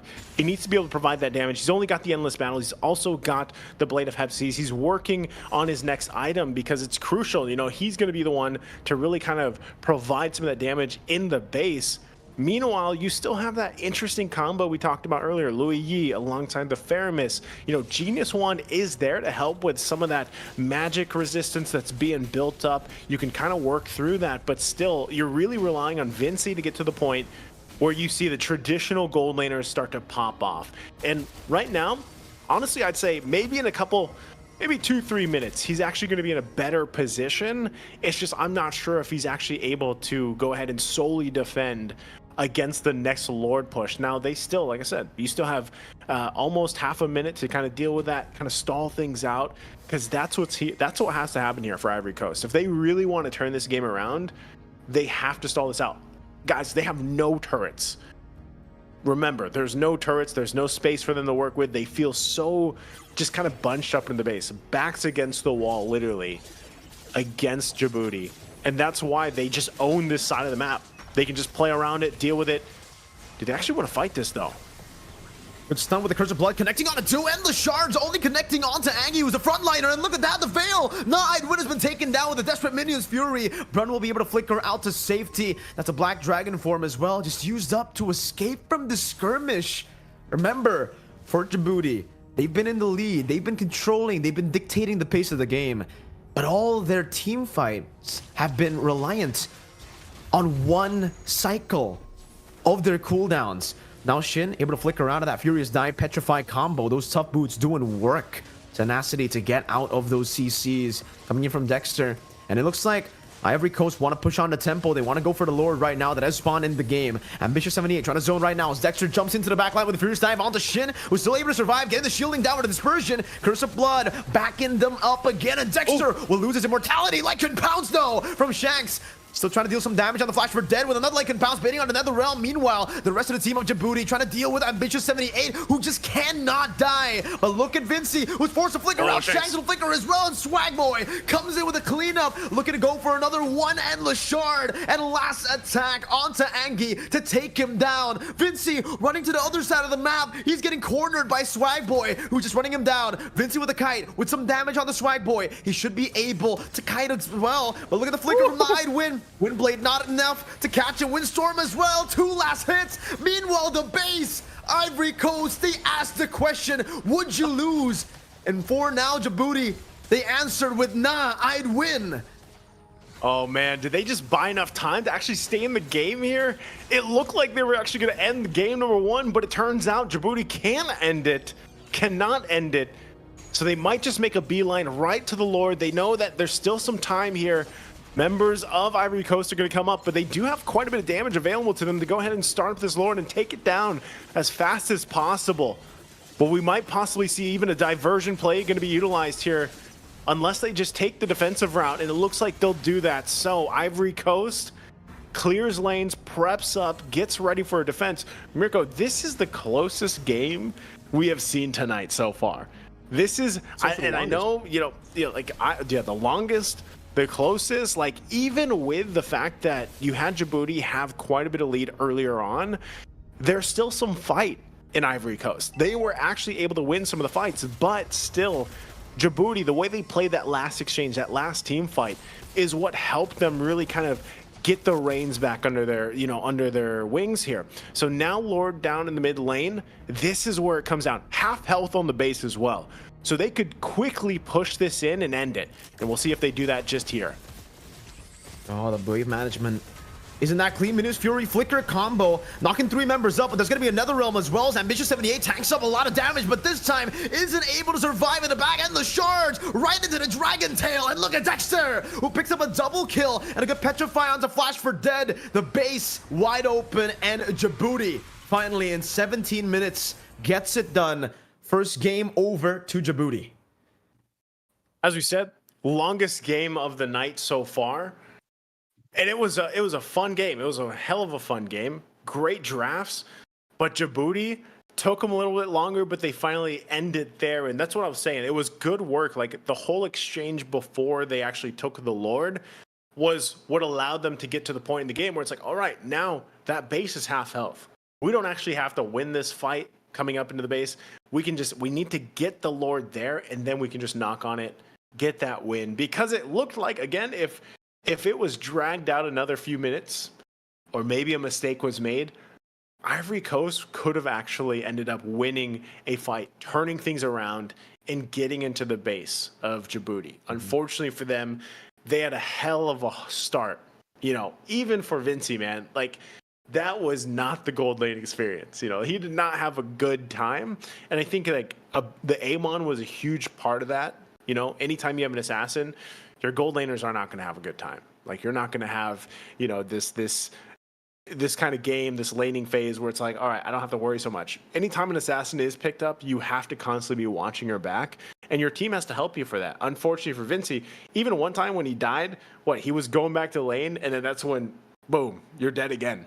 And it kind of like snowballed from there. So it took him a lot longer than most gold laners. Like when you talk about the timeline of them building up to their power spikes, it took Vinci a lot longer to get to where he needs. So then what you're doing is relying on your Faramis and your Louis Yi, and unfortunately for them, they just didn't have enough of that damage to win some of those early fights. And so really, I would still say, even for Ivory Coast, like it was still a good game.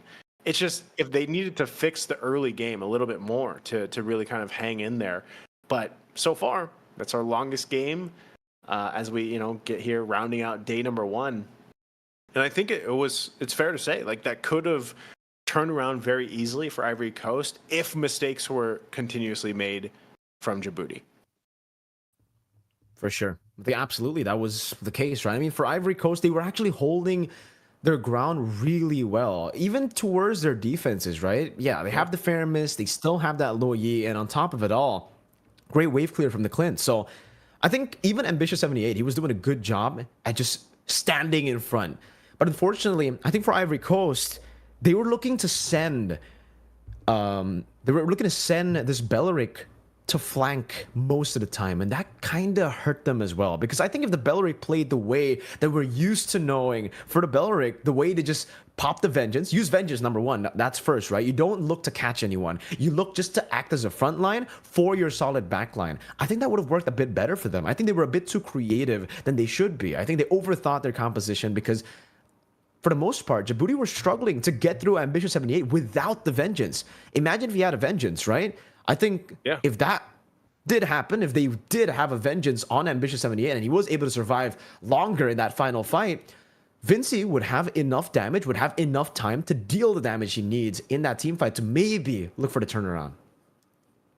And so I don't know if that answers our question earlier, Mirko, is like the Belric in the XP lane. Like, is this something that we're possibly going to see again? Like, do you feel like this was the answer for the Yu Zhang that has been dominating so far throughout the day? Like, I don't think it is. You know, I don't think that was the answer. It was a good effort. Like, I would be like, you know what? It was nice to see. Try to attempt it, maybe. But I just feel like if you're going to pick up Belric, like, just throw him in the roam. Pick him up in the roam. Take a vengeance if you want to. And, you know, and then and roll with that. And there's so many, like, when you think about the XP lane and what I love about XP lane, still, I think it's probably one of the most impactful, if not the most impactful lane in the overall, you know, essence of a game. There's so many heroes that fit in the XP lane right now. There's so many possibilities that you can pick up. And I'm surprised we haven't even seen a Paquito yet. You know, because Paquito alone is a great option, especially what seems like to be the meta here. Like the let's duke it out. Let's box each other. You know, let's fight all day. And I'm surprised that yet we have not seen a Paquito pop up. It's been a lot of, you know, these options, especially the Yu Zhangs.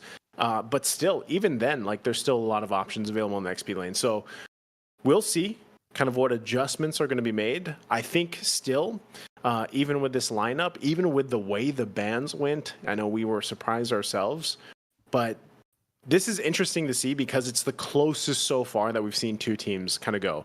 Again, when you look at, you know, match 1, match 2, they had their own, you know, uniqueness to it, but overall it was very strong showings of one team where a team was not even able to dance off on the objectives. This is the first time we've actually seen that so far in day 1, you know, as it's the last match. And it was nice to see because even when they get to those Lord dances, it's not your typical Lord dance. You know, it's not something that you're used to seeing. And even with the lineups that they've presented themselves with, it's just it's an interesting take on it. So I think, you know, as we wait for the draft for game 2, I want to think how we can see our first game 3, you know, like how can we get there? And I think part of that, once again, is really what is secured for Ivory Coast.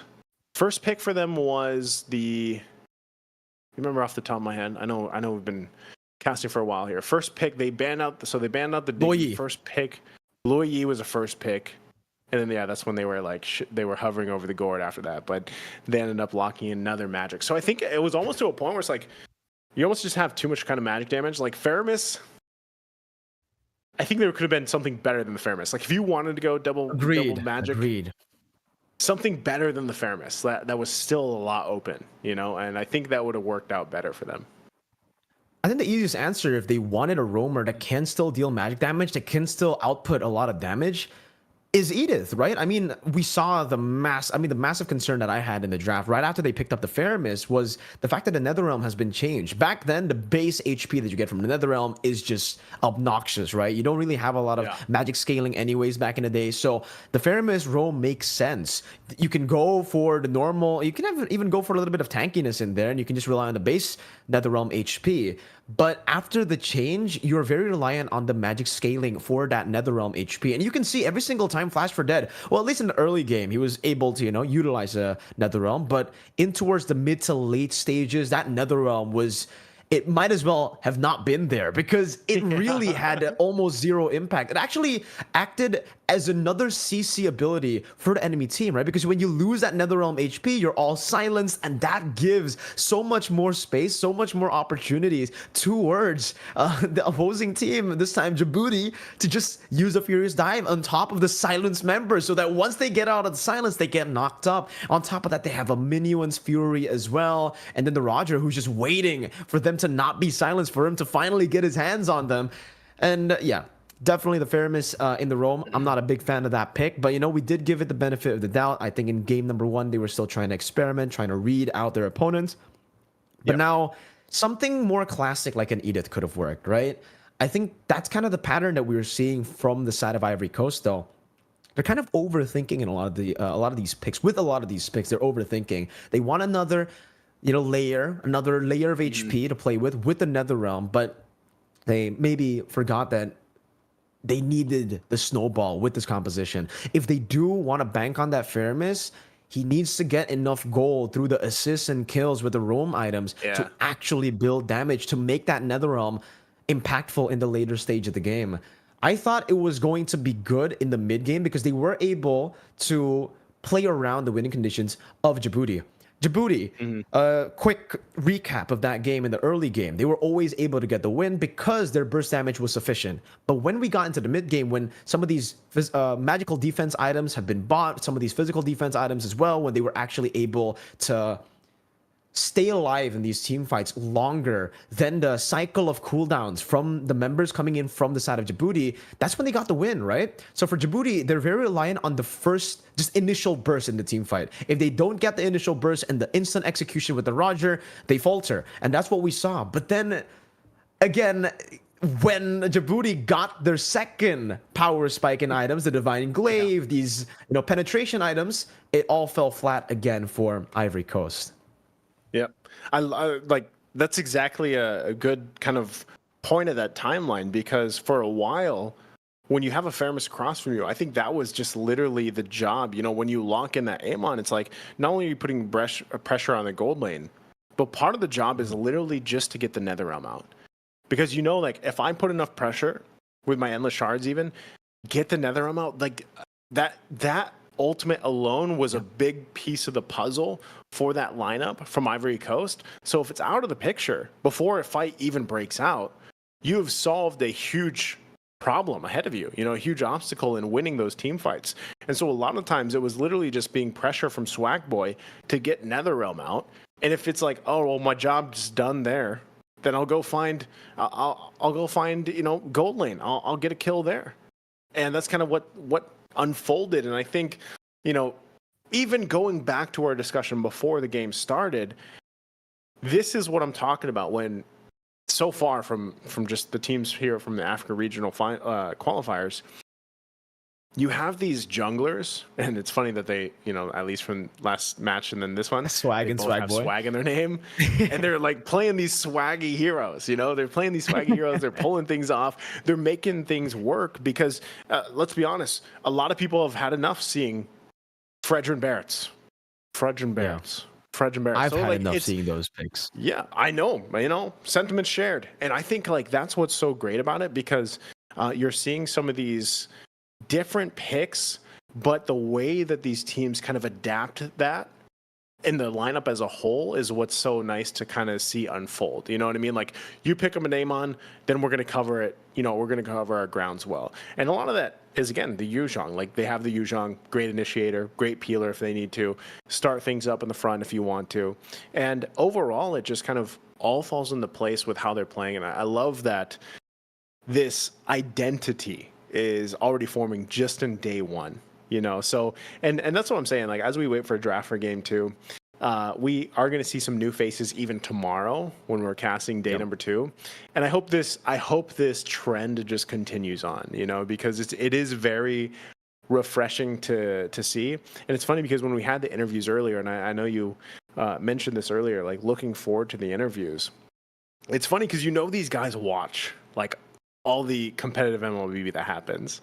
And so to hear their words of them, like, preparing for this and trying new things and new strategies or trying to emulate certain things, but have their own spin on it, I think that's very refreshing, at least for us. I know, like, as we go through the African regional qualifiers too, a lot of the viewers will be watching the VODs like later, right? Because we have to consider like time zones. Sure. And we know that there's a ton of fans out on, our parts of the world that will watch VODs like the next day.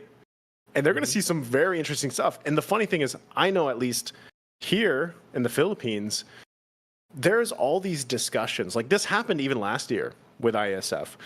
They'll see these lineups and they'll post them like on groups online, and they'll have like full-on discussions, and like all the smart people will break down all the stuff that's going on. And then in those groups and in those things that people see, who knows what coach or analyst is going to see that stuff and then possibly bring it out in the future tournaments. So I think that's so exciting to see what these teams are bringing to the table here. So we jump into the draft for game number 2. It's still the Lolita ban, by the way. So I'm really wondering about that, man. I'm like, what's going on with the Lolita? I get what she can do. I get what she's capable of, but maybe this is just a pure respect thing, again, between these two teams.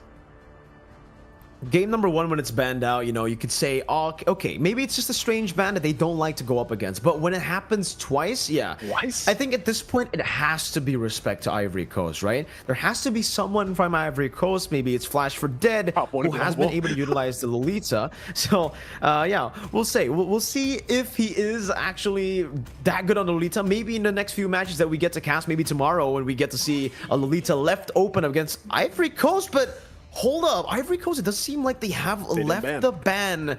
They did not ban in their first ban did not go through. Strat. Okay, that might be a strat, right? I mean, technically we did see that as well. As high of a level as the World Championship Grand Finals.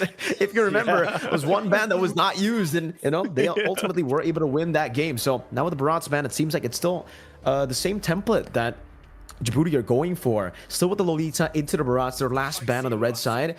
In game number 1 was the Moskov. So let's see if they will do the same thing this time around with the Moskov as well. Or perhaps do they want to pick it up for themselves?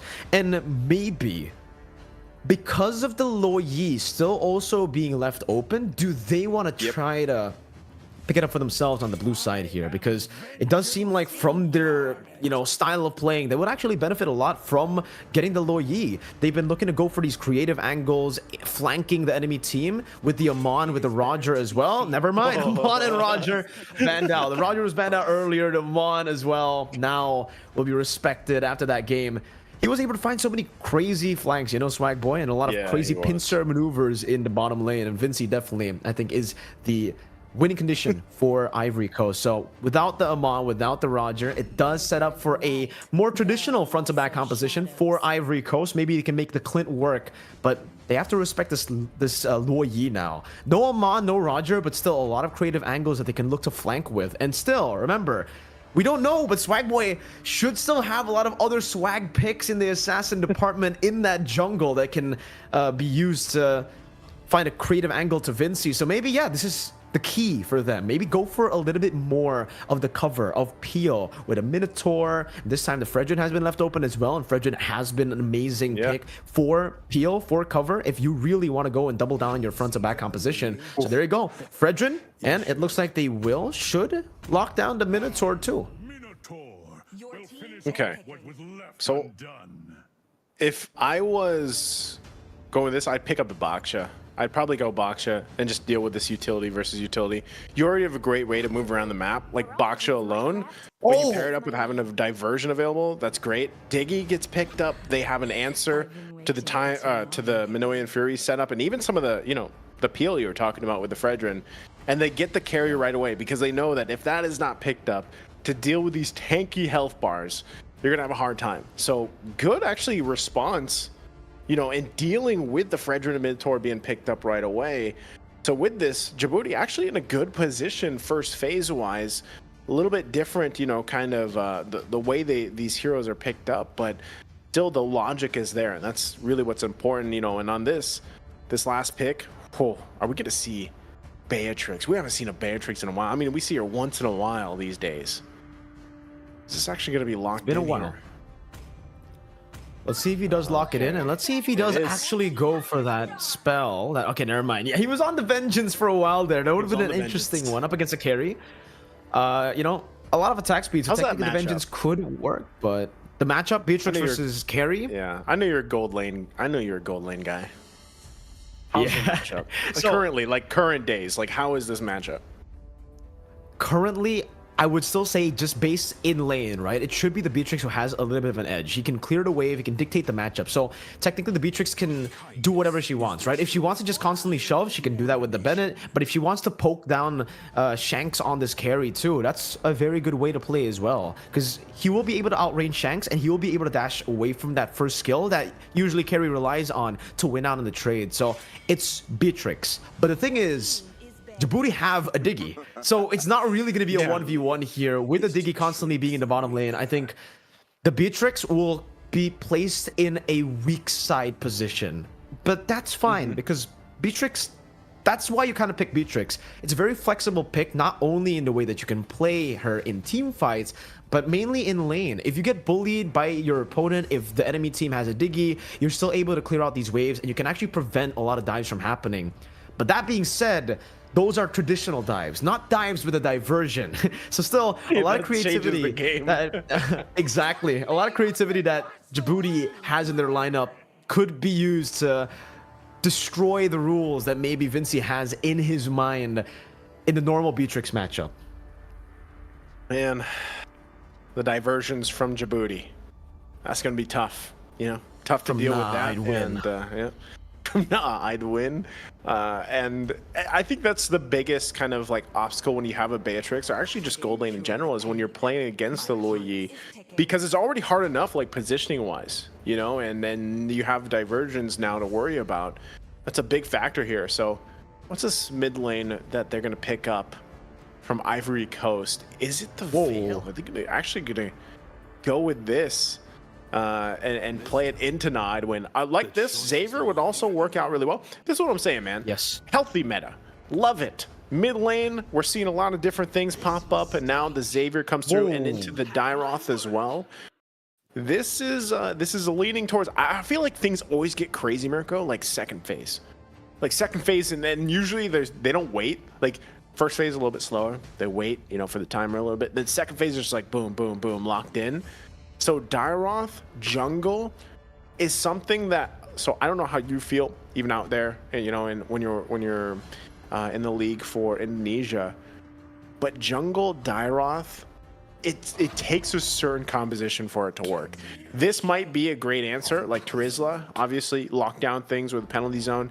You can line up that Abysm Strike better, but still, it's a little bit tough. And we have to talk about too that the matchup with Fredrin, you know, to deal with it. Now, if you go in 1v1 the Fredrin, you're most likely going to win on the Dyroth. If you can pull things off, again, we don't know what Mlbb set he's also going to roll with.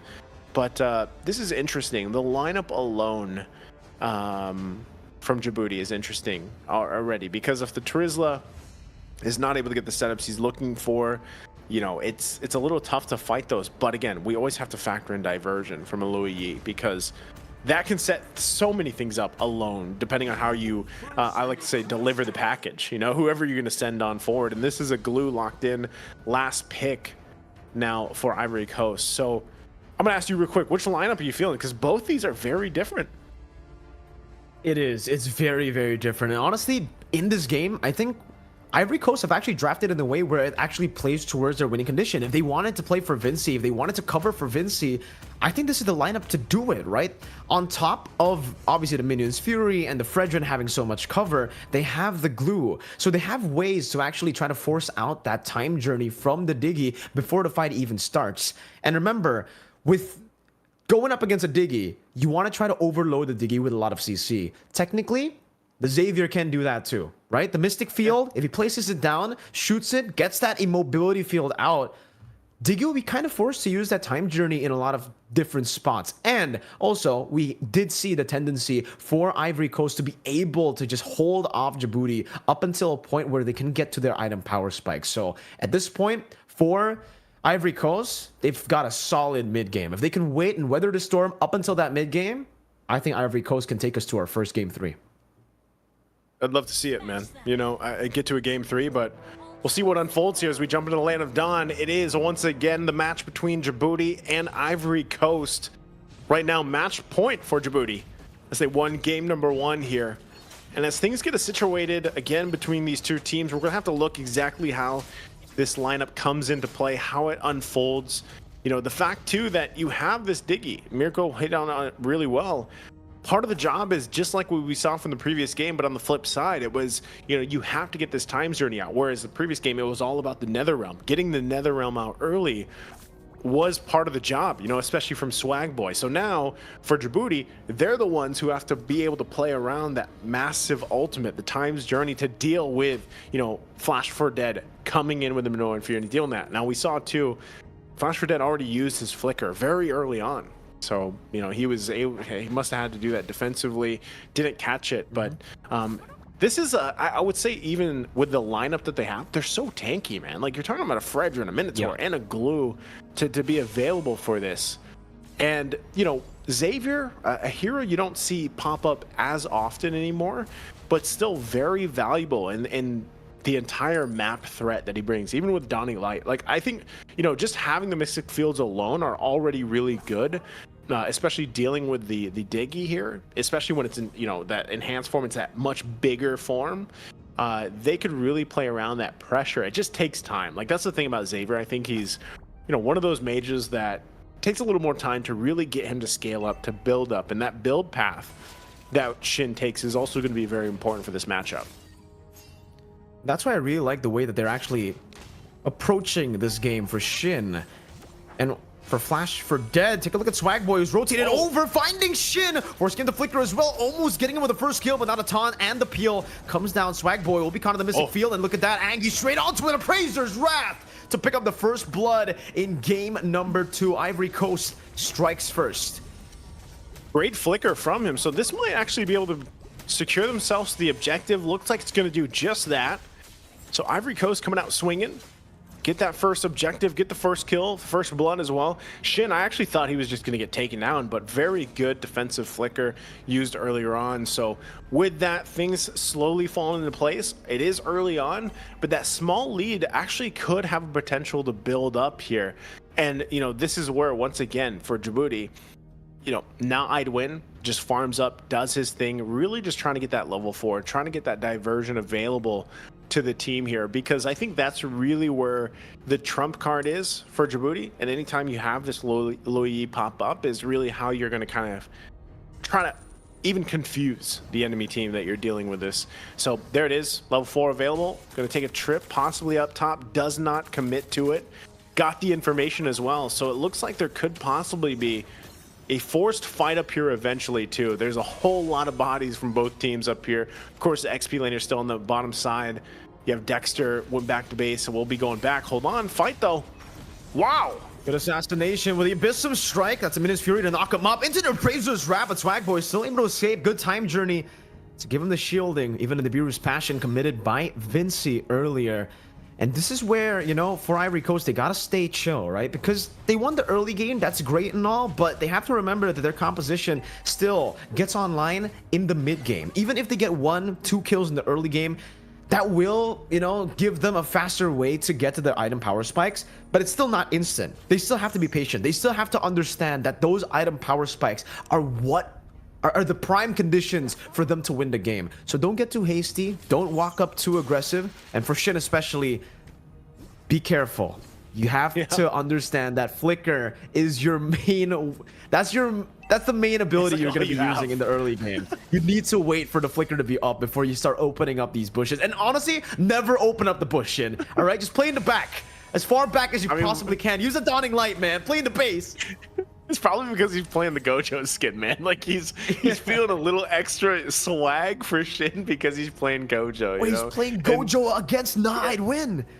Yeah, that's what I'm saying. So, you know, with that, Turtle's gonna be started up. Brun, oh, look at the diversion. Good slam, pass combo, and Abyssum Strike though into the back line with the split split. He's still able to escape, and that's a trade down. Vinci, the Beerus Passion picking up a double kill as he flickers forward on denied. Win Appraiser's Wrath. One final swing of that sword to take I'd win down up top, and that should be a free turtle to Ivory Coast. Ivory Coast. And I was thinking, great diversion, but man, were they ready for that? Ivory Coast went in, they set things up really well. Dawning Light was laid on top of multiple bodies. That's exactly what Shin needed, you know, and like you were saying, play from the back. And that's exactly what he did there. So now he's got those 4 assists. He's feeling pretty good. He's scaling up. He does just get his enchanted talisman. So now he's got that online, got a little more cooldown available, plus the mana. He can start spamming, you know, some of those abilities and kind of build up off that. And that's really, once you get to that mid game, like you were talking about, mid game spike for both the teams is actually pretty decent here. And Dexter, oh, doing work. Flash for head. Flickers out. So they disengage. We'll see. Ambitious 78 too on this glue pick. We'll see exactly how this kind of plays out. We don't see glue too often. Oh, Brun. Forcing a time journey. Well played by Angie. No neutral objectives to take though. So unfortunately, you know, there's. Oh, what happened? Oh. Vinci gets the render apathy. Good snipe from Vinci up top. Beautifully done. As we just said, Brun able to get out, but man, those are the bad tricks. The plays, why she was so dominant, you know, even at one point during the whole M4 and everything, why she was picked up so much. So she's still able to make those plays, you know, and that's something they have to look out for, because right now Djibouti kind of struggling, dealing with this, what's being thrown at them, and nothing massive, nothing huge gold lead wise built up. 9 win, that's definitely going to be spotted out. Oh, man. Good shutdown from The Swag burst. Boy. Good pincer maneuver, yeah. The burst is still definitely there, man. I think they found their angle. They've been trying to go into the mid lane. They've been trying to shut down the Xavier that they completely forgot about the Beatrix. I think they tunnel vision on the mid lane, and because of that, Vinci has been able to get 3 kills. But that's a pretty good shutdown for Swag Boy. And Shanks now is getting a few hits onto the turret up top. Kind of already, at this point, delaying the turtle take, right? Because Angie and Shin have been forced to rotate up top. Sure, they will have the movement speed by the river, but it seems like Swag Boy wants to go straight for the turtle here. He's got to be careful, though. He's jumped onto Flash for dead, who doesn't have the flicker this time around. Ambitious 78 still hovering over, and Swag Boy has got to be careful because Angie can just walk up. He walks up, gets a taunt down. But doesn't connect to anybody, not yet now. He finds the taunt on towards Minus Fury though, into the back line, but a time journey helps him, and they just obliterate through the frontliners. Take a look at Ambitious 78, even with the split, he gets brought back by the reverse time, and Swag Boy gets the Abyssum strike to get rid of Shin. No flicker, it was burnt out in the mid lane earlier. Djibouti, they found a way to come back. Djibouti finds a way to come back. What a decisive team fight that is too. Diversion play going to be sent up top, sending in the package. But man, talk about how things just kind of turned on head. Djibouti down. Like I was saying, you know, the gold lead wasn't anything crazy, but with that whole exchange and then getting the objective on top of it, man, is that a swing for them? It looks like there could still possibly be some fight even on the top side if Ivory Coast wants to hold down that tier 1. But these are like, just look how many items were picked up from that last exchange. So this is a crucial point in the game as we approach that 9-minute mark. We're about a minute and a half away from this Lord here. Big items being picked up, big power spikes and timings being hit by both teams. And so when you're looking at it, you're like, man, the fighting power from Djibouti is great. Here's the items. And you can see this, even with Vinci, he went second item, Wind of Nature. He only had the BOD, goes Wind of Nature, gets the defense that he needs, and wants to be able to play against that. So even with that, it's really like, if his timing is good to deal with Swag Boy, then hopefully he stays alive. Uh-oh, mid lane. Abyssum strike again, canceling the Minus Fury, and even Shin is forced to flicker. Angie got obliterated, penalty zone. Flicker onto the back, finding Shin, who was already flickerless, was baited out earlier, and now look at diversion. They're going up top. Vinci, no. where can you run? You have a flicker, but then Brun just flickers forward, gets the reverse time, and it just pins him down under that turret. Swag Boy, so much damage in his arsenal. He just pops in that skill too. He doesn't even need to use his other skills. Nice, so we can basic attack Vinci out of the Land of Dawn. Dairoth is scary. Like, this is, you know, as I was talking about it, you know, the Dairoth in the jungle is something you don't see often, you know, but when it is picked up, usually you see it very specialized. And what I mean by that is certain players specialize in a Dairoth jungle. It takes a certain player to pull it off. And right now, Swag Boy, another Swag player here, is pulling things off with this Dairoth to the point where even for Flash for Dead, it doesn't look tanky. So Dexter holding down this front side. Lord now spawning up. It looks like they're going to go ahead and rotate up in this. Keep an eye on Swag, where he goes. Because Swag Boy, like the setups he's done. Oh. Without the That's what Abyssum we're Strike. saying. That was just a jump in.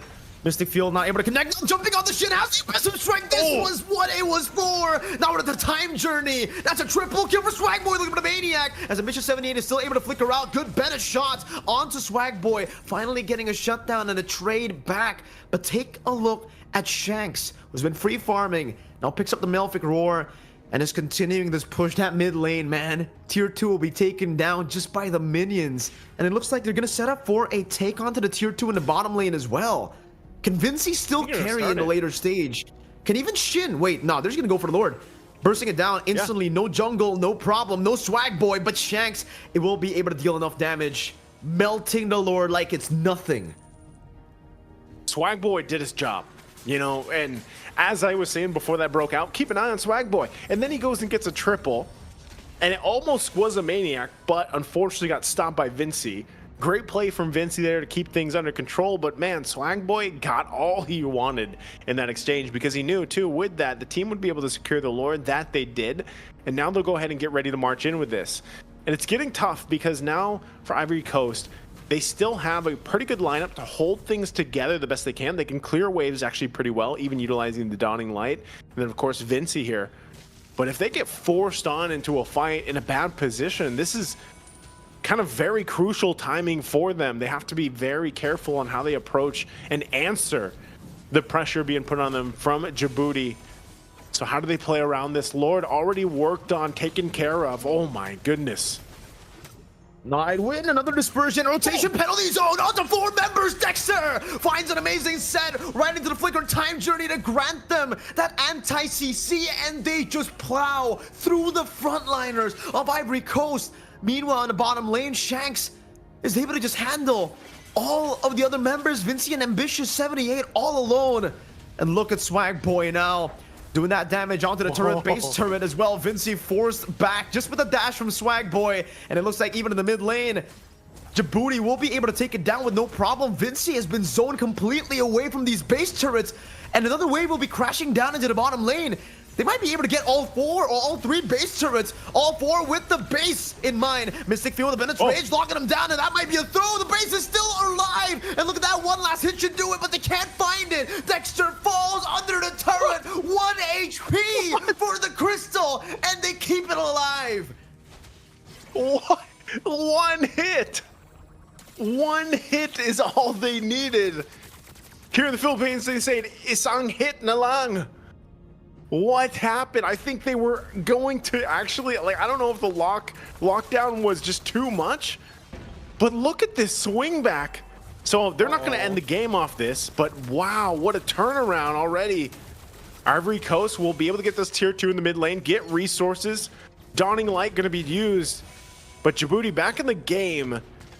How did they play around this? 30 seconds away from the Lord. That was massive for Ivory Coast, but also just a blunt, like that should have been the end of the game. We're talking about 1 HP on the base, literally.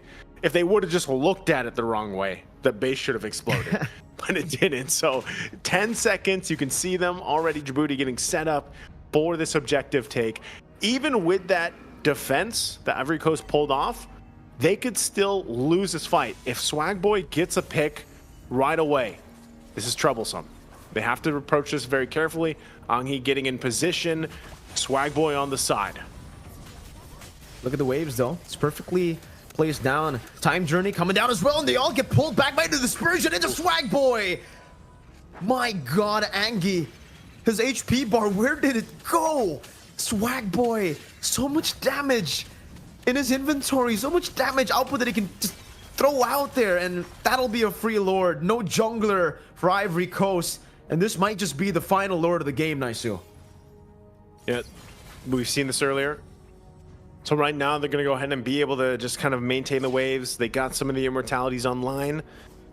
And really, because the base is still half health, this is very tough for Ivory Coast, like we saw in the previous game 1. They have to be able to deal with this, but the push in very quickly, because all it's going to take is that Lord to push in, and then they focus, they tower lock, they get the base down.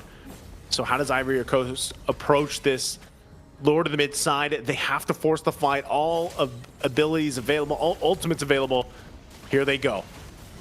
That's a jump by Swagboy into the midst of it all. Minions Fury, they're going to be used up as well as the penalty zone connects on the Shimmer. He's still able to flick around. Beer's Passion, gunning them down. But look at Shanks, who stays objective. He needed just a few more shots onto the base.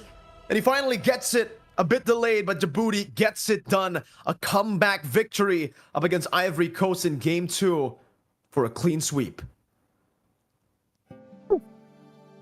Man, once again, a sweep to end the day here, day number 1 for the Africa Regional Qualifiers for online. Road to Casablanca here. Congratulations to Djibouti. Man, what a performance. I mean, this, I will still say, this was the closest series between these two teams that we have had tonight. And I, still going to stick with the fact, too, that this is really kind of a good preview, hopefully, of what's in store for the next 3 days ahead of us, after we finished off day number 1 here, because it's been really refreshing and fun to watch these own versions of their metas pop up and be utilized. And this very well could have been a game 3. Like, we could actually been heading to game 3. Well, I would say there's 2 things. It should have been a game over earlier, before the Lord take even, right? It was 1 HP, literally. But I would just say overall, in terms of series matchup between two teams, this was the closest that we had here. And, just unfortunately for Ivory Coast, they weren't able to hold it together long enough to pull it through.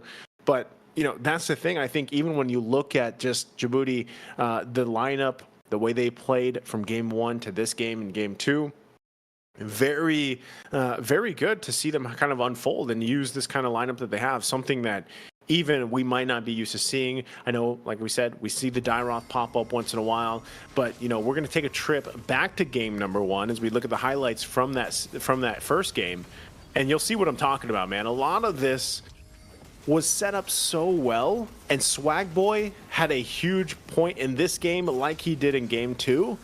And, with this one, it was really good layering of just the composition that they had, kind of unfolding. And we're talking about even the fact that, you have good tankiness up front. This is the great play where Vinci died earlier. Yeah. And then here's Swagboy. Like, that almost feels demoralizing. Like, if you've ever been playing the gold lane and that's what happens to you, you're kind of really trying to fight off the tilt. You're trying to not let yourself get tilted after that, because that's what an Amon does. And even the layering of abilities, like I was talking about, the Windstorm alone, that Veil pick from Nah, I'd win, the way he was landing things. This is, I think, the lineup even. Yeah, this is the perfect lineup here. Gets that down, gets that double. Like, the placements from every single of these members throughout game 1 and game 2 was on point. And I think that's the thing. Like, it just took them a little bit longer from our previous 2 series, but overall they were playing their compositions really, really well, and it showed. There was even times, like we said in game 1, where Ivory Coast, they showed signs of life, but it's like they couldn't get past that Nah, I'd win. Like, a lot of that time on the Veil, things were just set up so well that it was kind of tough to deal with. And then, of course, you have Annoying Fury. And really, it was just the transition when once we got past this mid-game into the late game, Swagboy's job was just to get Netherrealm out. Once they got Netherrealm out, they just relied on Nah, I'd win to kind of set things up. Or if it was Shanks, sometimes it was Shanks actually getting Netherrealm off later on. Like, this is Dexter shining on this Yuzhong pick that we've seen time and time again today. So overall, you just look at the series for Djibouti, man, things were just lined up, played really well. And I think that's the thing, is like, even though this was a rather longer game than what we've seen, like Ivory Coast, I feel like they just were not able to get the early leads that they were looking for. Like, a lot of the times it was them kind of answering things, trying to catch back up to whatever Djibouti was doing, and there was times where they were able to turn things over, turn things on their head. It's just they weren't able to get the start that they were looking for. I think it's the biggest problems for most teams in Mlbb in general, right? Most teams that are starting things off, that are starting things competitively, because they will be able to get an early game lead. They understand how to play the game when it is still in its template form, right? The early game is very template. You still fight for neutral objectives, and it's still a very one-dimensional way to play.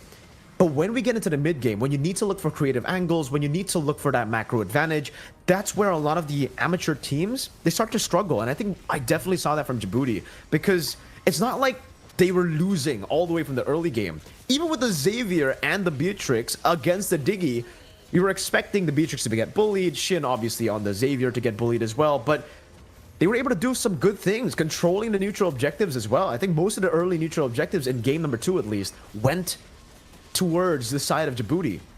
But then when we get into that mid game, man, Djibouti were just way too clean. Sorry, I was talking about Ivory Coast. Ivory Coast were able to secure a lot of the neutral objectives in the early game, but Djibouti, they were consistently just able to trade on the map, right? And I think I have to give a massive shout out to Djibouti on how they used the diversion, on how they used the Lo Yi, because it was very different to how we're used to seeing the Lo Yi.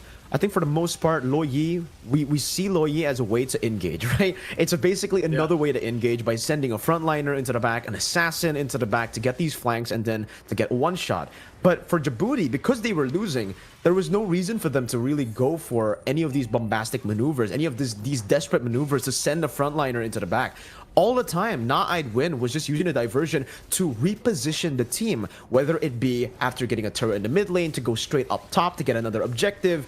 It's just a very objective-based way to use the diversion, right? There was no crazy diversion when they started losing. Because in the early game, yeah, we saw these 3-man diversions, the normal usage of the diversions, but it's the quick adaptation of I'd Win that really impressed me in this game on the Lo Yi, because usually it doesn't matter if you're losing or winning, you always want to try to gamble that lead back with the diversion. But yeah, no, he just played it so well. Discipline, used it for pickoffs instead of just big team fights, and that reposition really played a big factor onto how they were able to actually come back in this game. And also another very underrated thing about the Lo Yi is you're really good in front to back compositions, man. I think in these team fights, he's very underrated. A lot of people are looking at Swag Boy, me included, but if you take a look at the highlights here, I'd Win, so much damage output was given by him just from the dispersions and rotations. Even here, I remember, Flash 4 dead. He got completely obliterated by I'd Win into half HP, forcing that motivation roar, and then Swag Boy comes in for the execute. Yeah, and you saw that too. Like his second item was Glowing Wand. So part of his job for I'd Win was literally just to kind of, whittle down these tankier members and then let Swag Boy shine, and that's kind of what unfolded there. Not only that, but the way that the passive works with Lo Yi and things kind of, when you get that combo off, it pulls them back. So it was just a good, again, layering of utilizing the kits of these heroes, the composition that they drafted. And it shows a lot of that mastery. Once again, the mastery, how they made this work. That was so beautiful, by the way. 4-man, I think, 4-man? Yeah, 4-man penalty zone right there, locking that in. And that's what I'm saying. Like, the whole team just had highlights themselves. A highlight here, highlight there. All of the heroes that they had. This is where, you're thinking, all right, like it's gonna end, right? Like Dexter's got this, right? But it didn't happen in terms of ending that game, and this is where it does. Because again, when you're talking about a base being at half health, Lord comes in, they're gonna push it in, force things in, and then they can just end the game, right? So you really have to kind of fight that Lord before it even gets there, and hope that you can turn things around before it gets close enough to the base. So looking at the highlights, that's the thing is. This is a lineup from Djibouti that everybody, I would just say this, everybody pulled their weight massively throughout from game 1 to game 2, because this was a lot harder than what some of our previous winners from tonight had to go through, right? Even just in terms of time, just time, these were longer games. We actually had objective dances coming through. We had to get they had to get the timings right. And I think, you highlighted this really well, Mirko. The Lo Yi was played differently than what we're used to seeing in a way, and it worked out well for them. So, and I'm sure there's more facets to seeing that Lo Yi play. It's just that's what worked for them with this lineup, especially having this Dairoth, Swag Boy pop off at certain moments, but then take a step back when he needed to, except when he dove under the tier 2 turret and got blown up, but he still got that triple. We don't talk about that. Yeah, he was chasing that maniac, right? But that's the thing. Things fell into place all around the board, and I think they just played whatever they drafted really well. And as we we're gonna hear from them from one of the members here in just a bit, but that's the thing, man. Is like now that day one has pretty much concluded, and we've seen this. I think we have a good sample size, of what to expect in the days to come.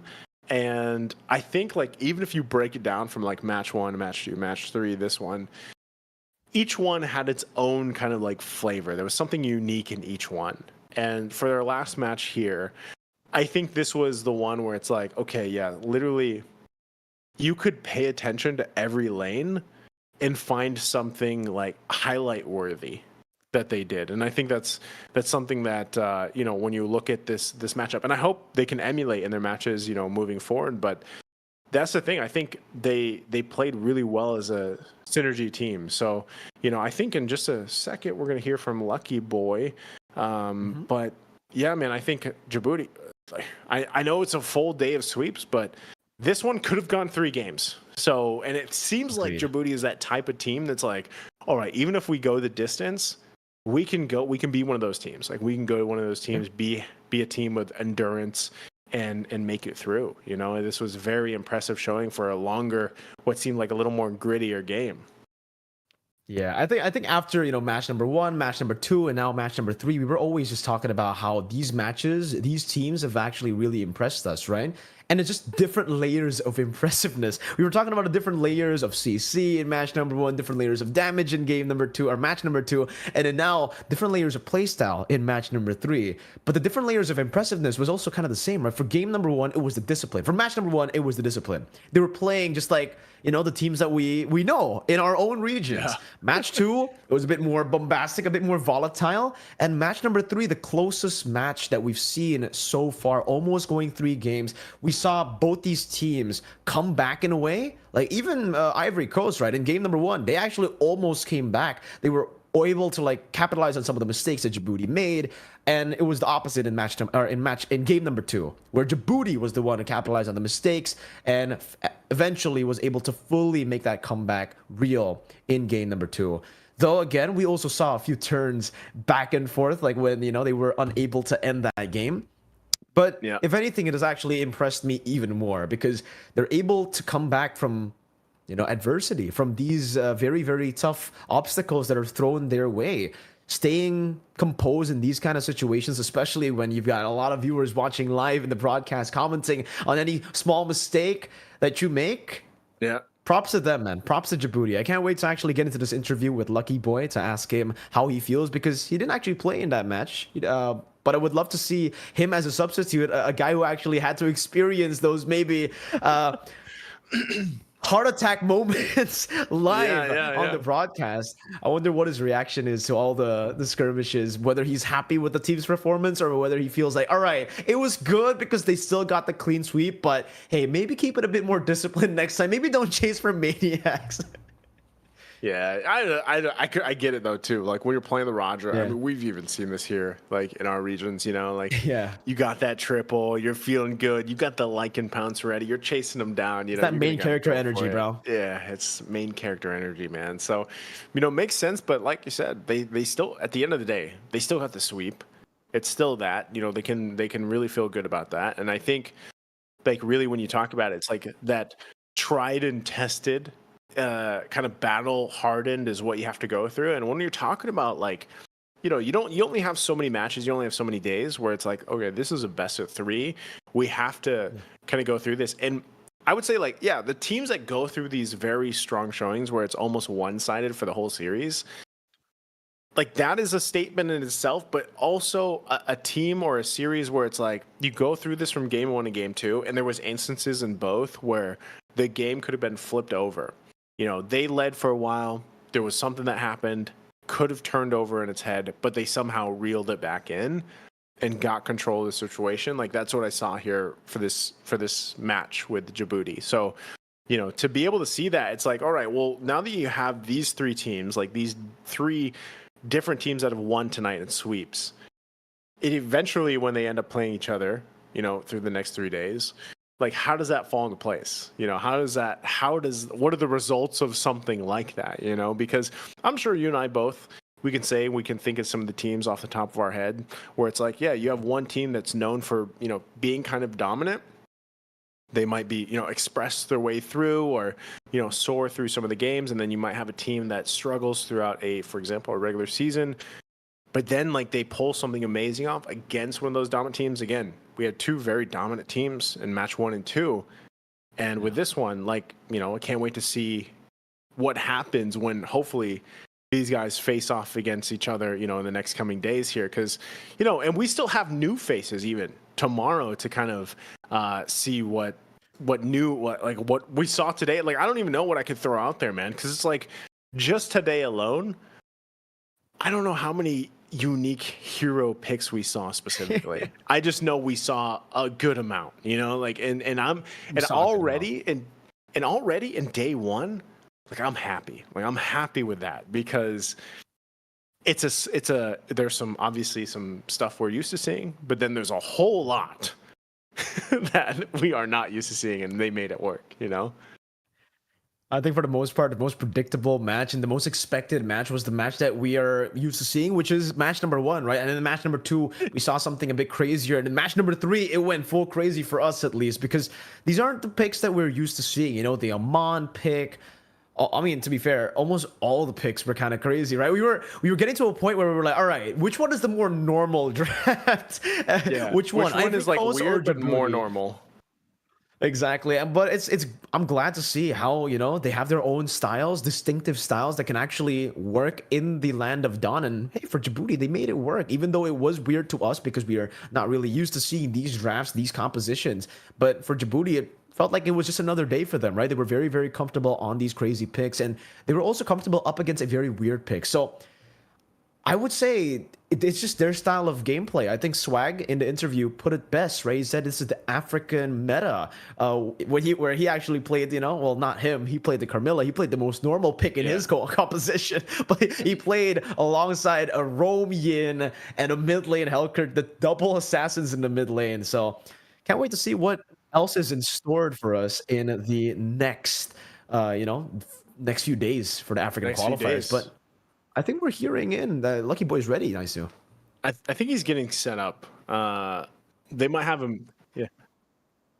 Okay, so he is ready. So Lucky Boy is ready. He's going to be without video though. So can he hear us? Okay, Direct. Is he good? Okay. Okay, Lucky Boy. Hello, Naisu and Mirko here. There you go. We love your beautiful face, man. Congratulations. Congratulations on the sweep. How you feeling?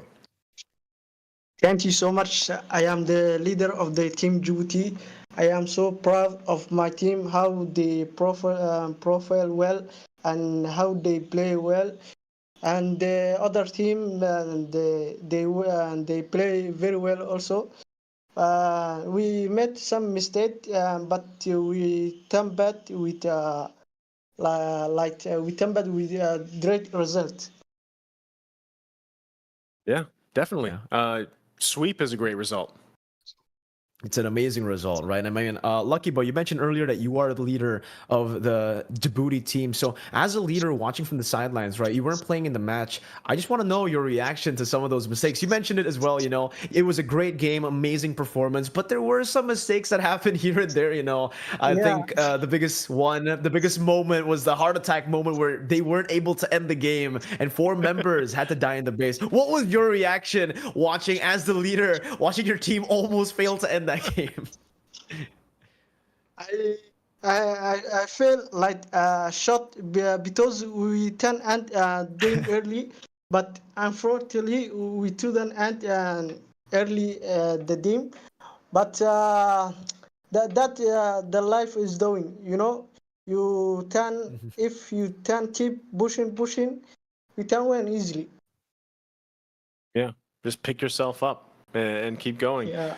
Lucky Boy, thank you so much for joining us here on this interview. Is there anything you want to say out there to the viewers that this is their first time seeing you guys? Is there anything you want to say to the fans out there for Djibouti? Yeah, we definitely want to be the best team in Mlbb. So we try and hard working every day. We training every day. So we can't lose any game. So I'm very proud of my team, how they play today.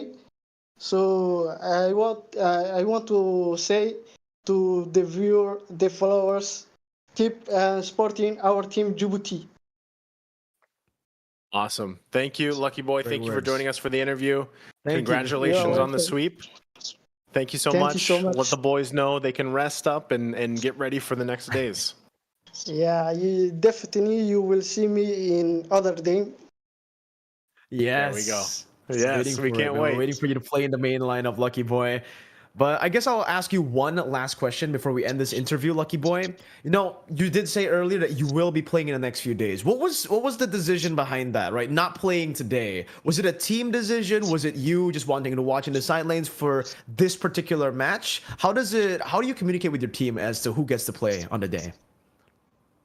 Like if when they play like this in second game, and they definitely don't need me. So we will see how they play. I see. Awesome. Yeah, so it just they decide on the fly, you know, and Yeah. it was great watching you guys. It was great watching you guys, Lucky Boy. I Thank can't you wait. so much. We can't wait. Me and Mirko both can't wait to see you guys to see you play in Yeah, the lineup in the days also there ahead. are other member and team like Night War. He also a very player and good player. Awesome. Yeah, we can't Yeah, wait. we are So best of two luck. of two of Best of them. luck. We are the trump card of the team duty. There you go. Oh, the trump card. Yeah, Okay. The we don't trump want to cards, expose the us secrets. in the early. Yeah, All we right. wait for More the to come for final. Team Djibouti. Yeah, we For can't wait. sure. Thank All you so right. much. Yeah, you're welcome. Thank you so much, Lucky Boy. All You're right. welcome. Goodbye, Lucky Boy. Thank you. Good luck in the Bye, Lucky next few Boy. matches. Thank you. Wow. Thank Good you so luck in your much. future matches. Thank you. All Man, right. you know, such a humble dude, Lucky Boy, right? The whole time he was just talking about, yeah, I mean, we performed really well. They were performing really well too. He gave, his respects to Team Ivory Coast. Ivory Coast was doing really well, but we were the better team on the day. Even, as a leader, he was like, if they keep performing the way they do today, they don't need me. That's a leader, man. I definitely see why he's the leader. Yeah, he's got the leadership qualities, man. Shout out to Lucky Boy. The only negative that I have to, say, the only nitpick that I can talk about there is next time I want to see your face during the interview. That's Oh, it, yeah. Lucky Boy. But yeah, We gotta everything see else the is face. amazing. Yeah, man. Again, the whole day one was expect the unexpected. Like I didn't expect Unexpected. a lot of this what we saw today, man. And I think it was very fun to kind of watch unfold. And like I said earlier, I think it's a good preview of what's to come in the next few days here. And really, like, hopefully, we get to watch. I would like to see Lucky Boy play eventually, but I'm not sure if we will, depending on what matches are going to be streamed and which ones we're going to be casting. But that's the thing. We are going to see new faces again tomorrow, so that's another thing to look forward to. But today overall, like I said, it is a day full of sweeps, but very different series from each one. Again, you guys see it here. We started off the day, of course, with a sweep. It was a very strong showing, right? Tunisia versus Senegal.